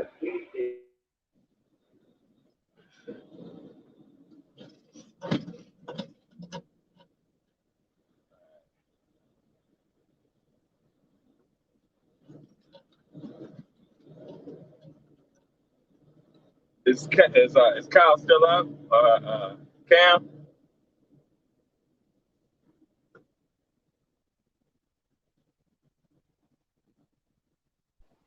Yeah, I don't know. Kyle said if he get knocked off, but Cam wasn't on. He said if he get knocked off to just text him. Oh, okay. That's what I did when I got knocked off. I just texted him and he put me right back on. Oh, okay. But okay, he said, yeah, I'm looking at private chat. He backstage.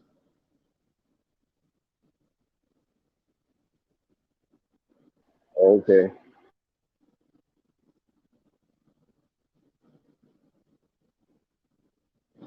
Okay, yeah, he backstage.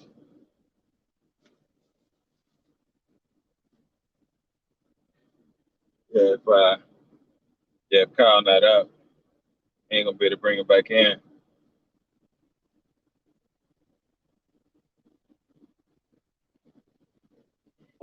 I just reached out to Kyle, so we'll see what's up.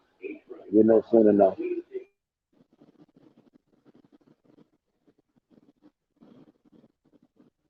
Okay.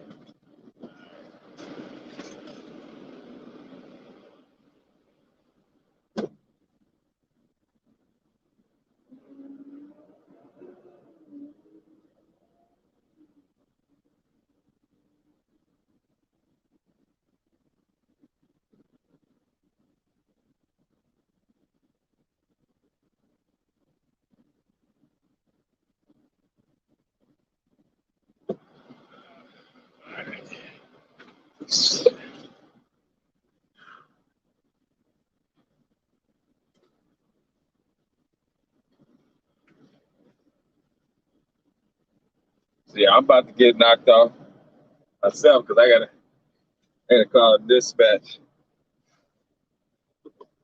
So I'm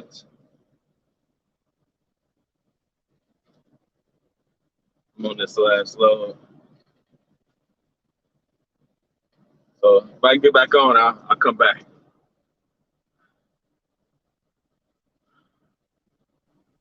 All right.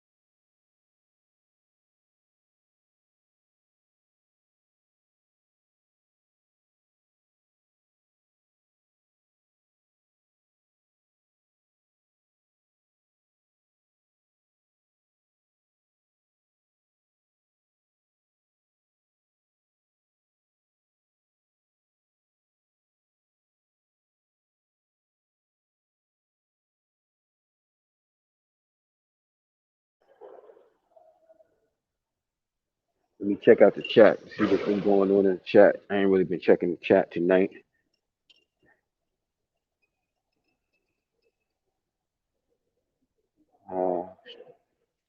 I'll start with my man Reggie Owens. Reggie was saying he was talking to Dre the Finest. He said he had bad sleeping patterns. Even with me going to sleep early, I still can't sleep through to the morning. I go to sleep for 3 or 4 hours and back awoke. Hold on, I'm checking my lady. She just texted me. See what she talking about.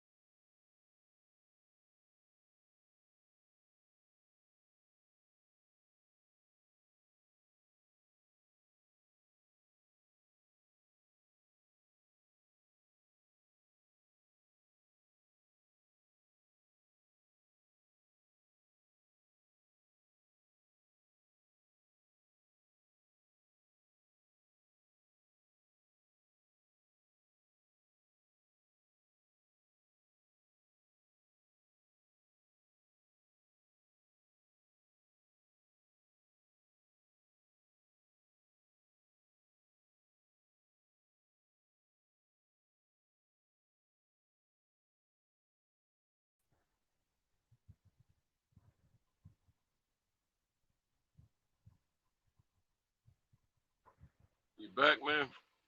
Let me text Pugilist. I might get knocked off while I'm texting, so let me text the guys and see if they're coming back.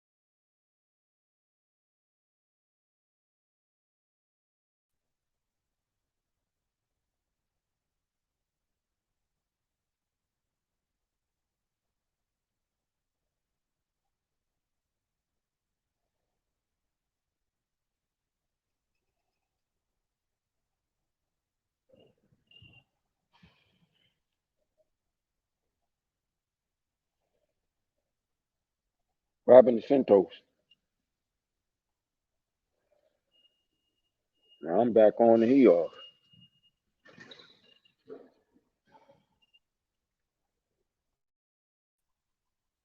All right. There we go. Thanks, man. All right, you back on? All right, yeah. I couldn't find Champion Hard's number. I know I got his number, but I couldn't find it in my phone. But I may be overlooking it. Mm-hmm. But anyway, yeah, we're back on. All right, cool. Darn, it's raining, man. Kiss my leg. I put my jacket on now. Yeah, it was raining out here too. Yeah. It wasn't raining when I first pulled up though. Mm-hmm. Yeah, it was raining. You know the craziest thing. You know what's crazy? It's rain. I'm right here. I'm in a parking lot. It's raining about 15 feet away from me, but not right here where I'm at. Yeah, that shit happens, man. I remember when that first happened to me. I remember when the first time I used to always hear people talk about that, but it wasn't real to me until I experienced it. Right. I was in Brooklyn. It was really literally raining on one side of the street, and I was on the side that it wasn't raining. Shit was amazing. Man. It bugged me out. Yeah. Them clouds, man. But just now, where I came through, where I was passing through, that force is greater than man that exists in this world, man. Yeah, man. Natural nature, man. Natural nature. Panatar, as we say in the tribe. Panatar. They control all that shit. You know, that's where you get the word nature from. In the theater. Panatar. Where you get the nature from. They control that shit. On one side. I'm looking at all these clouds now because I don't know where you at right now if you can see the clouds, but it's real cloudy where I'm at. Yeah, it's cloudy. It's a complete overcast where I'm at. Yeah, I'm looking at them right now where I'm at.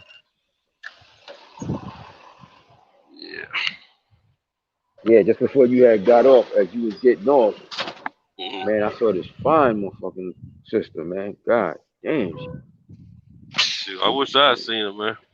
Oh my God. I be telling my partner, I be telling him take photos of them. I said, man, don't take a picture of something. Let me see it, man. I ain't never took no photo for him to see nothing. But I be telling him to take photos for me. Yeah, it was, You know what? we was passing by too so fast, man. But God Yeah. damn, she had these great tights on too. Oh, Body was man. perfect. Body was perfect. God damn. Man. Dark brown That's skin, one. pretty That's as a one of them motherfucker. things. That's when you say man. Word. Man. Pretty as hell.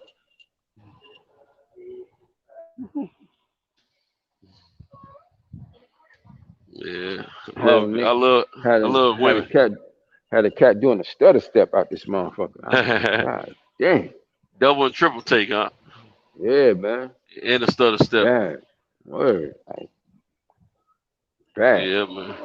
My man, I Run DMC said that shit. Not bad meaning bad, but bad meaning Bad good. meaning good. There it is. I know that's right. There it is. There it is.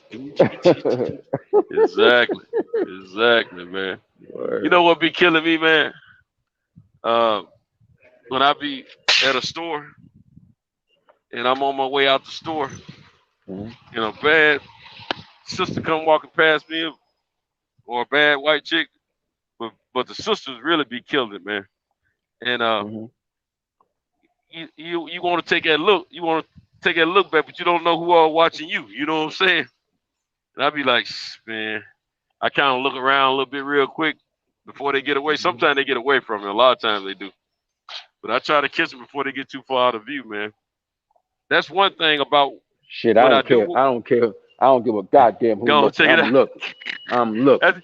I'm trying to get to that point too.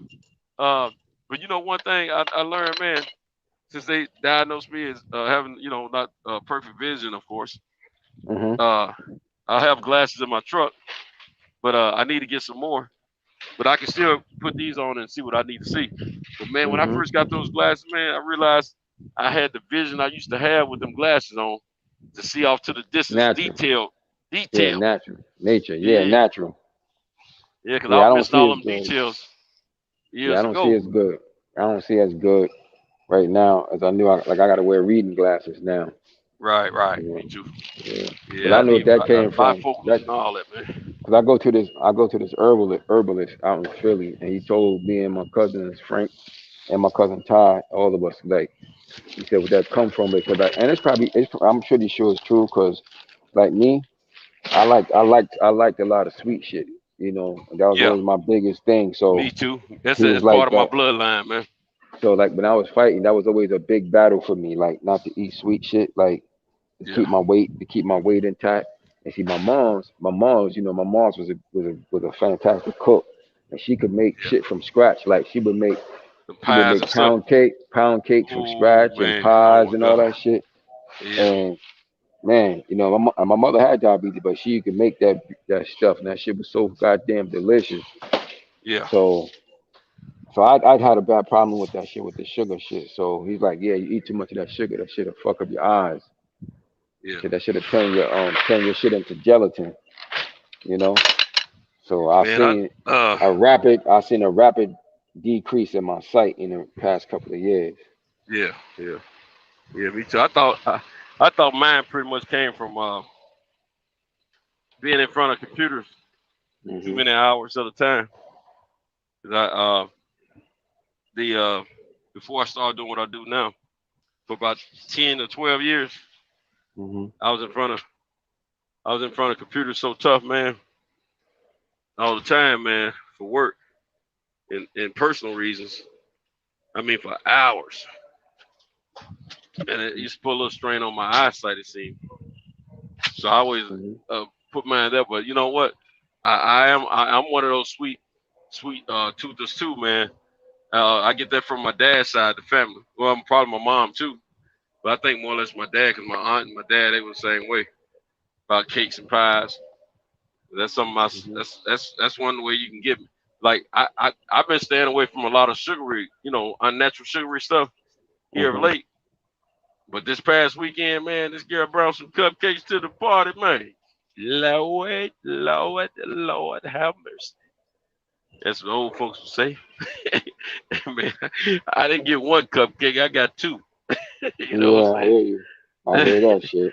I told myself, this is how I justified it. Man, you've been doing good, man.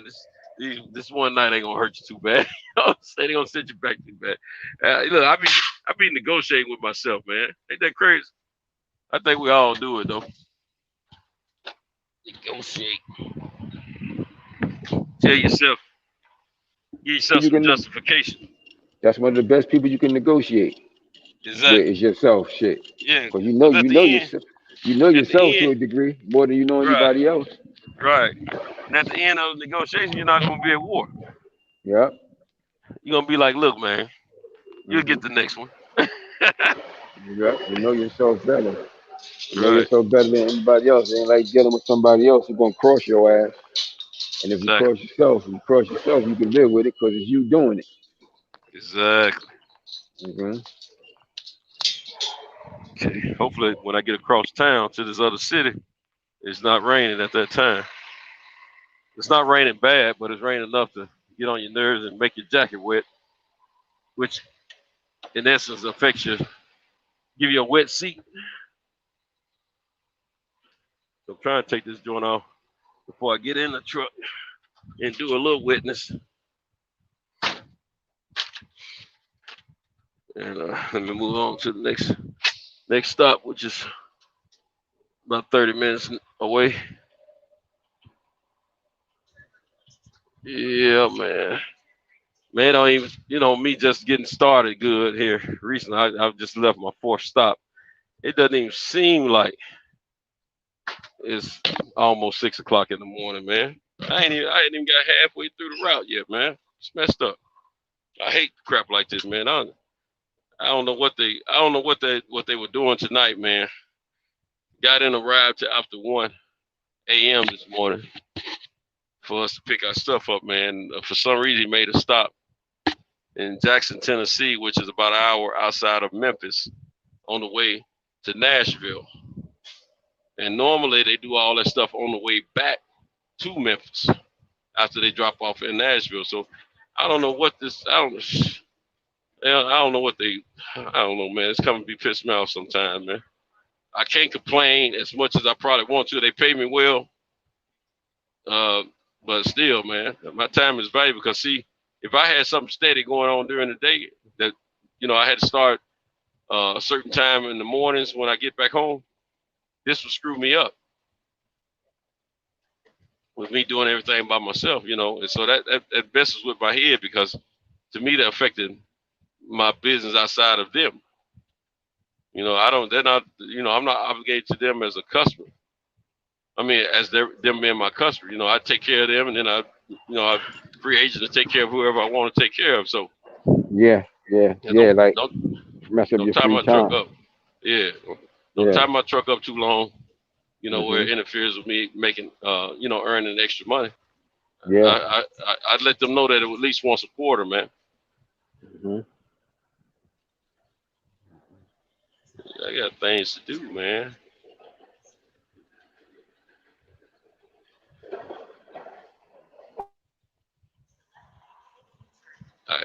Some companies, when they call me for a bid, if I really want the job, I bid a little more aggressive so I can get the job. Some companies, I bid high on purpose. If I don't really want to fool with it, but I figure if I fool with it, they're gonna have to pay me. I bid high on purpose. So whatever decision they make, I'm cool with it. You know what I'm saying? Like this other route the other route I bid on the other day, it comes to Alabama. It goes to Birmingham, back up to Huntsville, then back to Nashville. It's at nighttime. So, of course, I got to hire somebody, put another truck on the road, which I'm cool with all that. But I didn't bid on it as if I'm the only one doing everything myself. I bid on it to the fact that I got to, I had to incorporate my costs, which includes payroll, fuel costs, and all that, and labor. So, I could have went a little higher than what I did, but I could have short probably about $250 a week, just to give myself an opportunity. But I may not get it, because I know that somebody probably going to bid me. I bid me probably $25 or $50 a day less, and I'm okay with that. because later on, when they see their profit margins a little thin, they ain't making as much. They're gonna wish they had they're gonna want to renegotiate, and the company they're gonna be stuck in that agreement for at least a year. Oh yeah, I hear you.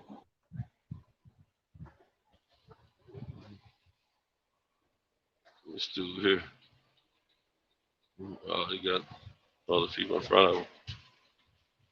In your lane, dude, before you get tore up. I see somebody in the chat said. Somebody's back in the chat. Yeah, they somebody started. in the chat that said. Yeah, it said something about Ugas left bicep look crazy. Oh, I don't see that. I said, somebody, yeah, they moved. It's just gone now.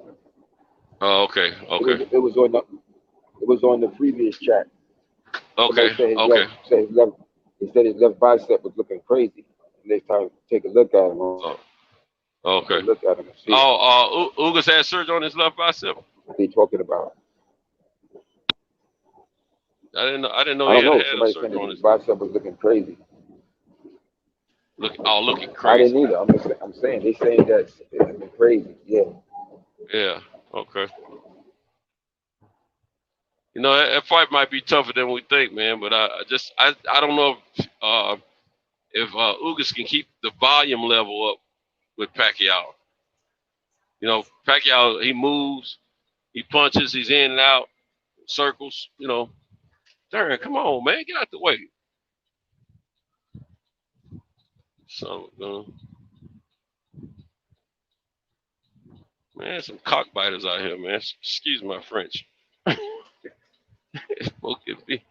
Got me talking like my mom, man. Oh, my mom said, "Yo, cockbiter." my mom, she was a hell of a cusser, man.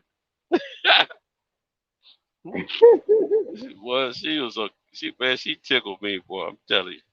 She had some words for you, boy. I'm telling you. Boy, she was a trip. That was my girl, though. My mom, when she was younger, man, we were little bitty kids. Yeah. Oh, shoot. When we were kids, man, my mom would, she was a cussing machine, man. She cussed somebody out in a heartbeat. And they would say something to her, man. She'd be walking away, man, with us. And I you know, they say various things. She said, "Kiss my ass," and she'll pull her shorts down, her skirt up, whatever she had on at the time. And then she'll pull them underwear down, wow. show her whole entire tail, man, and pat that summer gun at you. Wow. Mom was a mess, boy. That mom was a churl. I said, "Damn, mom was a churl." You know, at the time, it was obscenity, but it was more like she was just a hell of a cusser. And she didn't play. She was known for not playing. She would fight your butt. You know what I'm saying? She wasn't afraid of anybody, man. She talked crazy to whomever. My mama didn't bite her tongue for nobody, man. Nobody. She always said what she had on her mind, man. That was a flaw. That was a positive and a negative all in one, you know. Because you wouldn't have to guess how she was feeling. She gonna let you know. That was the positive part, but at the same time, the negative part is she didn't bite her tongue, so she was quick to offend people, even when she wasn't right. You know what I'm saying? So when she thinks she's right, and she might be wrong, she don't say what she had to say already. More like, "Oh shoot, this thing. I better be careful out with this rain. This different level pavement out here."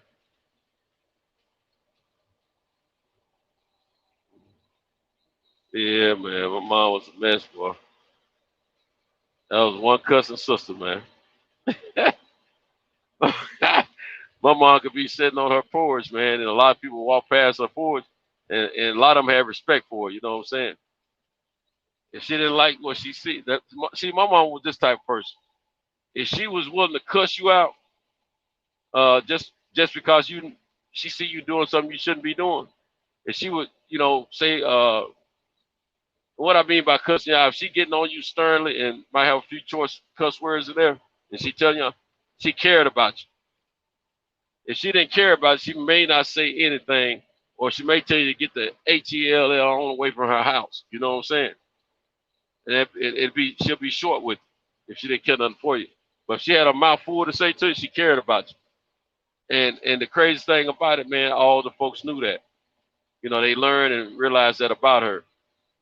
And like this one dude, he would stop by our house sometime when I'd be there, and he'd be talking to her, and she'd be cussing him out, man. He said, "Man, your mama be tripping on." He cussed me out, man. I come over here to show some love and respect, man. And he said, "But I know she loved me, because if she didn't, she wouldn't do it." You know what I'm saying? I said, "You got it, bro." I said, "That's who mama is. If she care for you, you gonna hear what she got to say, and she gonna say a mouthful." I said, "But if she don't care nothing about you, she's gonna tell you what's on her mind just shortly and quickly, and tell you get the heck on." You know what I'm saying? Yeah, my mama was something else, man.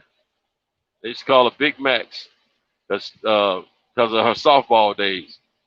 She was not a short woman. She wasn't an extremely tall woman, but she was you know, she had long arms. She could hit that softball, man. And that shortstop position, oh man, she would clean up everything in shortstop, bro. Everything. Hardly nothing got past her in her position, man. I mean, it was just a wonder to see her play, man, when we were kids, man. And she was known all over the city for that softball playing and cussing folks out and whooping folks. It was there were three things. They knew her for being a religious woman too, but her early years they knew her for softball, cussing and fighting. And then as she started mature, I mean, she was in church then, but as she started mature, she slowed down a little bit, and she was, she'd talk to you about some scriptures and stuff like that when she see you every now and then, that type of thing. But she was something else, man. I tell you, miss that woman. Yeah, I had information on her. I got her gravestone is what I call it. Where it lays flat. It's kind of thick, and it lays flat. Kind of cover up the whole, body. And I put a poem on there. Well, it wasn't exactly a poem, but I wrote. It was sort of like in poem format.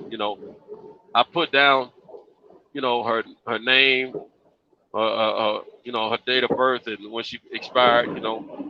A photo of her, and then I wrote down she loved her, and then the next preceding lines talked about everything she loved. Her Lord and Savior, her family, her sons and daughters, nieces and nephews, her brothers and sisters. Loved fishing, and she loved softball. You know what I'm saying?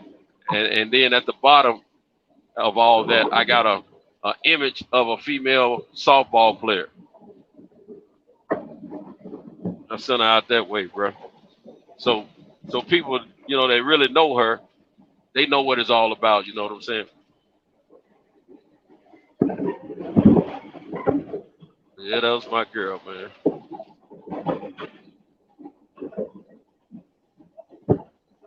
You know what? I wish they would let me fix my mother's grave up the way I want to fix it up, man.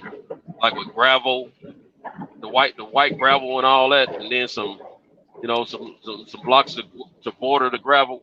I wish they would let me do all that, but they won't let me do it at that particular cemetery because of they don't want it to be complicated to take care of.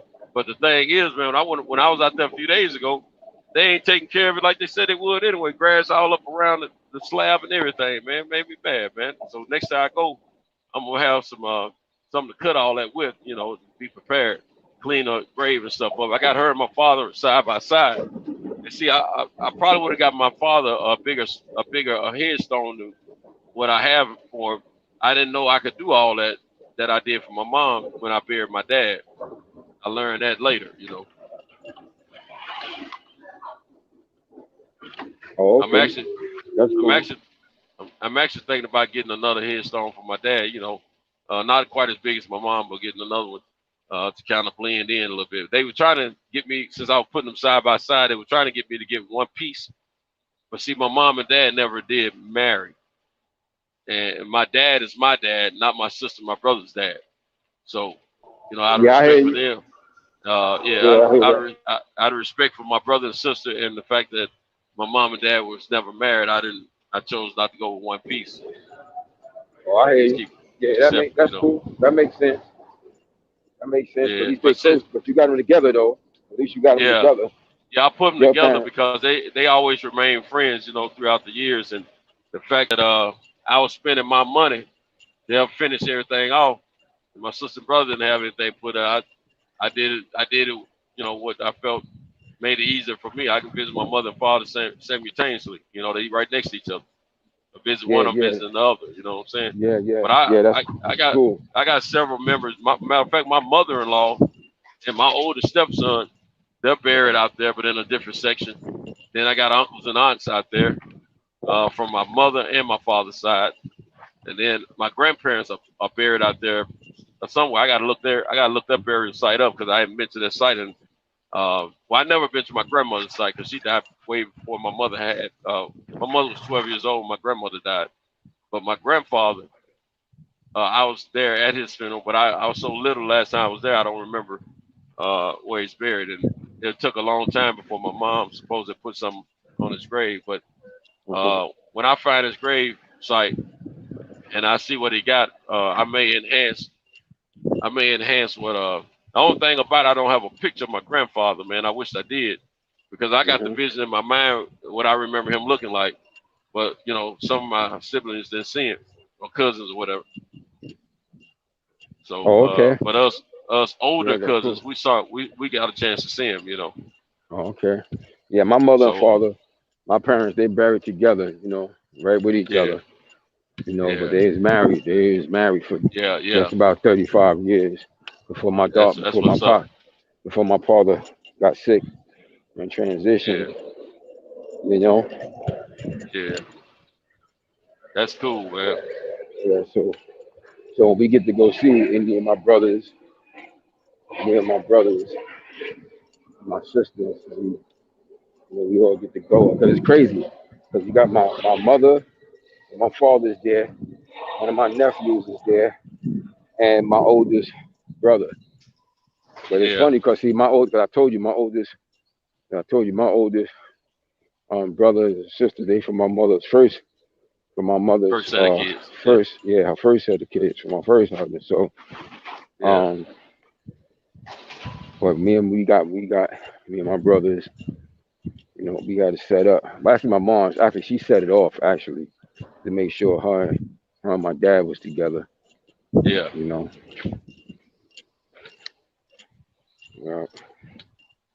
Yeah, one of the things I want to do, man, is I want to pre-purchase my plot.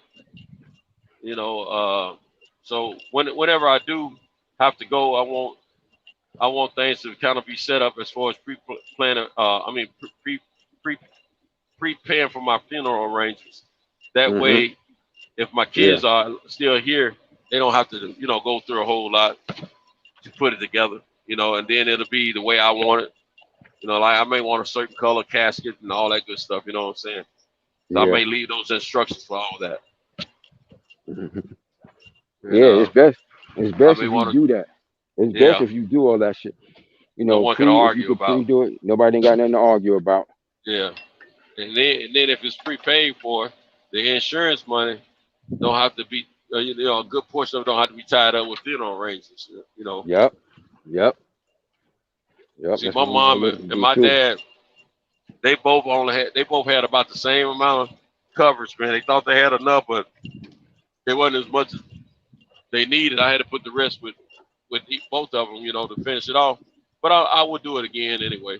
But the thing is, I learned, you know, trying to bury somebody for $10,000 is not likely to happen these days.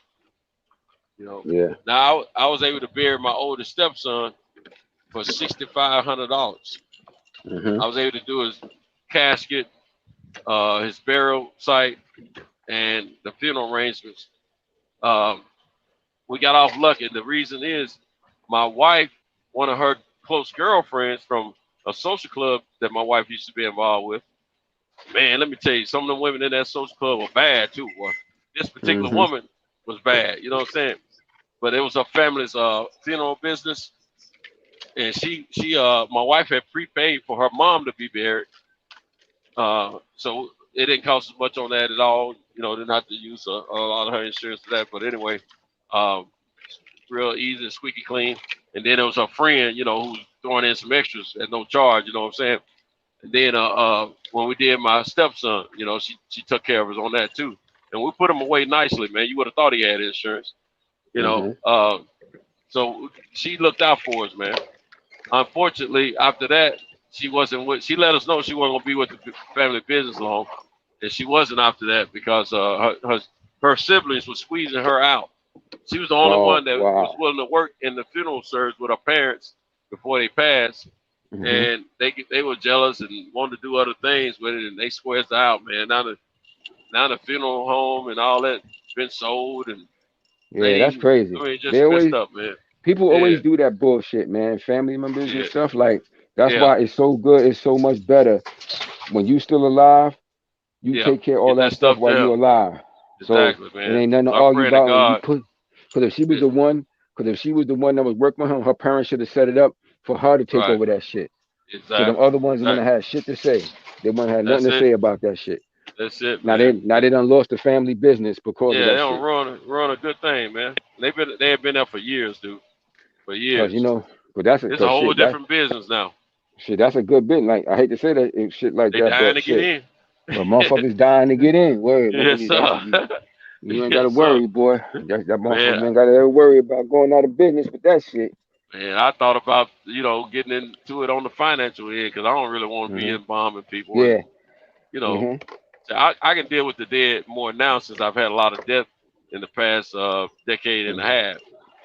But I don't want to be dealing with embalming and dress them up. I don't want to deal with all that. Yeah, I know. I remember my ex-wife, my first wife, her cousin. I remember little Mookie. She got involved in that shit because our family was in it. And she had got involved. She was driving trucks for a while. I remember she was driving little trucks and shit, but then she ended up getting into the family business, which was that look how much money they had.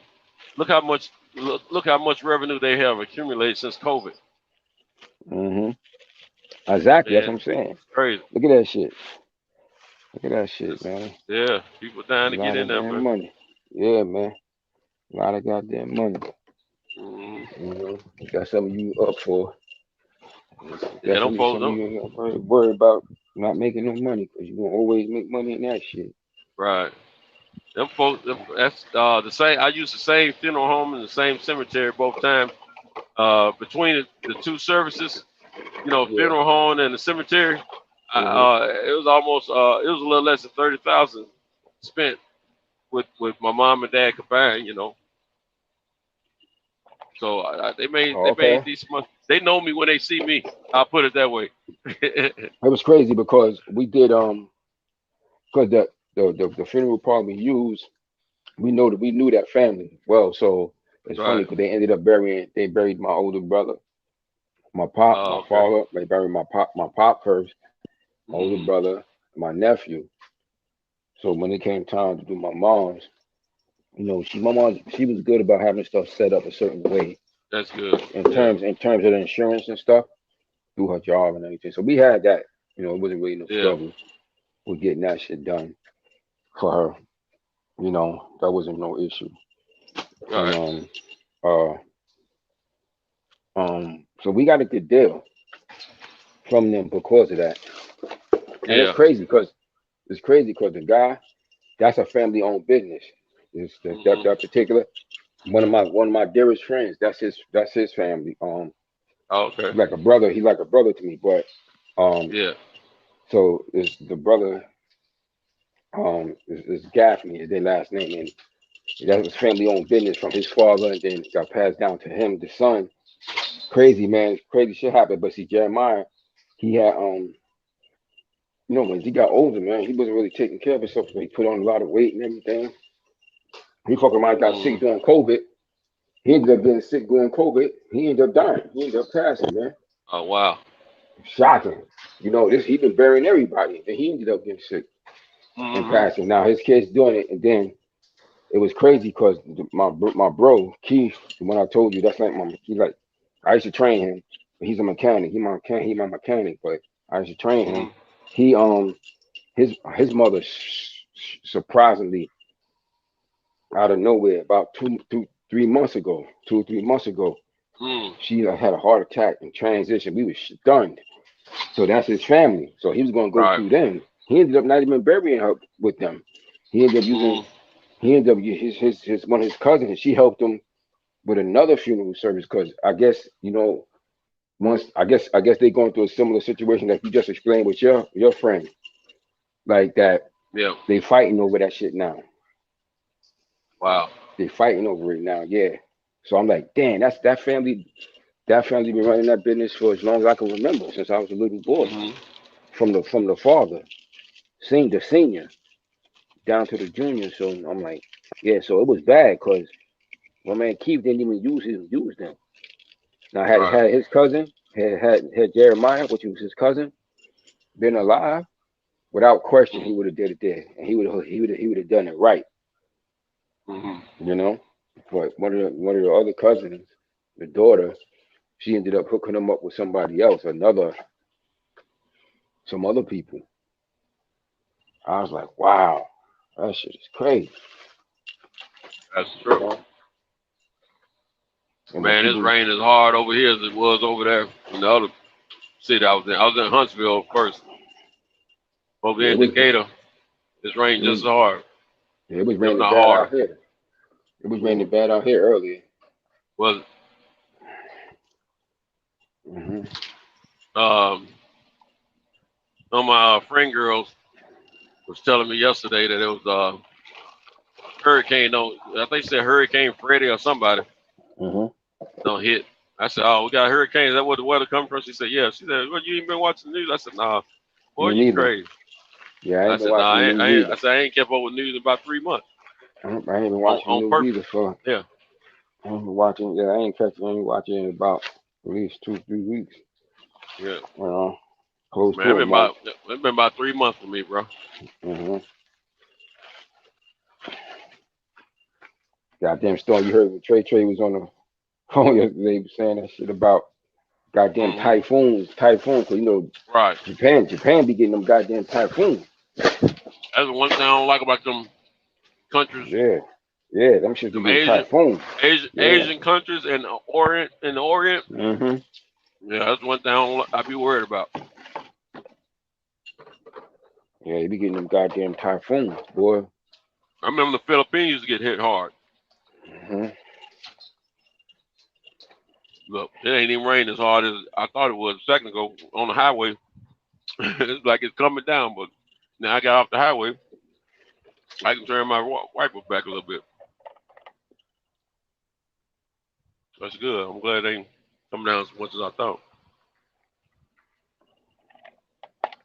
But it's daylight out here, and these idiots don't got out here on the road on the way to work. That's one thing I got to deal with. I gotta check. Speaking of idiots, there's one in front of me. I was sitting on this cup of Joe. Taking his time. Yeah, a lot of these shops will be open when these parts stores will be open when I get to them. Oh yeah, because you running late today.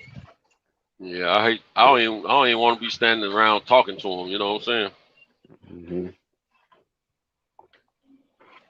Yeah, now that I passed him, he won't come back past me. Playing them damn games.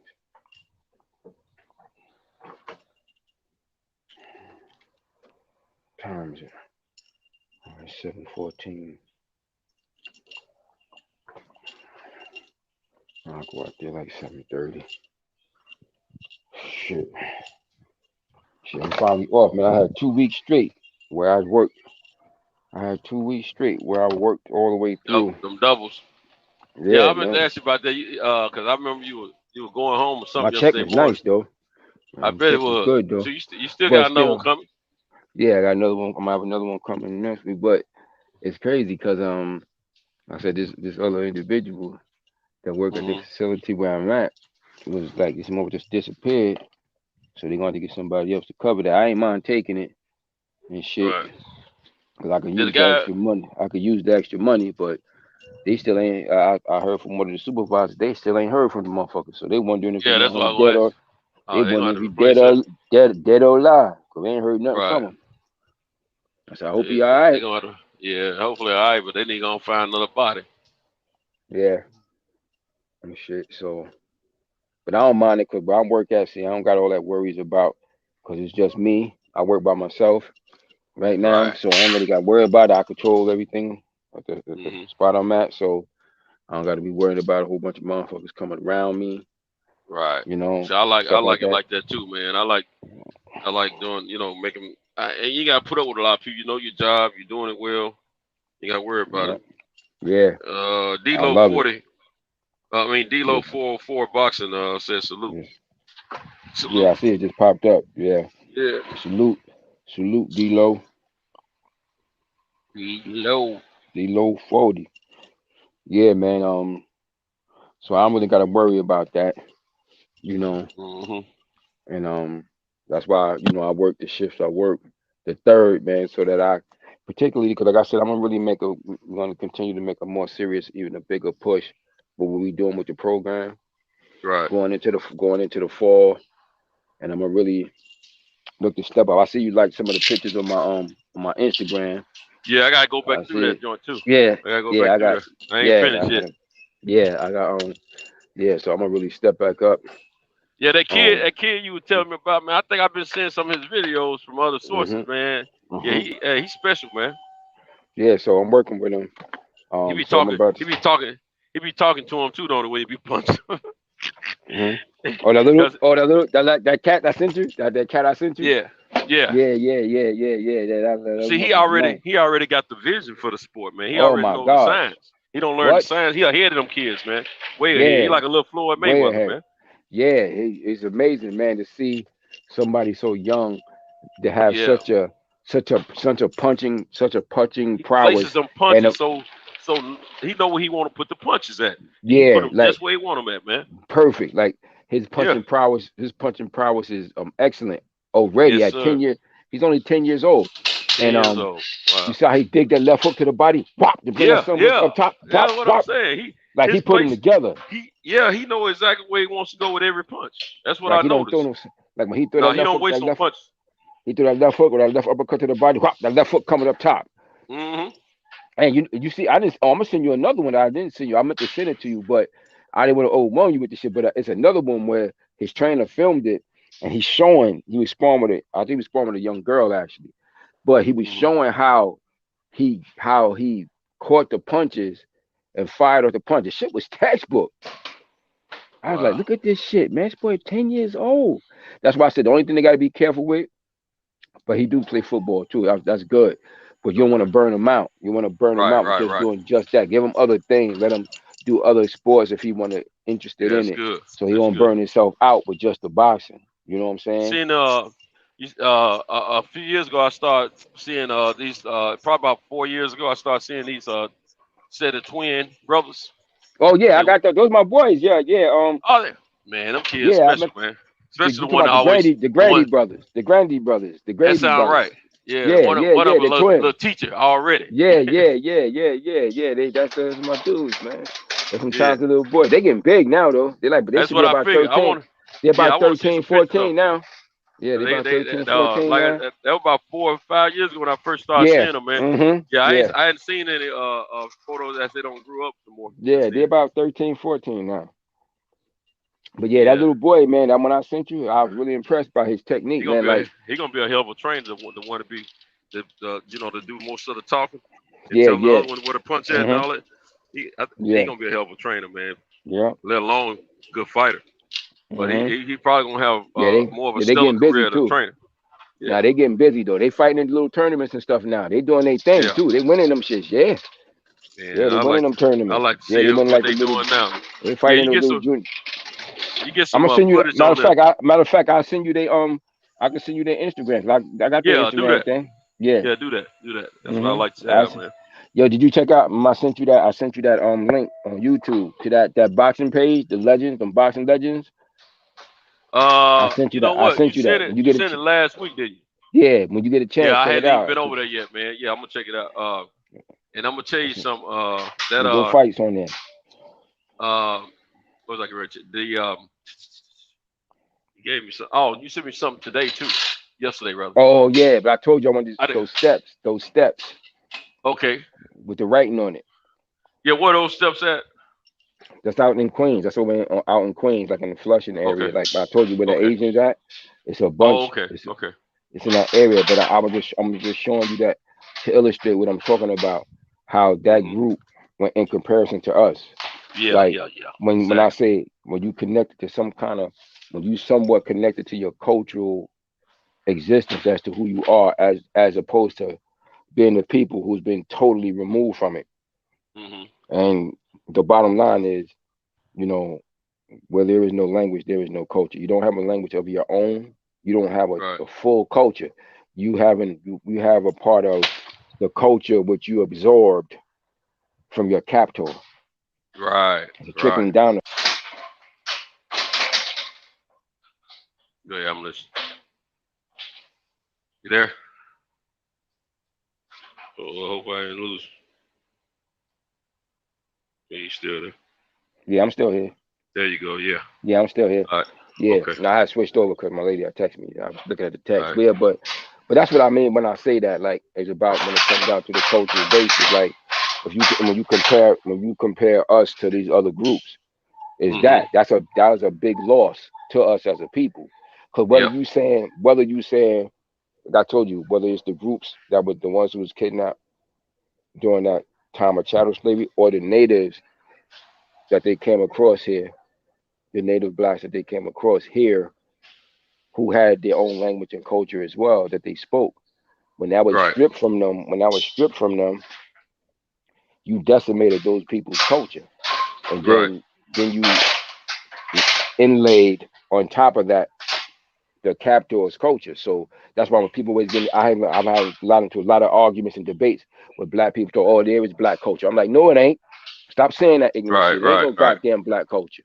Right. Because first of all, if you understand anything by now, you should know this shit.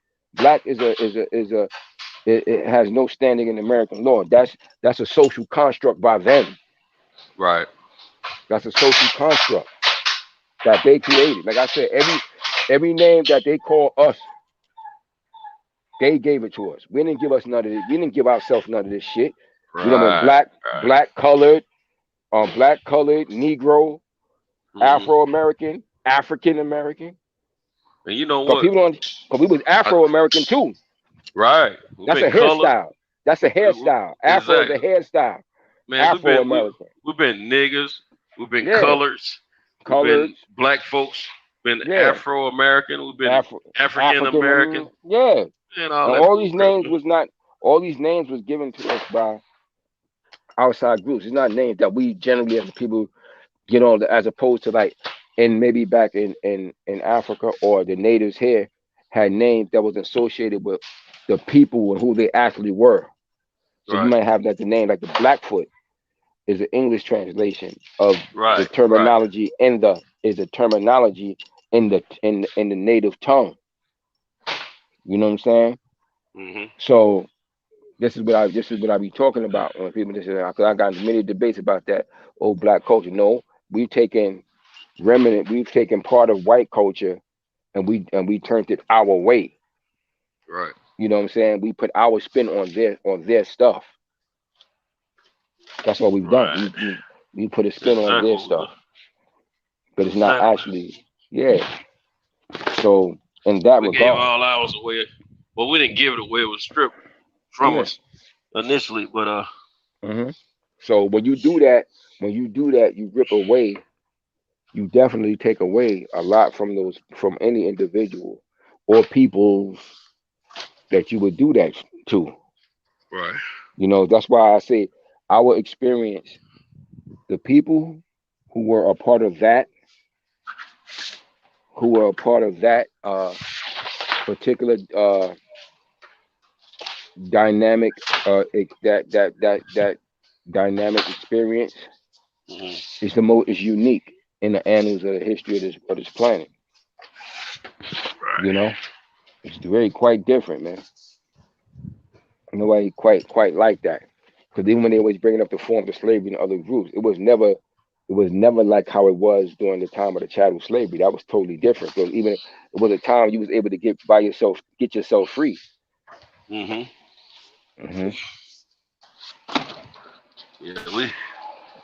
oh shoot, you know, get my back so wet. We got so much learning to do, bro. You still get yourself free. You still was able to get yourself free. That was not the same thing. That's why, because especially a lot of ignorant people or a lot of whites who don't know the true history, who's buying in or who's buying into their narrative that they've been taught, are quick to say that, oh well, such and such was slaves, but it wasn't the same type of thing, man. Right. It's different. It was quite different. It wasn't not the type of slavery you're gonna be owned from the day of your birth to the day you die, and then your children's gonna be that, and then your children's children gonna be that. Come on, man.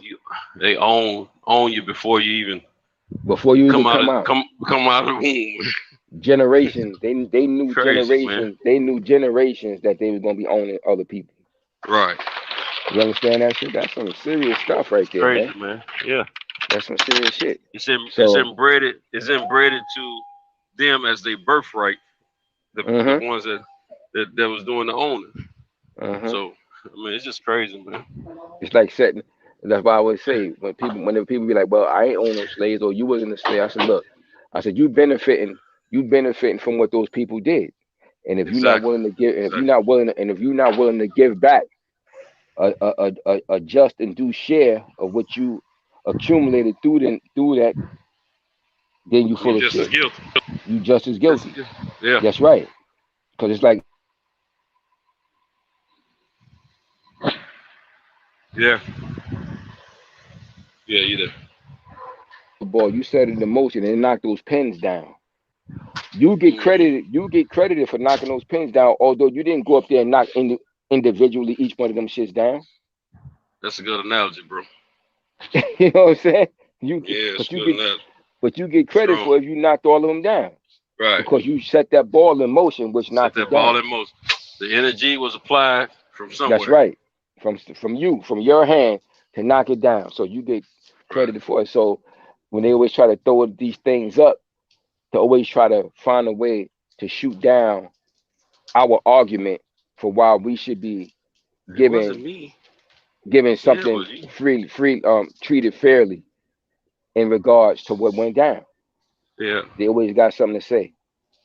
It wasn't me that did it, but the head start that you had as was inherited because of your folks setting things in motion. Exactly. You know, I would love to have that head start you have, but not under the same circumstances. For real, man. That's crazy. So, you have to consider that. That's the trip, man. And we still suffering from that shit to this day. Yep. To this day. In many regards. That's why I got love for my man Deontay Wilder. Yes, sir. To have that consciousness to think that shit in this damn time when you could be made so blind. Because Let me tell you something. I had a discussion with somebody. I won't call their name. They said, I don't understand how y'all revere him as such a king and king of the people, this, that, and the third. And see, ignorant brothers and sisters over here that speak against that kind of thing. It ain't that we saying he's our king, like our king and savior, or nothing like that. But we giving him king reverence in a sense that he considers himself a god, and he could, and not in the sense of all power God. You know, we know what he means. But at the same time, he's giving reverence to his ancestry. He's giving reverence to what his ancestors have gone through as a people. And the fact that he's trying to motivate us to be more encouraged to be who we are, to live who we are, to not be afraid to speak out about who we are. Similar to what Ali did. And so the opposition that I'm talking about, they don't understand that. Because first of all, they ain't never lived here to understand what we go through and through the struggle, what our people have gone through. They've heard and read about it, but they don't know what it is. It's a little different. The struggle they go through is different from our struggle. Oh, I know exactly who you're talking about. Yeah, go ahead. Yeah. And so these people here in the States that look like us speaking against it, encouraging the others over there to think a different way. So, you know, and see me, I try to bring a peace between. Man, I just realized I never did zip my pants up from last time I used the bathroom. But I try to bring a peace to the people. You know, I want all of us fans out here, boxing fans, to unite. One day, I would like to see us unite and go against the business of boxing, who keeps us from getting these good fights. You know what I'm saying? But right now, people of color in different countries, we're not on the same page. A lot of it has to do with the fact that it's not just about Deontay Wilder. It's about what we as Americans feel like. We feel that we're owed some level of respect, and because of what our ancestors have gone through before we got here. Then there's others in other countries that haven't had the ancestry experience that we have had. And as it relates, so absolutely. They may not be under the same scrutiny on a day-to-day basis to the same degree as we are with racism, but they do suffer from some of their own racism in their own countries. It's a little different, absolutely, but basically the same to a certain extent as far as the mindset of it. And so we feel like they don't understand the struggle over here. They feel like we don't understand the struggle over there. And then it's been a lot of us that have told them you're not a real black person because they dialect and their accent's different. And they're like, what do you mean?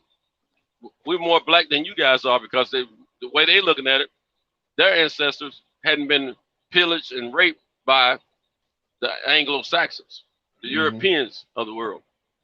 Ours have. So they're saying, they're looking at the blood sense of it. The blood is not as pure for most of us as it is for them. And we're looking at the sense of the struggle. That's the difference. Yeah. We're looking at the struggle. We're on different pages. If we both respect one another's interests, we could probably get along a little better as a people. And then maybe one day we can see eye to eye on the boxing industry. But I don't think it's going to ever happen. I don't give up on it pretty much. Well, what happens is, because I told you, you got family from the West Indies as well, which I do. Like I said, they went through their form of, they went through slavery too, because as I explained to you before, a lot of them don't realize. I hear what you said, because I agree with you 100%. Because you go to these different islands, you're gonna learn the history of it. But some of these offsprings of their parents are not looking at it like, they're looking at the fact that their parents are true Africans and things of this nature. They have been in bondage, slavery, bondage, and all that. But we don't see it like that. We see all of us as being oppressed at one time or another.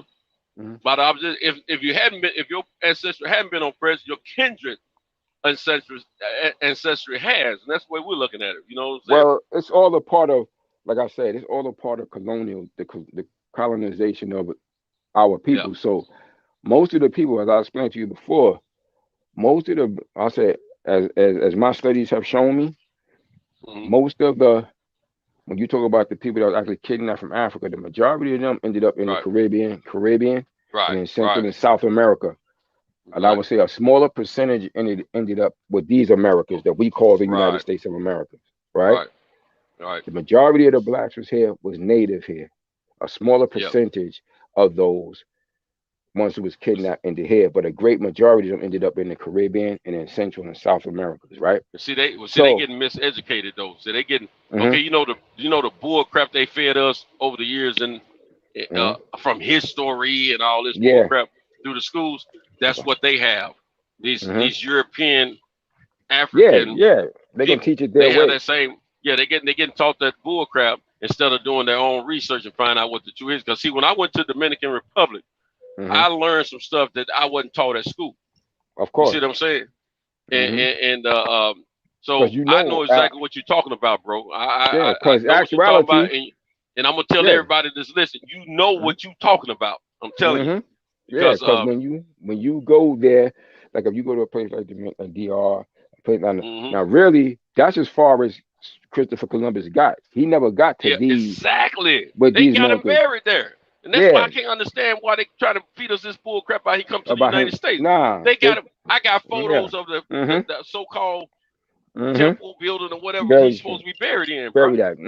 Yeah, because that was called Hispaniola. It was called Hispaniola. Hispaniola, you know what you're talking about. Yeah. Look here, they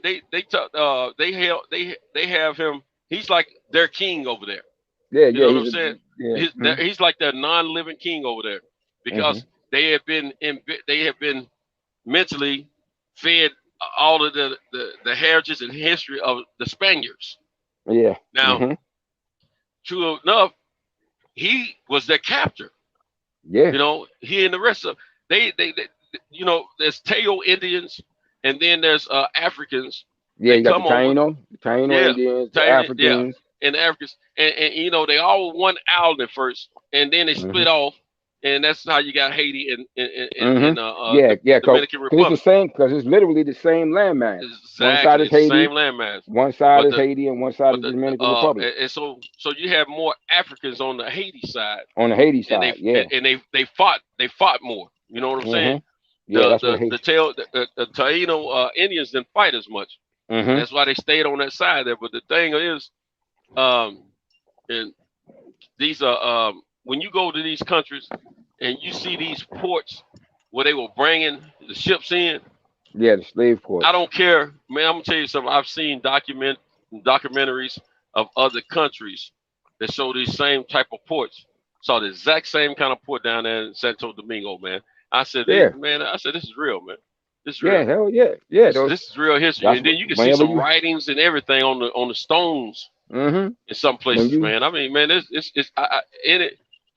you ever have an opportunity, go visit some of these islands and some of these European countries that led ships to other parts of the world with people.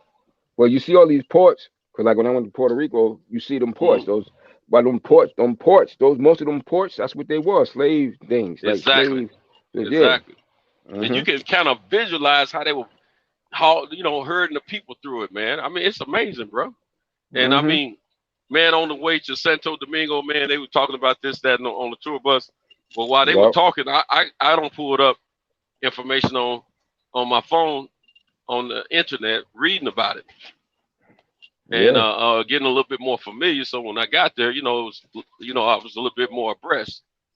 And even though people want to talk about over there, there's a difference between the Haitians and the Dominicans. When they see you, a person of color, and they trying to make some money, they hustling over there first because it's a very poor country. You don't make a lot of wages over there. Yeah, you know what time it is. As soon as they see you, as soon as they see you, family. Yeah. Family. They call you family. They referring to that ancestry.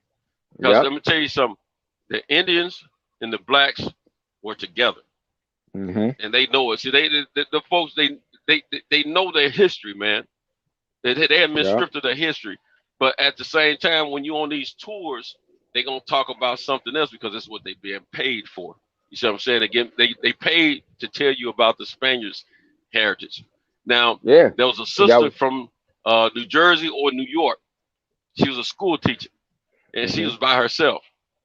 And the cat was talking, things about, oh man, why they got this truck in the way, man?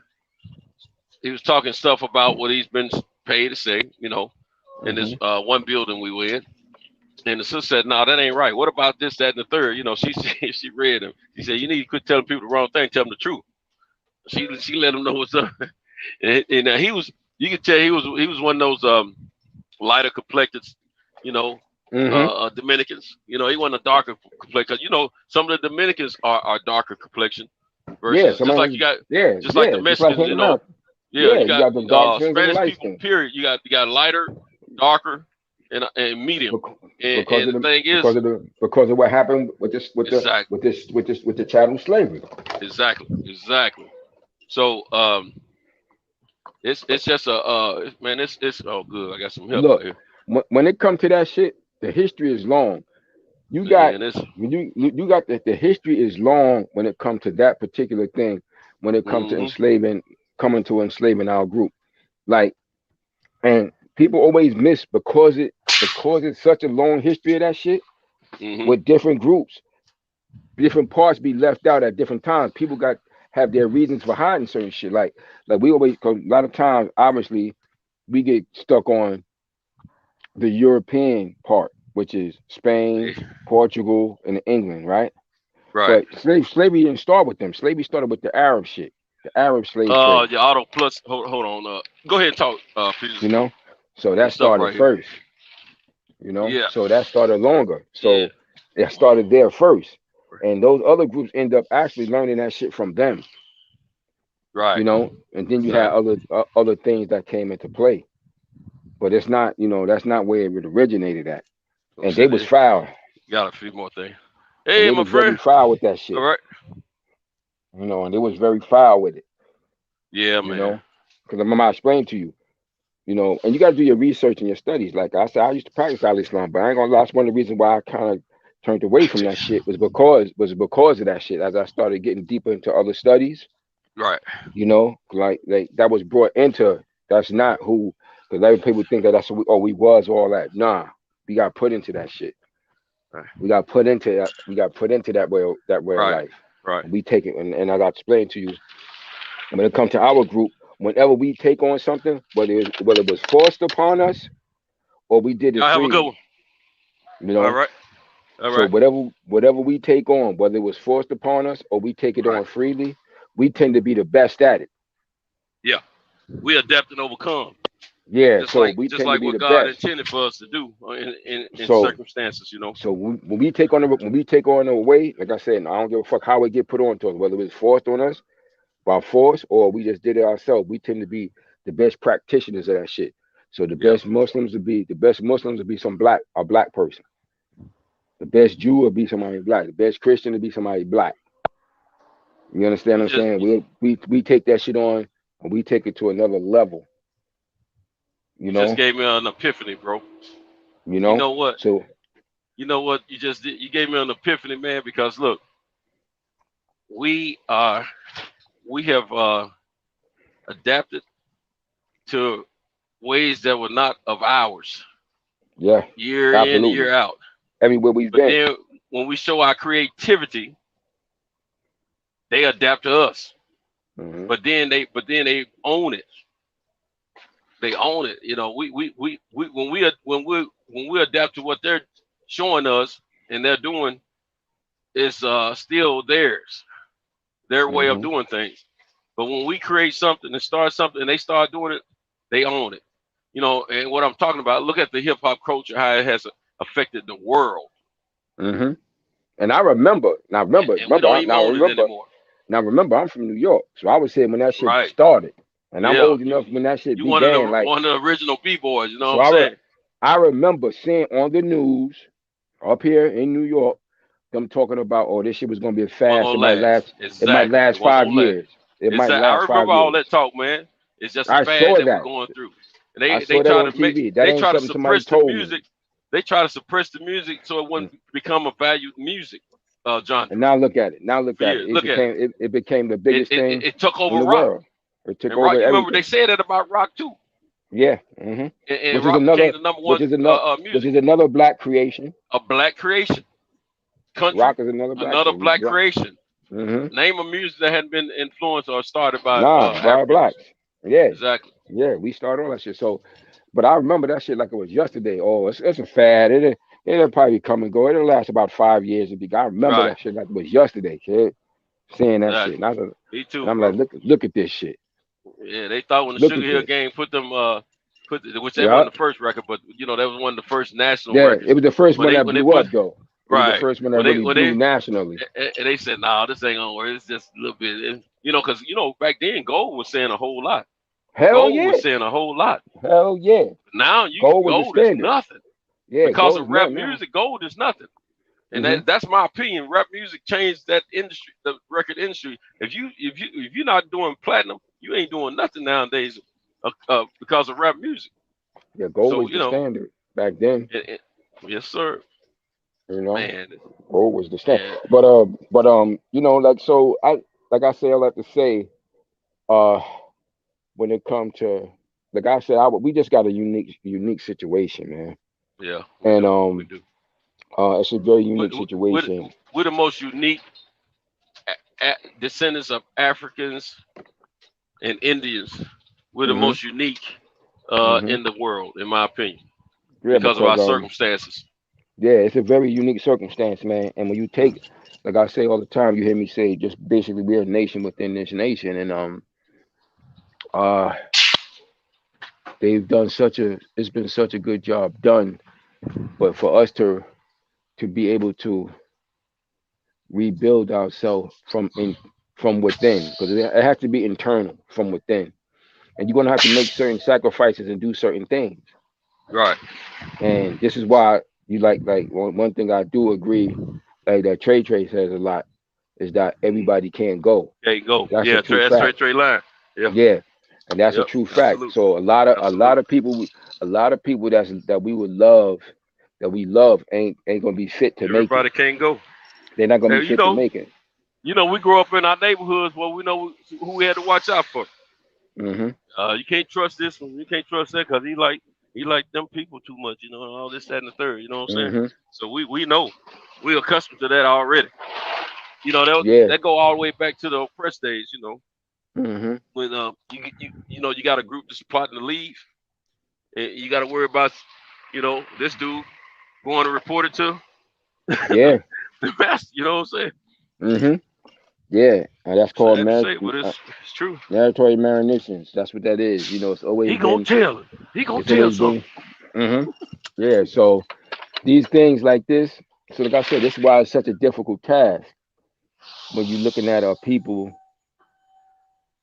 trying to overcome the circumstance you live in. When you exist in a situation, when you look at our group and the condition we exist in, and because of our mindset, to try to overcome it is going to be quite a task. And anybody who steps up to do that is facing a tremendous uphill battle.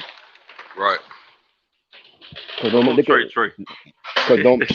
don't think about, no matter how many of our past leaders or those who try to take on that role, you see this system has always tried to destroy them in some way, shape, form, or fashion. Exactly.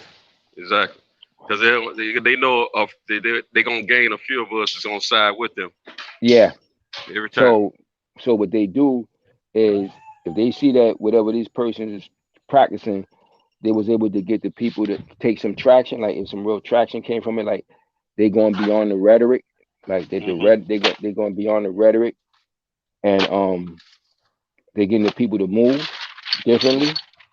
Right. They're gonna, from Marcus Garvey all the way through up to past every great leader, man, that we had, you know, any movement from the Black Panther Party, the Black Liberation Army, many other, things along that line that I could name, the many groups that came.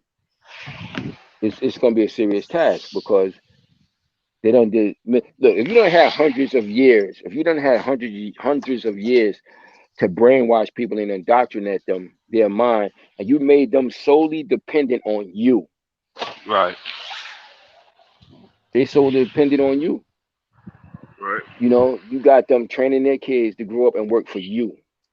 Yep. For the most part, you got them going to college to get degrees to do what? To come work for you. Yeah. not And to see start their you as own what? thing, And to see and you to as what? see you and Like to a see God. you and see you as as The their almighty deity. authority Yeah, of the you're the people. almighty authority. So what happens is that's a serious task, man, and it's gonna take it would literally take something divine to change that course, Yeah. because we couldn't, could we right now in the state we in, it would be hard for us to have to wait another Yeah. 300 to 350 years to overcome it. We won't make You it. We know won't what? make it.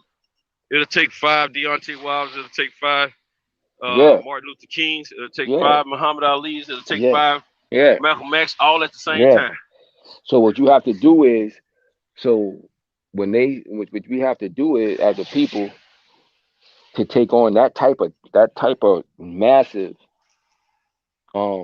paradigm shift, because that's what it's gonna have to be, a paradigm shift. Because it was a paradigm shift that got us in this position, from being the ones who were the leaders of the world to the position we are in now. And actually we in the process of that paradigm shift. We're in the process of it now, but people gotta have to drop a lot of bad baggage, man, that they're connected to, and it's not easy. That shit is easier said than done. Because if it was that easy, everybody would do it. It's just not that. It's people like, oh, why can you do that? It's just not that simple. You know, there's more to it than meets the eye, as with all things. You know, there's more to it. So it's not as simple as that. To try to be able to overcome hundreds of years of having your brain filled with so many things that go against you. To a people, you have a whole group of people who don't have proper knowledge of self and kind anymore, and it affects us in every aspect of our lives. You know, it's hard to even think, to really think properly. I used to ask some of my young students at the gym. I used to tell them to look in the mirror and then tell me what you see. You know, what do you really see? What do you see looking back? I said most black people look in the mirror every day. The ones that wash their ass and wash their face and shit, me looking in the mirror in the morning, they don't truly know what they see looking back at them. Besides just saying, "Oh, I see me," or "I see myself." You know, but what does that really mean? What is yourself? What does it mean? What are you connected to? You know, what are you connected to? You know, as a so-called human being, and where is it going to lead you when it's all said and done? Is it going to lead you to a place that's going to be truly beneficial to you and yours? Or is it going to continuously be something that's going to lead to other groups of people benefiting off of you more than you benefit off of yourself? You know? That's what it boils down to. How we going to figure all this shit out?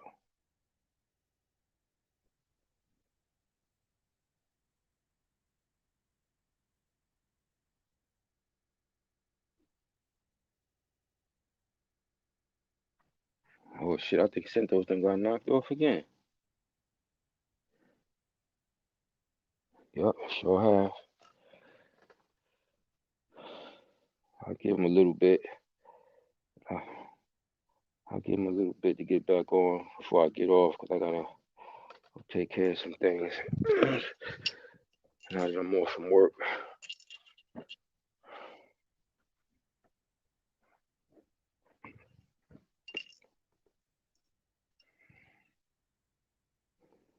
Check out D-Lo 40 boxing. Yeah, that's great. There are a lot of pros who don't execute that part of the catch and shoot effectively. Oh yeah, that's a fact. Yeah, this young brother, man, he's a super talented young fighter, man. It's amazing. He looks like, and it's funny when you see this little cat, he looked like the quintessential little boy. The man in that ring, man, he got such an IQ already. It's impressive to see, you know, how he distributes his punches and how he can slip a shot. Yo, I seen him do this shit, and you absolutely right, man. There's a lot of top flight pros who can't do some of the things I seen this young man do, man. I seen him while he was engaging and throwing some combinations, and the kid was attacking back. And the kid he was sparring with this Spanish kid. The kid looked like he was kind of tight too. But man, the little brother, man, he was so sharp with his. He shift under a right hand and came up with a left uppercut and then a right hand over top. And that shit was an absolute thing of beauty to see somebody, any boxer do that, let alone a kid only 10 years old, do that with such expertise already. Highly impressive, man. Highly impressive. He going to the body. He using the jab to the body, bringing it up top, and his catch and shoots is immaculate, man. He seems so comfortable. He seems so comfortable in the ring. Very comfortable with this young brother, man. Very comfortable and smooth with it.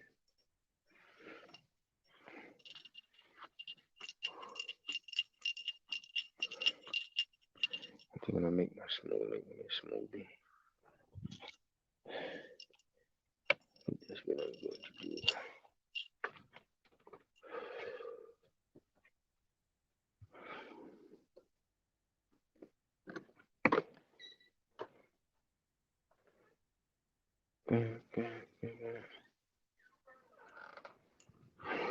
Just some toast time to get back on.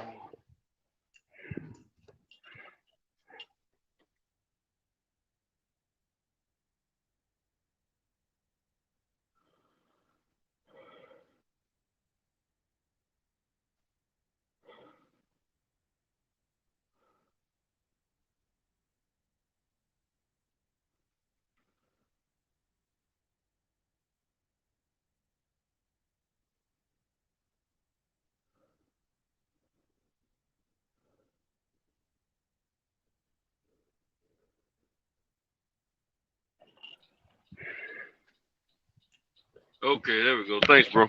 You back on? Yeah, all right, good. Yeah, I was just texting you to see if you was getting back on. Yeah, I was reading some of the comments, and I seen D-Lo. He overheard our conversation about the young brother. Yeah. Centos. Yeah, what's up, man?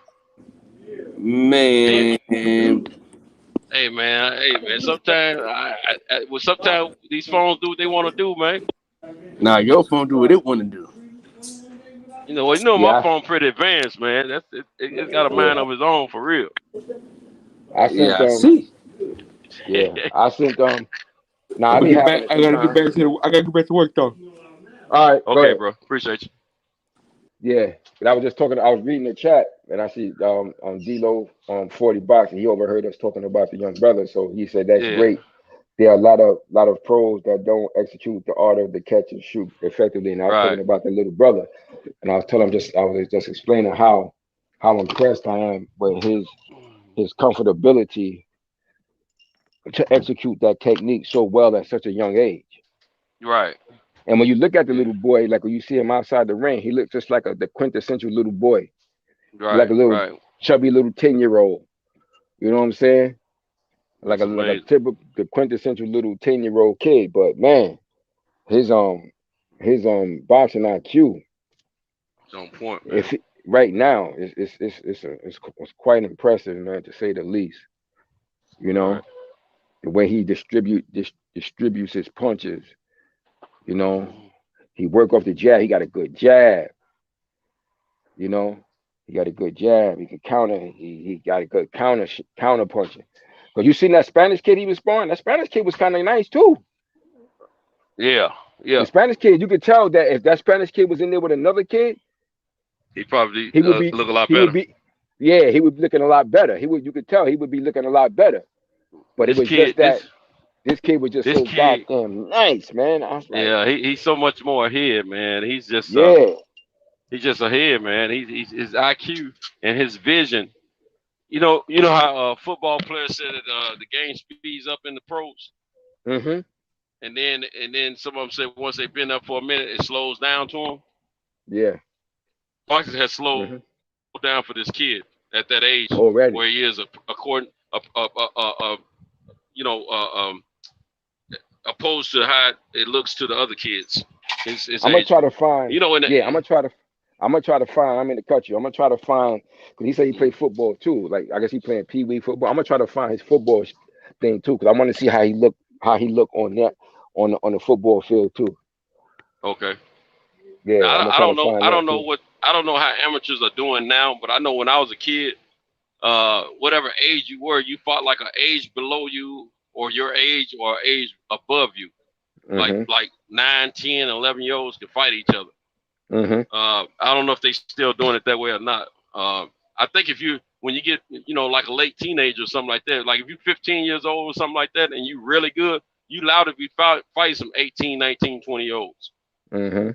From what I've been hearing these last few years. So it just really depends on what level you're on, I think. Yeah, because you have the juniors, you got the junior circuit. Right. Which we started in, because I know I started in the junior, because I started in the Junior Olympics, because I won the JOs. I fought in that. That's why I started that in the Junior Olympics tournament. And but now, you can have some situations. You can have younger ones fighting older ones. Right. And because it's a lot has changed since when we was amateur. There's a lot that has changed. Now it was nothing for a teenage young man to fight. I mean, to spar a much older, like an Olympian or whatever, because actually, there's one kid out of Franklin, Tennessee. He used to carry himself. He wanted to be Ali, so bad, man. And he was a pretty good fighter. He kept that same haircut Ali had when he was younger. And he tried to keep that same swagger. Yeah. Flat top, yeah.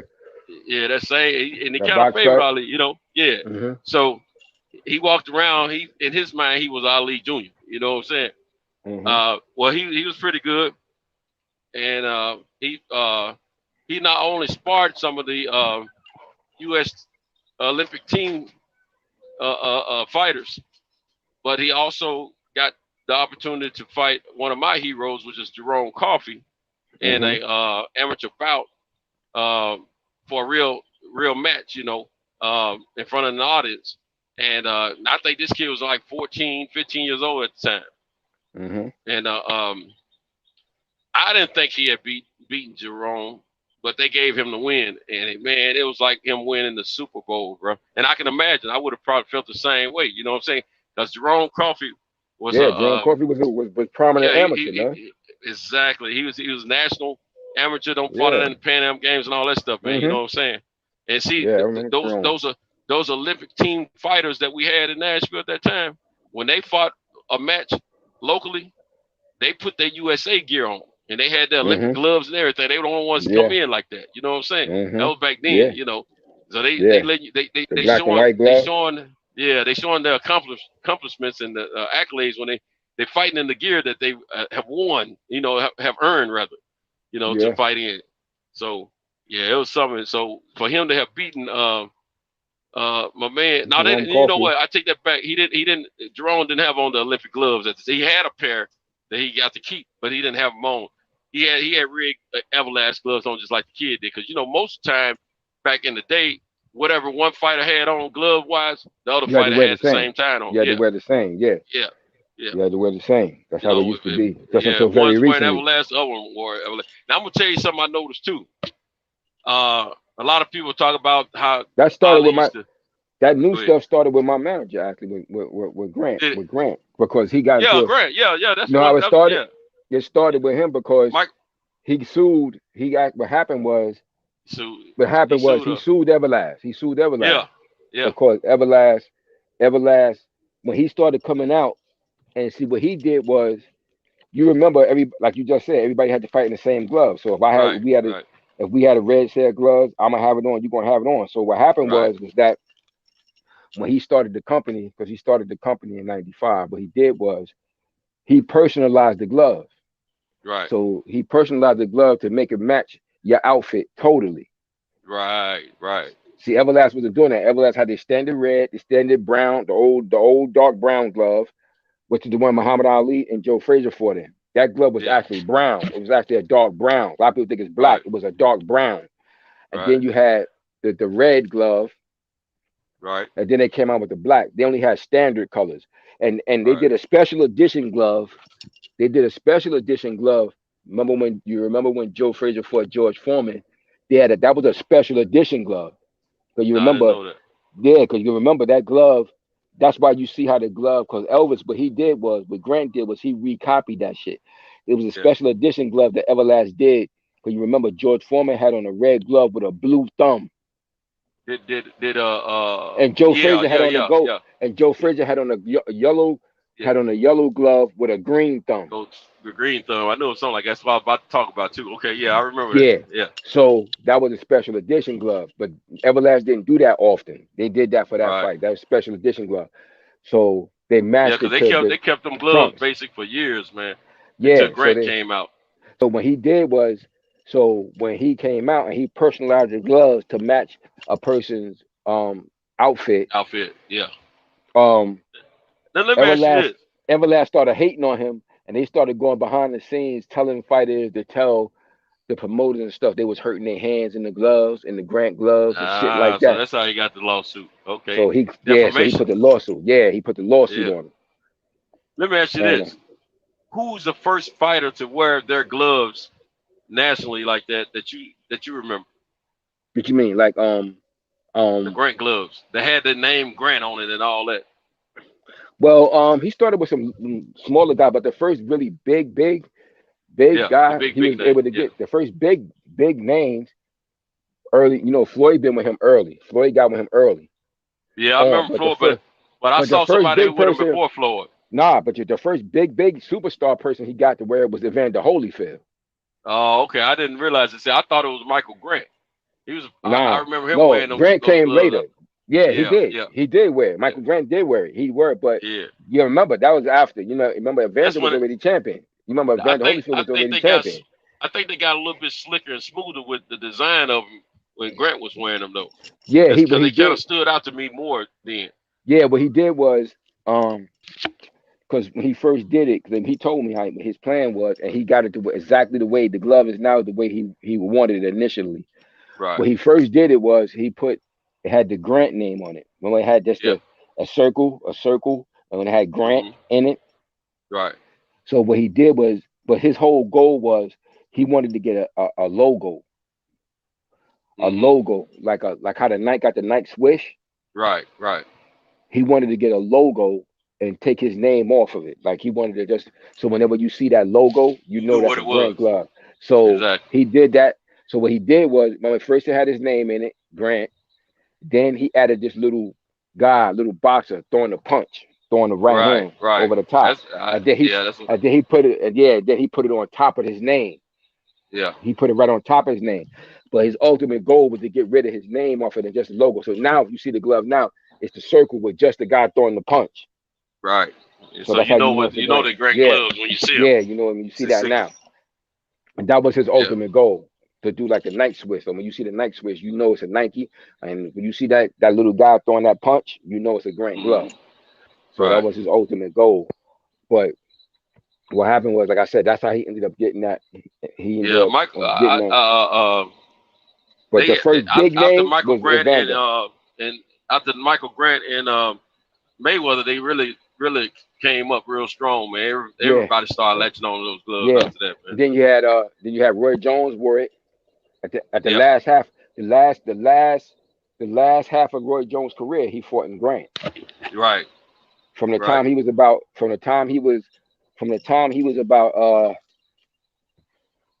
let me see.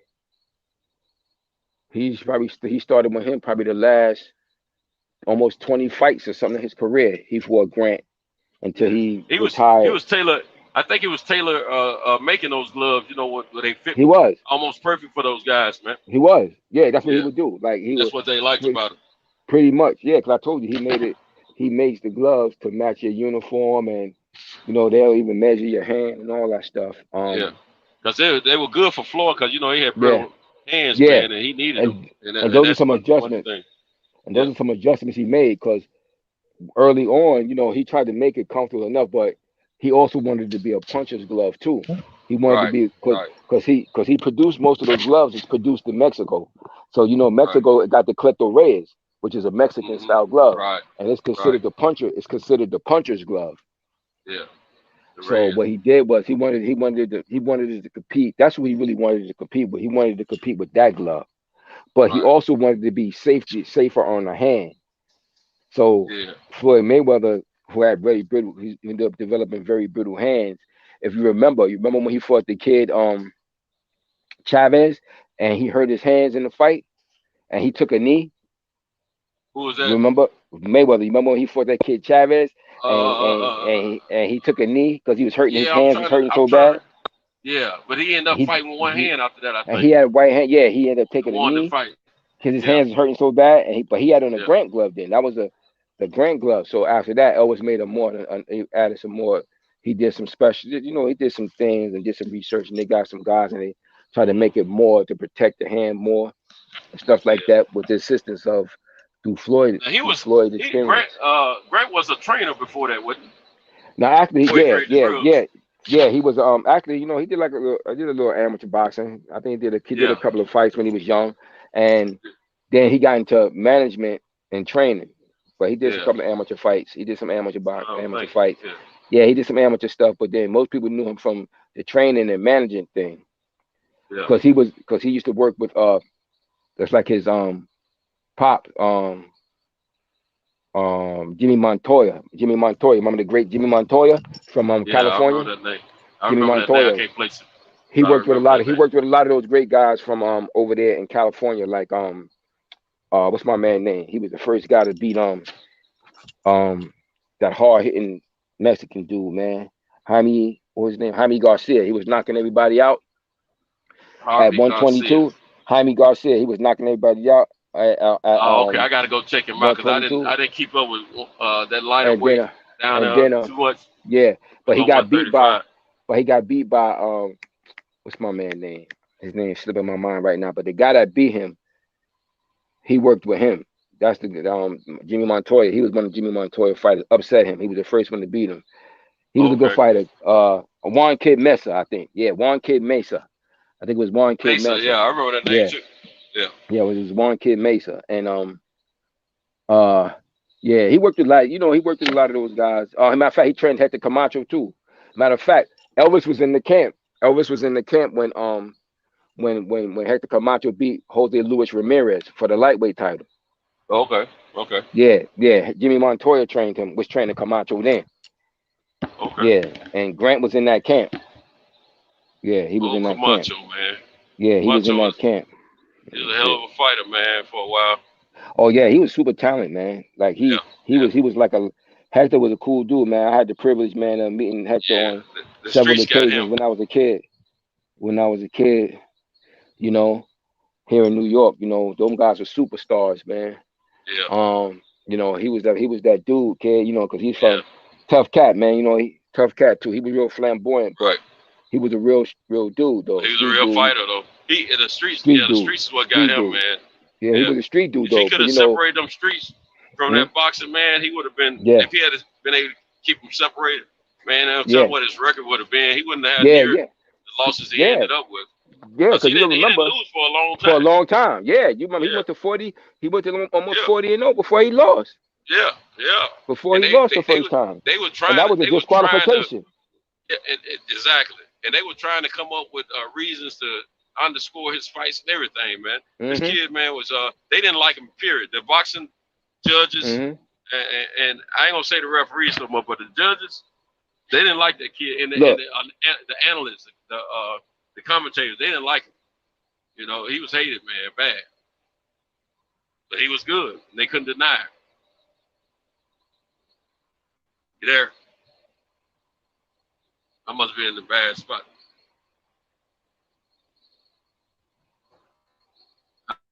I would. Yeah, man. Hector Macho Camacho.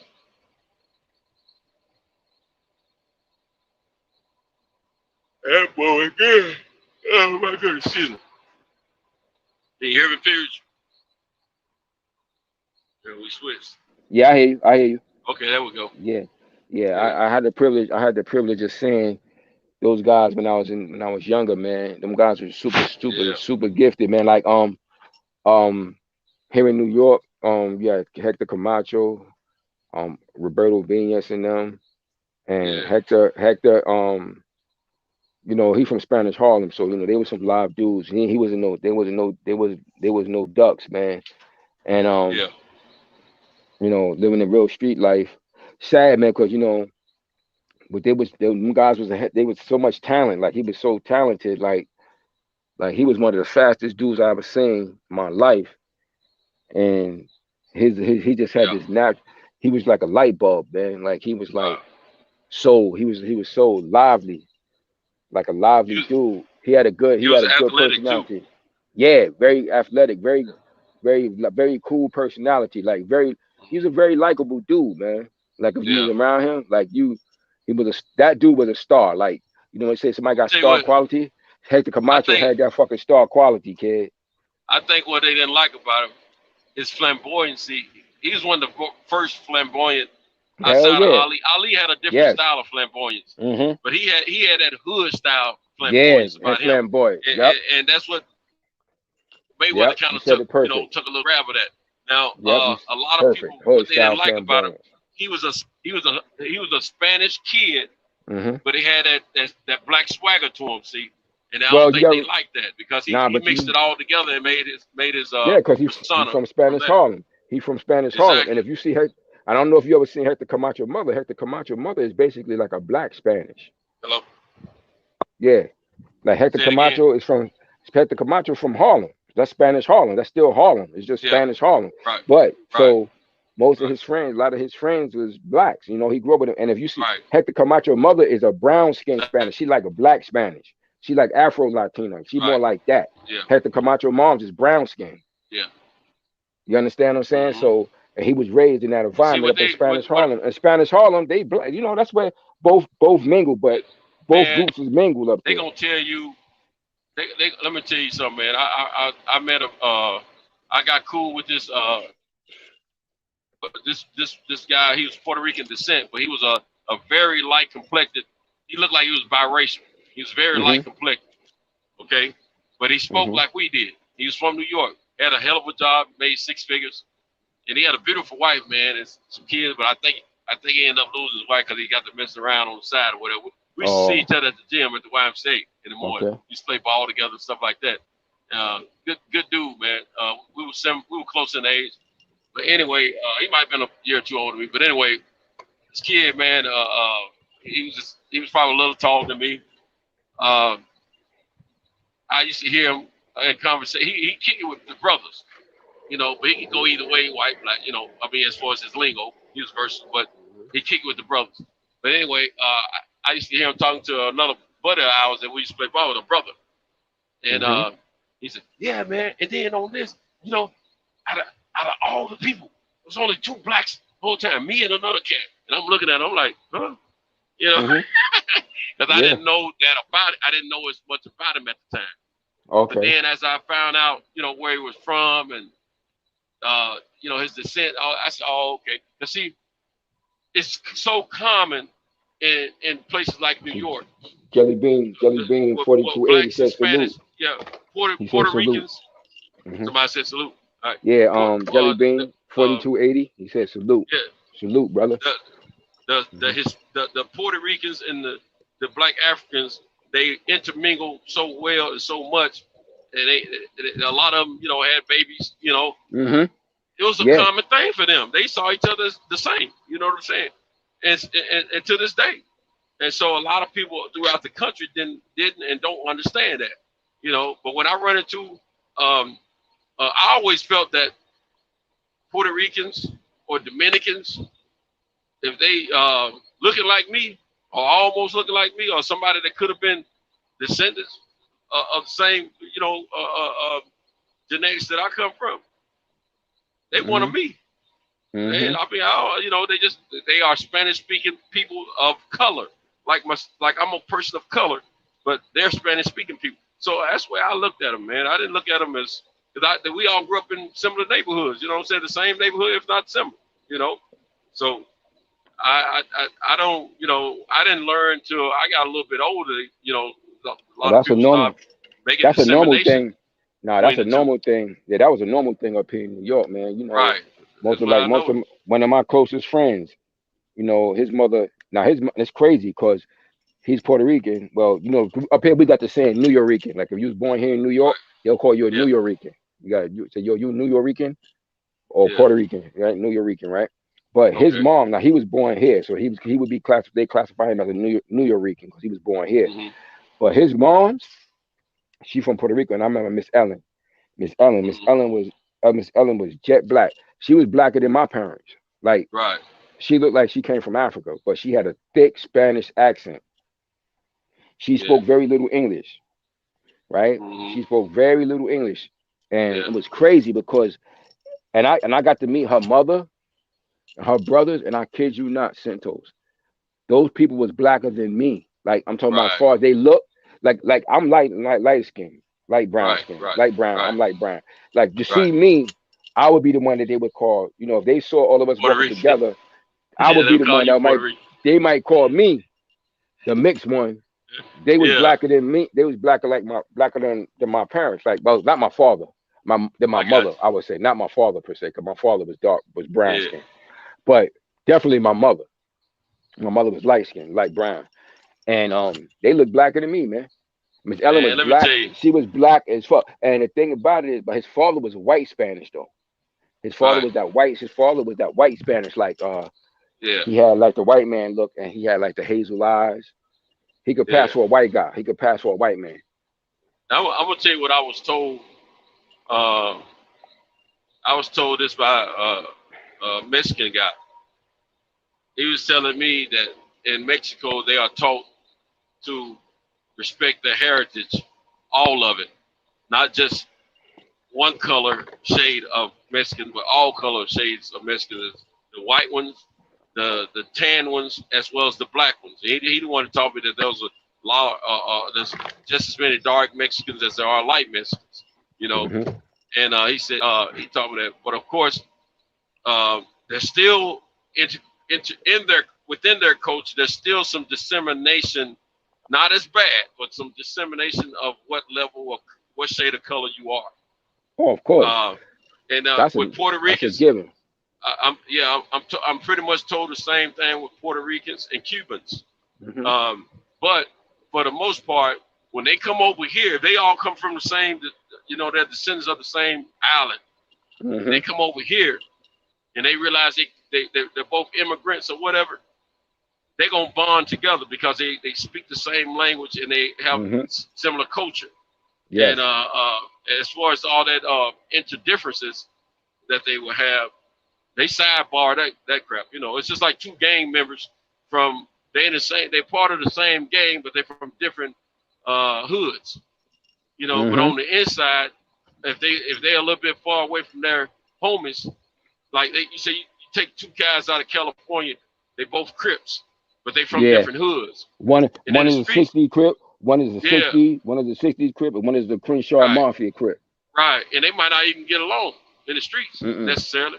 But then you put them in, you bring them across the land and put them in a prison. You see what I'm saying? Or you put them in a neighborhood together, and they running each other on the same job, whatever. They gonna bond together. Yeah. Because everybody else treating them like outsiders. See what I'm saying? So that's what you have with Spanish, man. They respect each other, but at the same time, they're in a cultural differences as well. But you know why? It's that same thing we've been talking about from the jump. It's the same thing we've been talking about. It's the colonization. That's why I said. Exactly. When you do your research, you study, you see. That's why I said a lot of those Africans that got kidnapped, a lot of them ended up in the Caribbean, man. and Caribbean, the Caribbean and the Central and the South America, places like Mexico, Costa Rica, Colombia, all these different places. So that's why you have that. That's why you see those blacks that speak. They just speaking. It's just a language, but they're black people. They just speak. It's just like our first language here is American English. Their first language is Spanish, but they still, Spanish. A lot of them are still genetically us. They're genetically black. It's just because Spanish is the language. Like I like one of my mentors. He used to do this all the time. He would talk. We went across the black Spanish, and he'll ask him. He was like, "If you take away your language, what would you be?" Right. The ones that speak Spanish. Exactly. You understand what I'm saying? Because you know, this brother I'm telling you about, and I said his mother was jet black, blacker than my mom. Now David, for the longest time, he had I had to teach him. I helped teach him that he was black as a person, and his ethnicity was Puerto Rican and Spanish. Like, because some people don't understand the difference between that. Right. Because he kept saying, "Nah, B, no, B, I'm Puerto Rican, B." I was like, "Nah, nigga, you black." I was like, "You black too. Don't think there's no black." I said, "You black too. Don't think that you're not." I said he had a hard time with that shit at first because he kept only relating to the ethnic part. He hadn't been totally Americanized before you taught him. Shit, I came in there. I ain't see his ass after I put him on for that shit. I ain't see his ass for like a month or two. I came back in his room. This nigga had all his black power shit in his room. No exaggeration. No exaggeration. Yeah, I believe. This nigga, I was like, yo. I was like, yo. Nigga. Yo, this shit was so crazy, yo. Every time I think about that shit, I just laugh, man. I remember I said, I came up, what had it? All this black shit on his walls, posters. I was like, wow. Look at this shit here. And I'm gonna tell you something, like your Fat Joes and a whole lot of other Puerto Rican kids, man. You know, when they speaking, you know, just the same way as we speak in our community, which they're from our community because that's why they speak that way. They say, well, yeah, man, we were the only brothers in there, or we the only niggas in there. That nigga, they speak in the language that they grew up on because they were the same hood, and they see themselves as the same with a little difference because of the Spanish. That language, tongue that they have. Exactly. That's it. But they got treated the same way when you take those same two kids and if they speak in English and you take them somewhere in public, they're gonna get treated the same way from the others. That's why they knew they were the same, man. That was one of the reasons they knew they were the same over here in this country. But at the same time, a lot of times the like you get a person who was born in Puerto Rico, Dominican Republic, Trinidad, Cuba, Virgin Islands, St. Lucia, all them islands. You get some people from those islands. Most of the time, they know their history of their ancestry and stuff like that. We've been stripped of that. We've been stripped of it, man. Yeah. And we've learned to conform and accept what they've given us. And those folks, they still know their culture too. These island folks I'm talking about. It's funny you say that because I remember I was training years ago. I was training down in Gleason's gym, right? And we was in the back. Me and some Spanish brothers. It was black Spanish though. Some of us got to a conversation about this shit, and some of them didn't. And it was a couple of them they didn't really understand that they was black. Like they didn't really wasn't fully comprehending that shit. Then this older trainer from Cuba, my man, that was my man Sugar. He was from Cuba. Yeah. And Cuba, he was black. He was Jeb. I almost feel like he was African, but he was from Cuba. Right. And he came in and he broke that shit down for them. He was like, "Nah, I'm black." He's like, "No, I'm black." But he said, "Yeah, my ethnic background and my nationality is Cuban, but I'm black. I'm a black man, and so are y'all." He said, "Y'all are black too." Yeah. Y'all national. He helped them understand their nationalism and the ethnicity, because you know you got the ethnicity, and like I said, a lot of people don't understand the difference between. That's why when I went to the Dominican Republic, them folks said family, you know what I'm saying? Because they know, La familia. So technically, because like technically we would be American under the technical law. But within there you have nationality is American. That's right. Yeah, but ethnicity. But ethnicity would be black, Negro, African American, the shit that they done made up for us, you know, stuff like that. Right. So and some people have a difficulty, but I never forget that shit. My man David, man. David was like, "Nah, bro, Puerto Rican." I was like, "All right, nigga, I'm telling you, you know, you black, nigga." Mm-hmm. I'm like, shit, I didn't see that motherfucker was like a month or two, month and a half. I came back, motherfucker had black power shit all black shit all over his fucking room. I was like, okay. Yeah. All right, motherfucker, at least you got it now. You know. Yeah, you look at my man Kid Chocolate. Yeah, that's my dude. That's my dude right there. Yeah, man. Yeah. That is my dude. See, I was at his first pro fight. Is that right? Yeah, that's my dude right there, man. I'm gonna tell you, man. The first. His father from Cuba. The first Cuban I met as a kid, his complexion looked like he was from my neighborhood. Mm-hmm. His hair looked like he was from my neighborhood. Yeah, Cuba got mad blacks there. Cuban. Yeah. Like you see the faces you see out front be them whiter looking ones, but if you go to Cuba, you gonna see mad blacks and browns there. I forgot to call Jamaica. That was an island I forgot to call a minute ago. But Jamaicans and Cubans, I used to look at them as the same, man, because Jamaica, most of them will be black anyway. Not it's not as many lighter ones over there, but there are some. But I always looked at Jamaicans, Puerto Ricans, and Cubans as black Spanish speaking people. It's not the Jamaican Spanish speaking, but I'm just saying the Cubans and the Puerto Ricans. I just always looked at them as black Spanish speaking people from the islands. You know, I never because most of the kids that I met like them. They were black. See, I knew they spoke Spanish, which reminded me of Mexicans, but the Cubans was most of the ones I met early in my career, in my lifetime, were dark as I was, and then the Puerto Ricans was a little bit lighter, but their hair was similar to mine. They wasn't necessarily like the Mexicans. You know what I'm saying? Not saying all Mexicans had, different texture of hair, but the Mexicans' hair favored more to the Asians that I knew of. See what I'm saying? Yeah. So I always take that. That was one way when I saw a kid, I was quick to call him Puerto Rican quicker than Dominican. You know what I'm saying? Yeah. Until they told me otherwise. My father used to have me dying with that shit, man, when I was a kid. You know, far from Alabama and shit, and he'd say some funny shit. He'd be like, "Yeah, you take a white and mix a white and a black, don't you get a Puerto Rican?" I've heard that before too. A white and a black. You take a white and a black, you mix them together, what you get? A Puerto Rican. I was like, you stupid. I've heard. I used to die laughing with that shit. The old school, once the old school gets something embedded in them, man, they stick to that joint. Yeah, man. They stick to that shit. I was like, that ain't no goddamn point. I used to be like, yo, you funny as hell with that shit. Dead serious too. Goddamn Puerto Rican. I was like, you crazy as hell. Hey man, what you about to do, man? Shit, actually, I got a little bit. I was going to tell you, I got a little time left. I gotta get off in a little bit.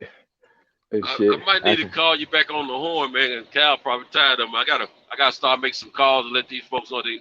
Yeah, you can hit me back. You can hit me back. I might call you direct. I might call you direct. Call me direct. Yeah, okay. You can call me direct. All right, I'm gonna say say la vie to the chat. We appreciate the ride. What's up, Patricia Shelton? Jelly Bean 4280. Salute. D-Lo 404 Boxing. What up, my man? You rolled with us for the last few hours, man. Appreciate you. And everybody that was in the chat from earlier, the Reggie Owens that was on the panel, Robert Brown. I see that thing. That thing is back up here. It says, check out somebody that what's that? Jean. It says, check out Ugas's left bicep when you get a chance. Dude ain't right. Okay. Yeah. Okay, I'm gonna check it out. It's further up on the stream. Oh, I can't. Yeah, mine don't run out, man. I'm just gonna check. I'm just gonna check on. Matter of fact, I'm gonna screenshot it. I'm gonna screenshot it and send it to you. All right, cool. I'll screenshot it right now. But shout out to the chat and everybody that was in the panel. We've been on and off. We've been on and off. Shout out to Cal big time because he don't survive. He don't resurrect us many times tonight. We appreciate you, bro, and appreciate you providing this panel for us, this platform for us to come out and talk about what we talk about. You know, boxing, life, women, cultures, heritage, everything. You know what I'm saying? We appreciate you. And I gotta jump off and I gotta have a little business. Yes, sir. And there's no panel like the boxing section. I don't care what nobody says about what's out here on YouTube. There's no panel like this. I mean, I'm not gonna say panel. There's no platform like this. You can come over here and hear a little bit of everything. You might even hear a recipe to cook something too. So come out here and holler at us and learn something. You know what I'm saying? Yeah, we got philosophers. We got we got teachers. We got everything over here. We got professionals. We got a hood. We got you name it, we got it. You know what I'm saying? It don't get no better than this here. You know, and when this man pugilist is on this panel, you about to get educated. You understand me? Educated. You know what I'm saying? My best. And I'll tell you, come out here and join us, hang out with us. Unfortunately, I got to turn back. I got to put my business cap back on, and I got to start. My phone's gonna start blowing up, but I got to call some of my clients and let them know I'm running behind, and wait for the calls. But I'm gonna hit my man pugilist up and say I don't like not talking to pugilists. I guess y'all can tell that. so anyway, I'm gonna hit you up, bro. I'm gonna handle this business. I'll hit you up and we'll chop it up as long as you have the time to, or until somebody interrupts us or whatever. But anyway, to everyone out there and everyone that's a part of this, we appreciate you. Come back and holler at us with same channel, same time tonight. All right. Yo. I'm out, bro.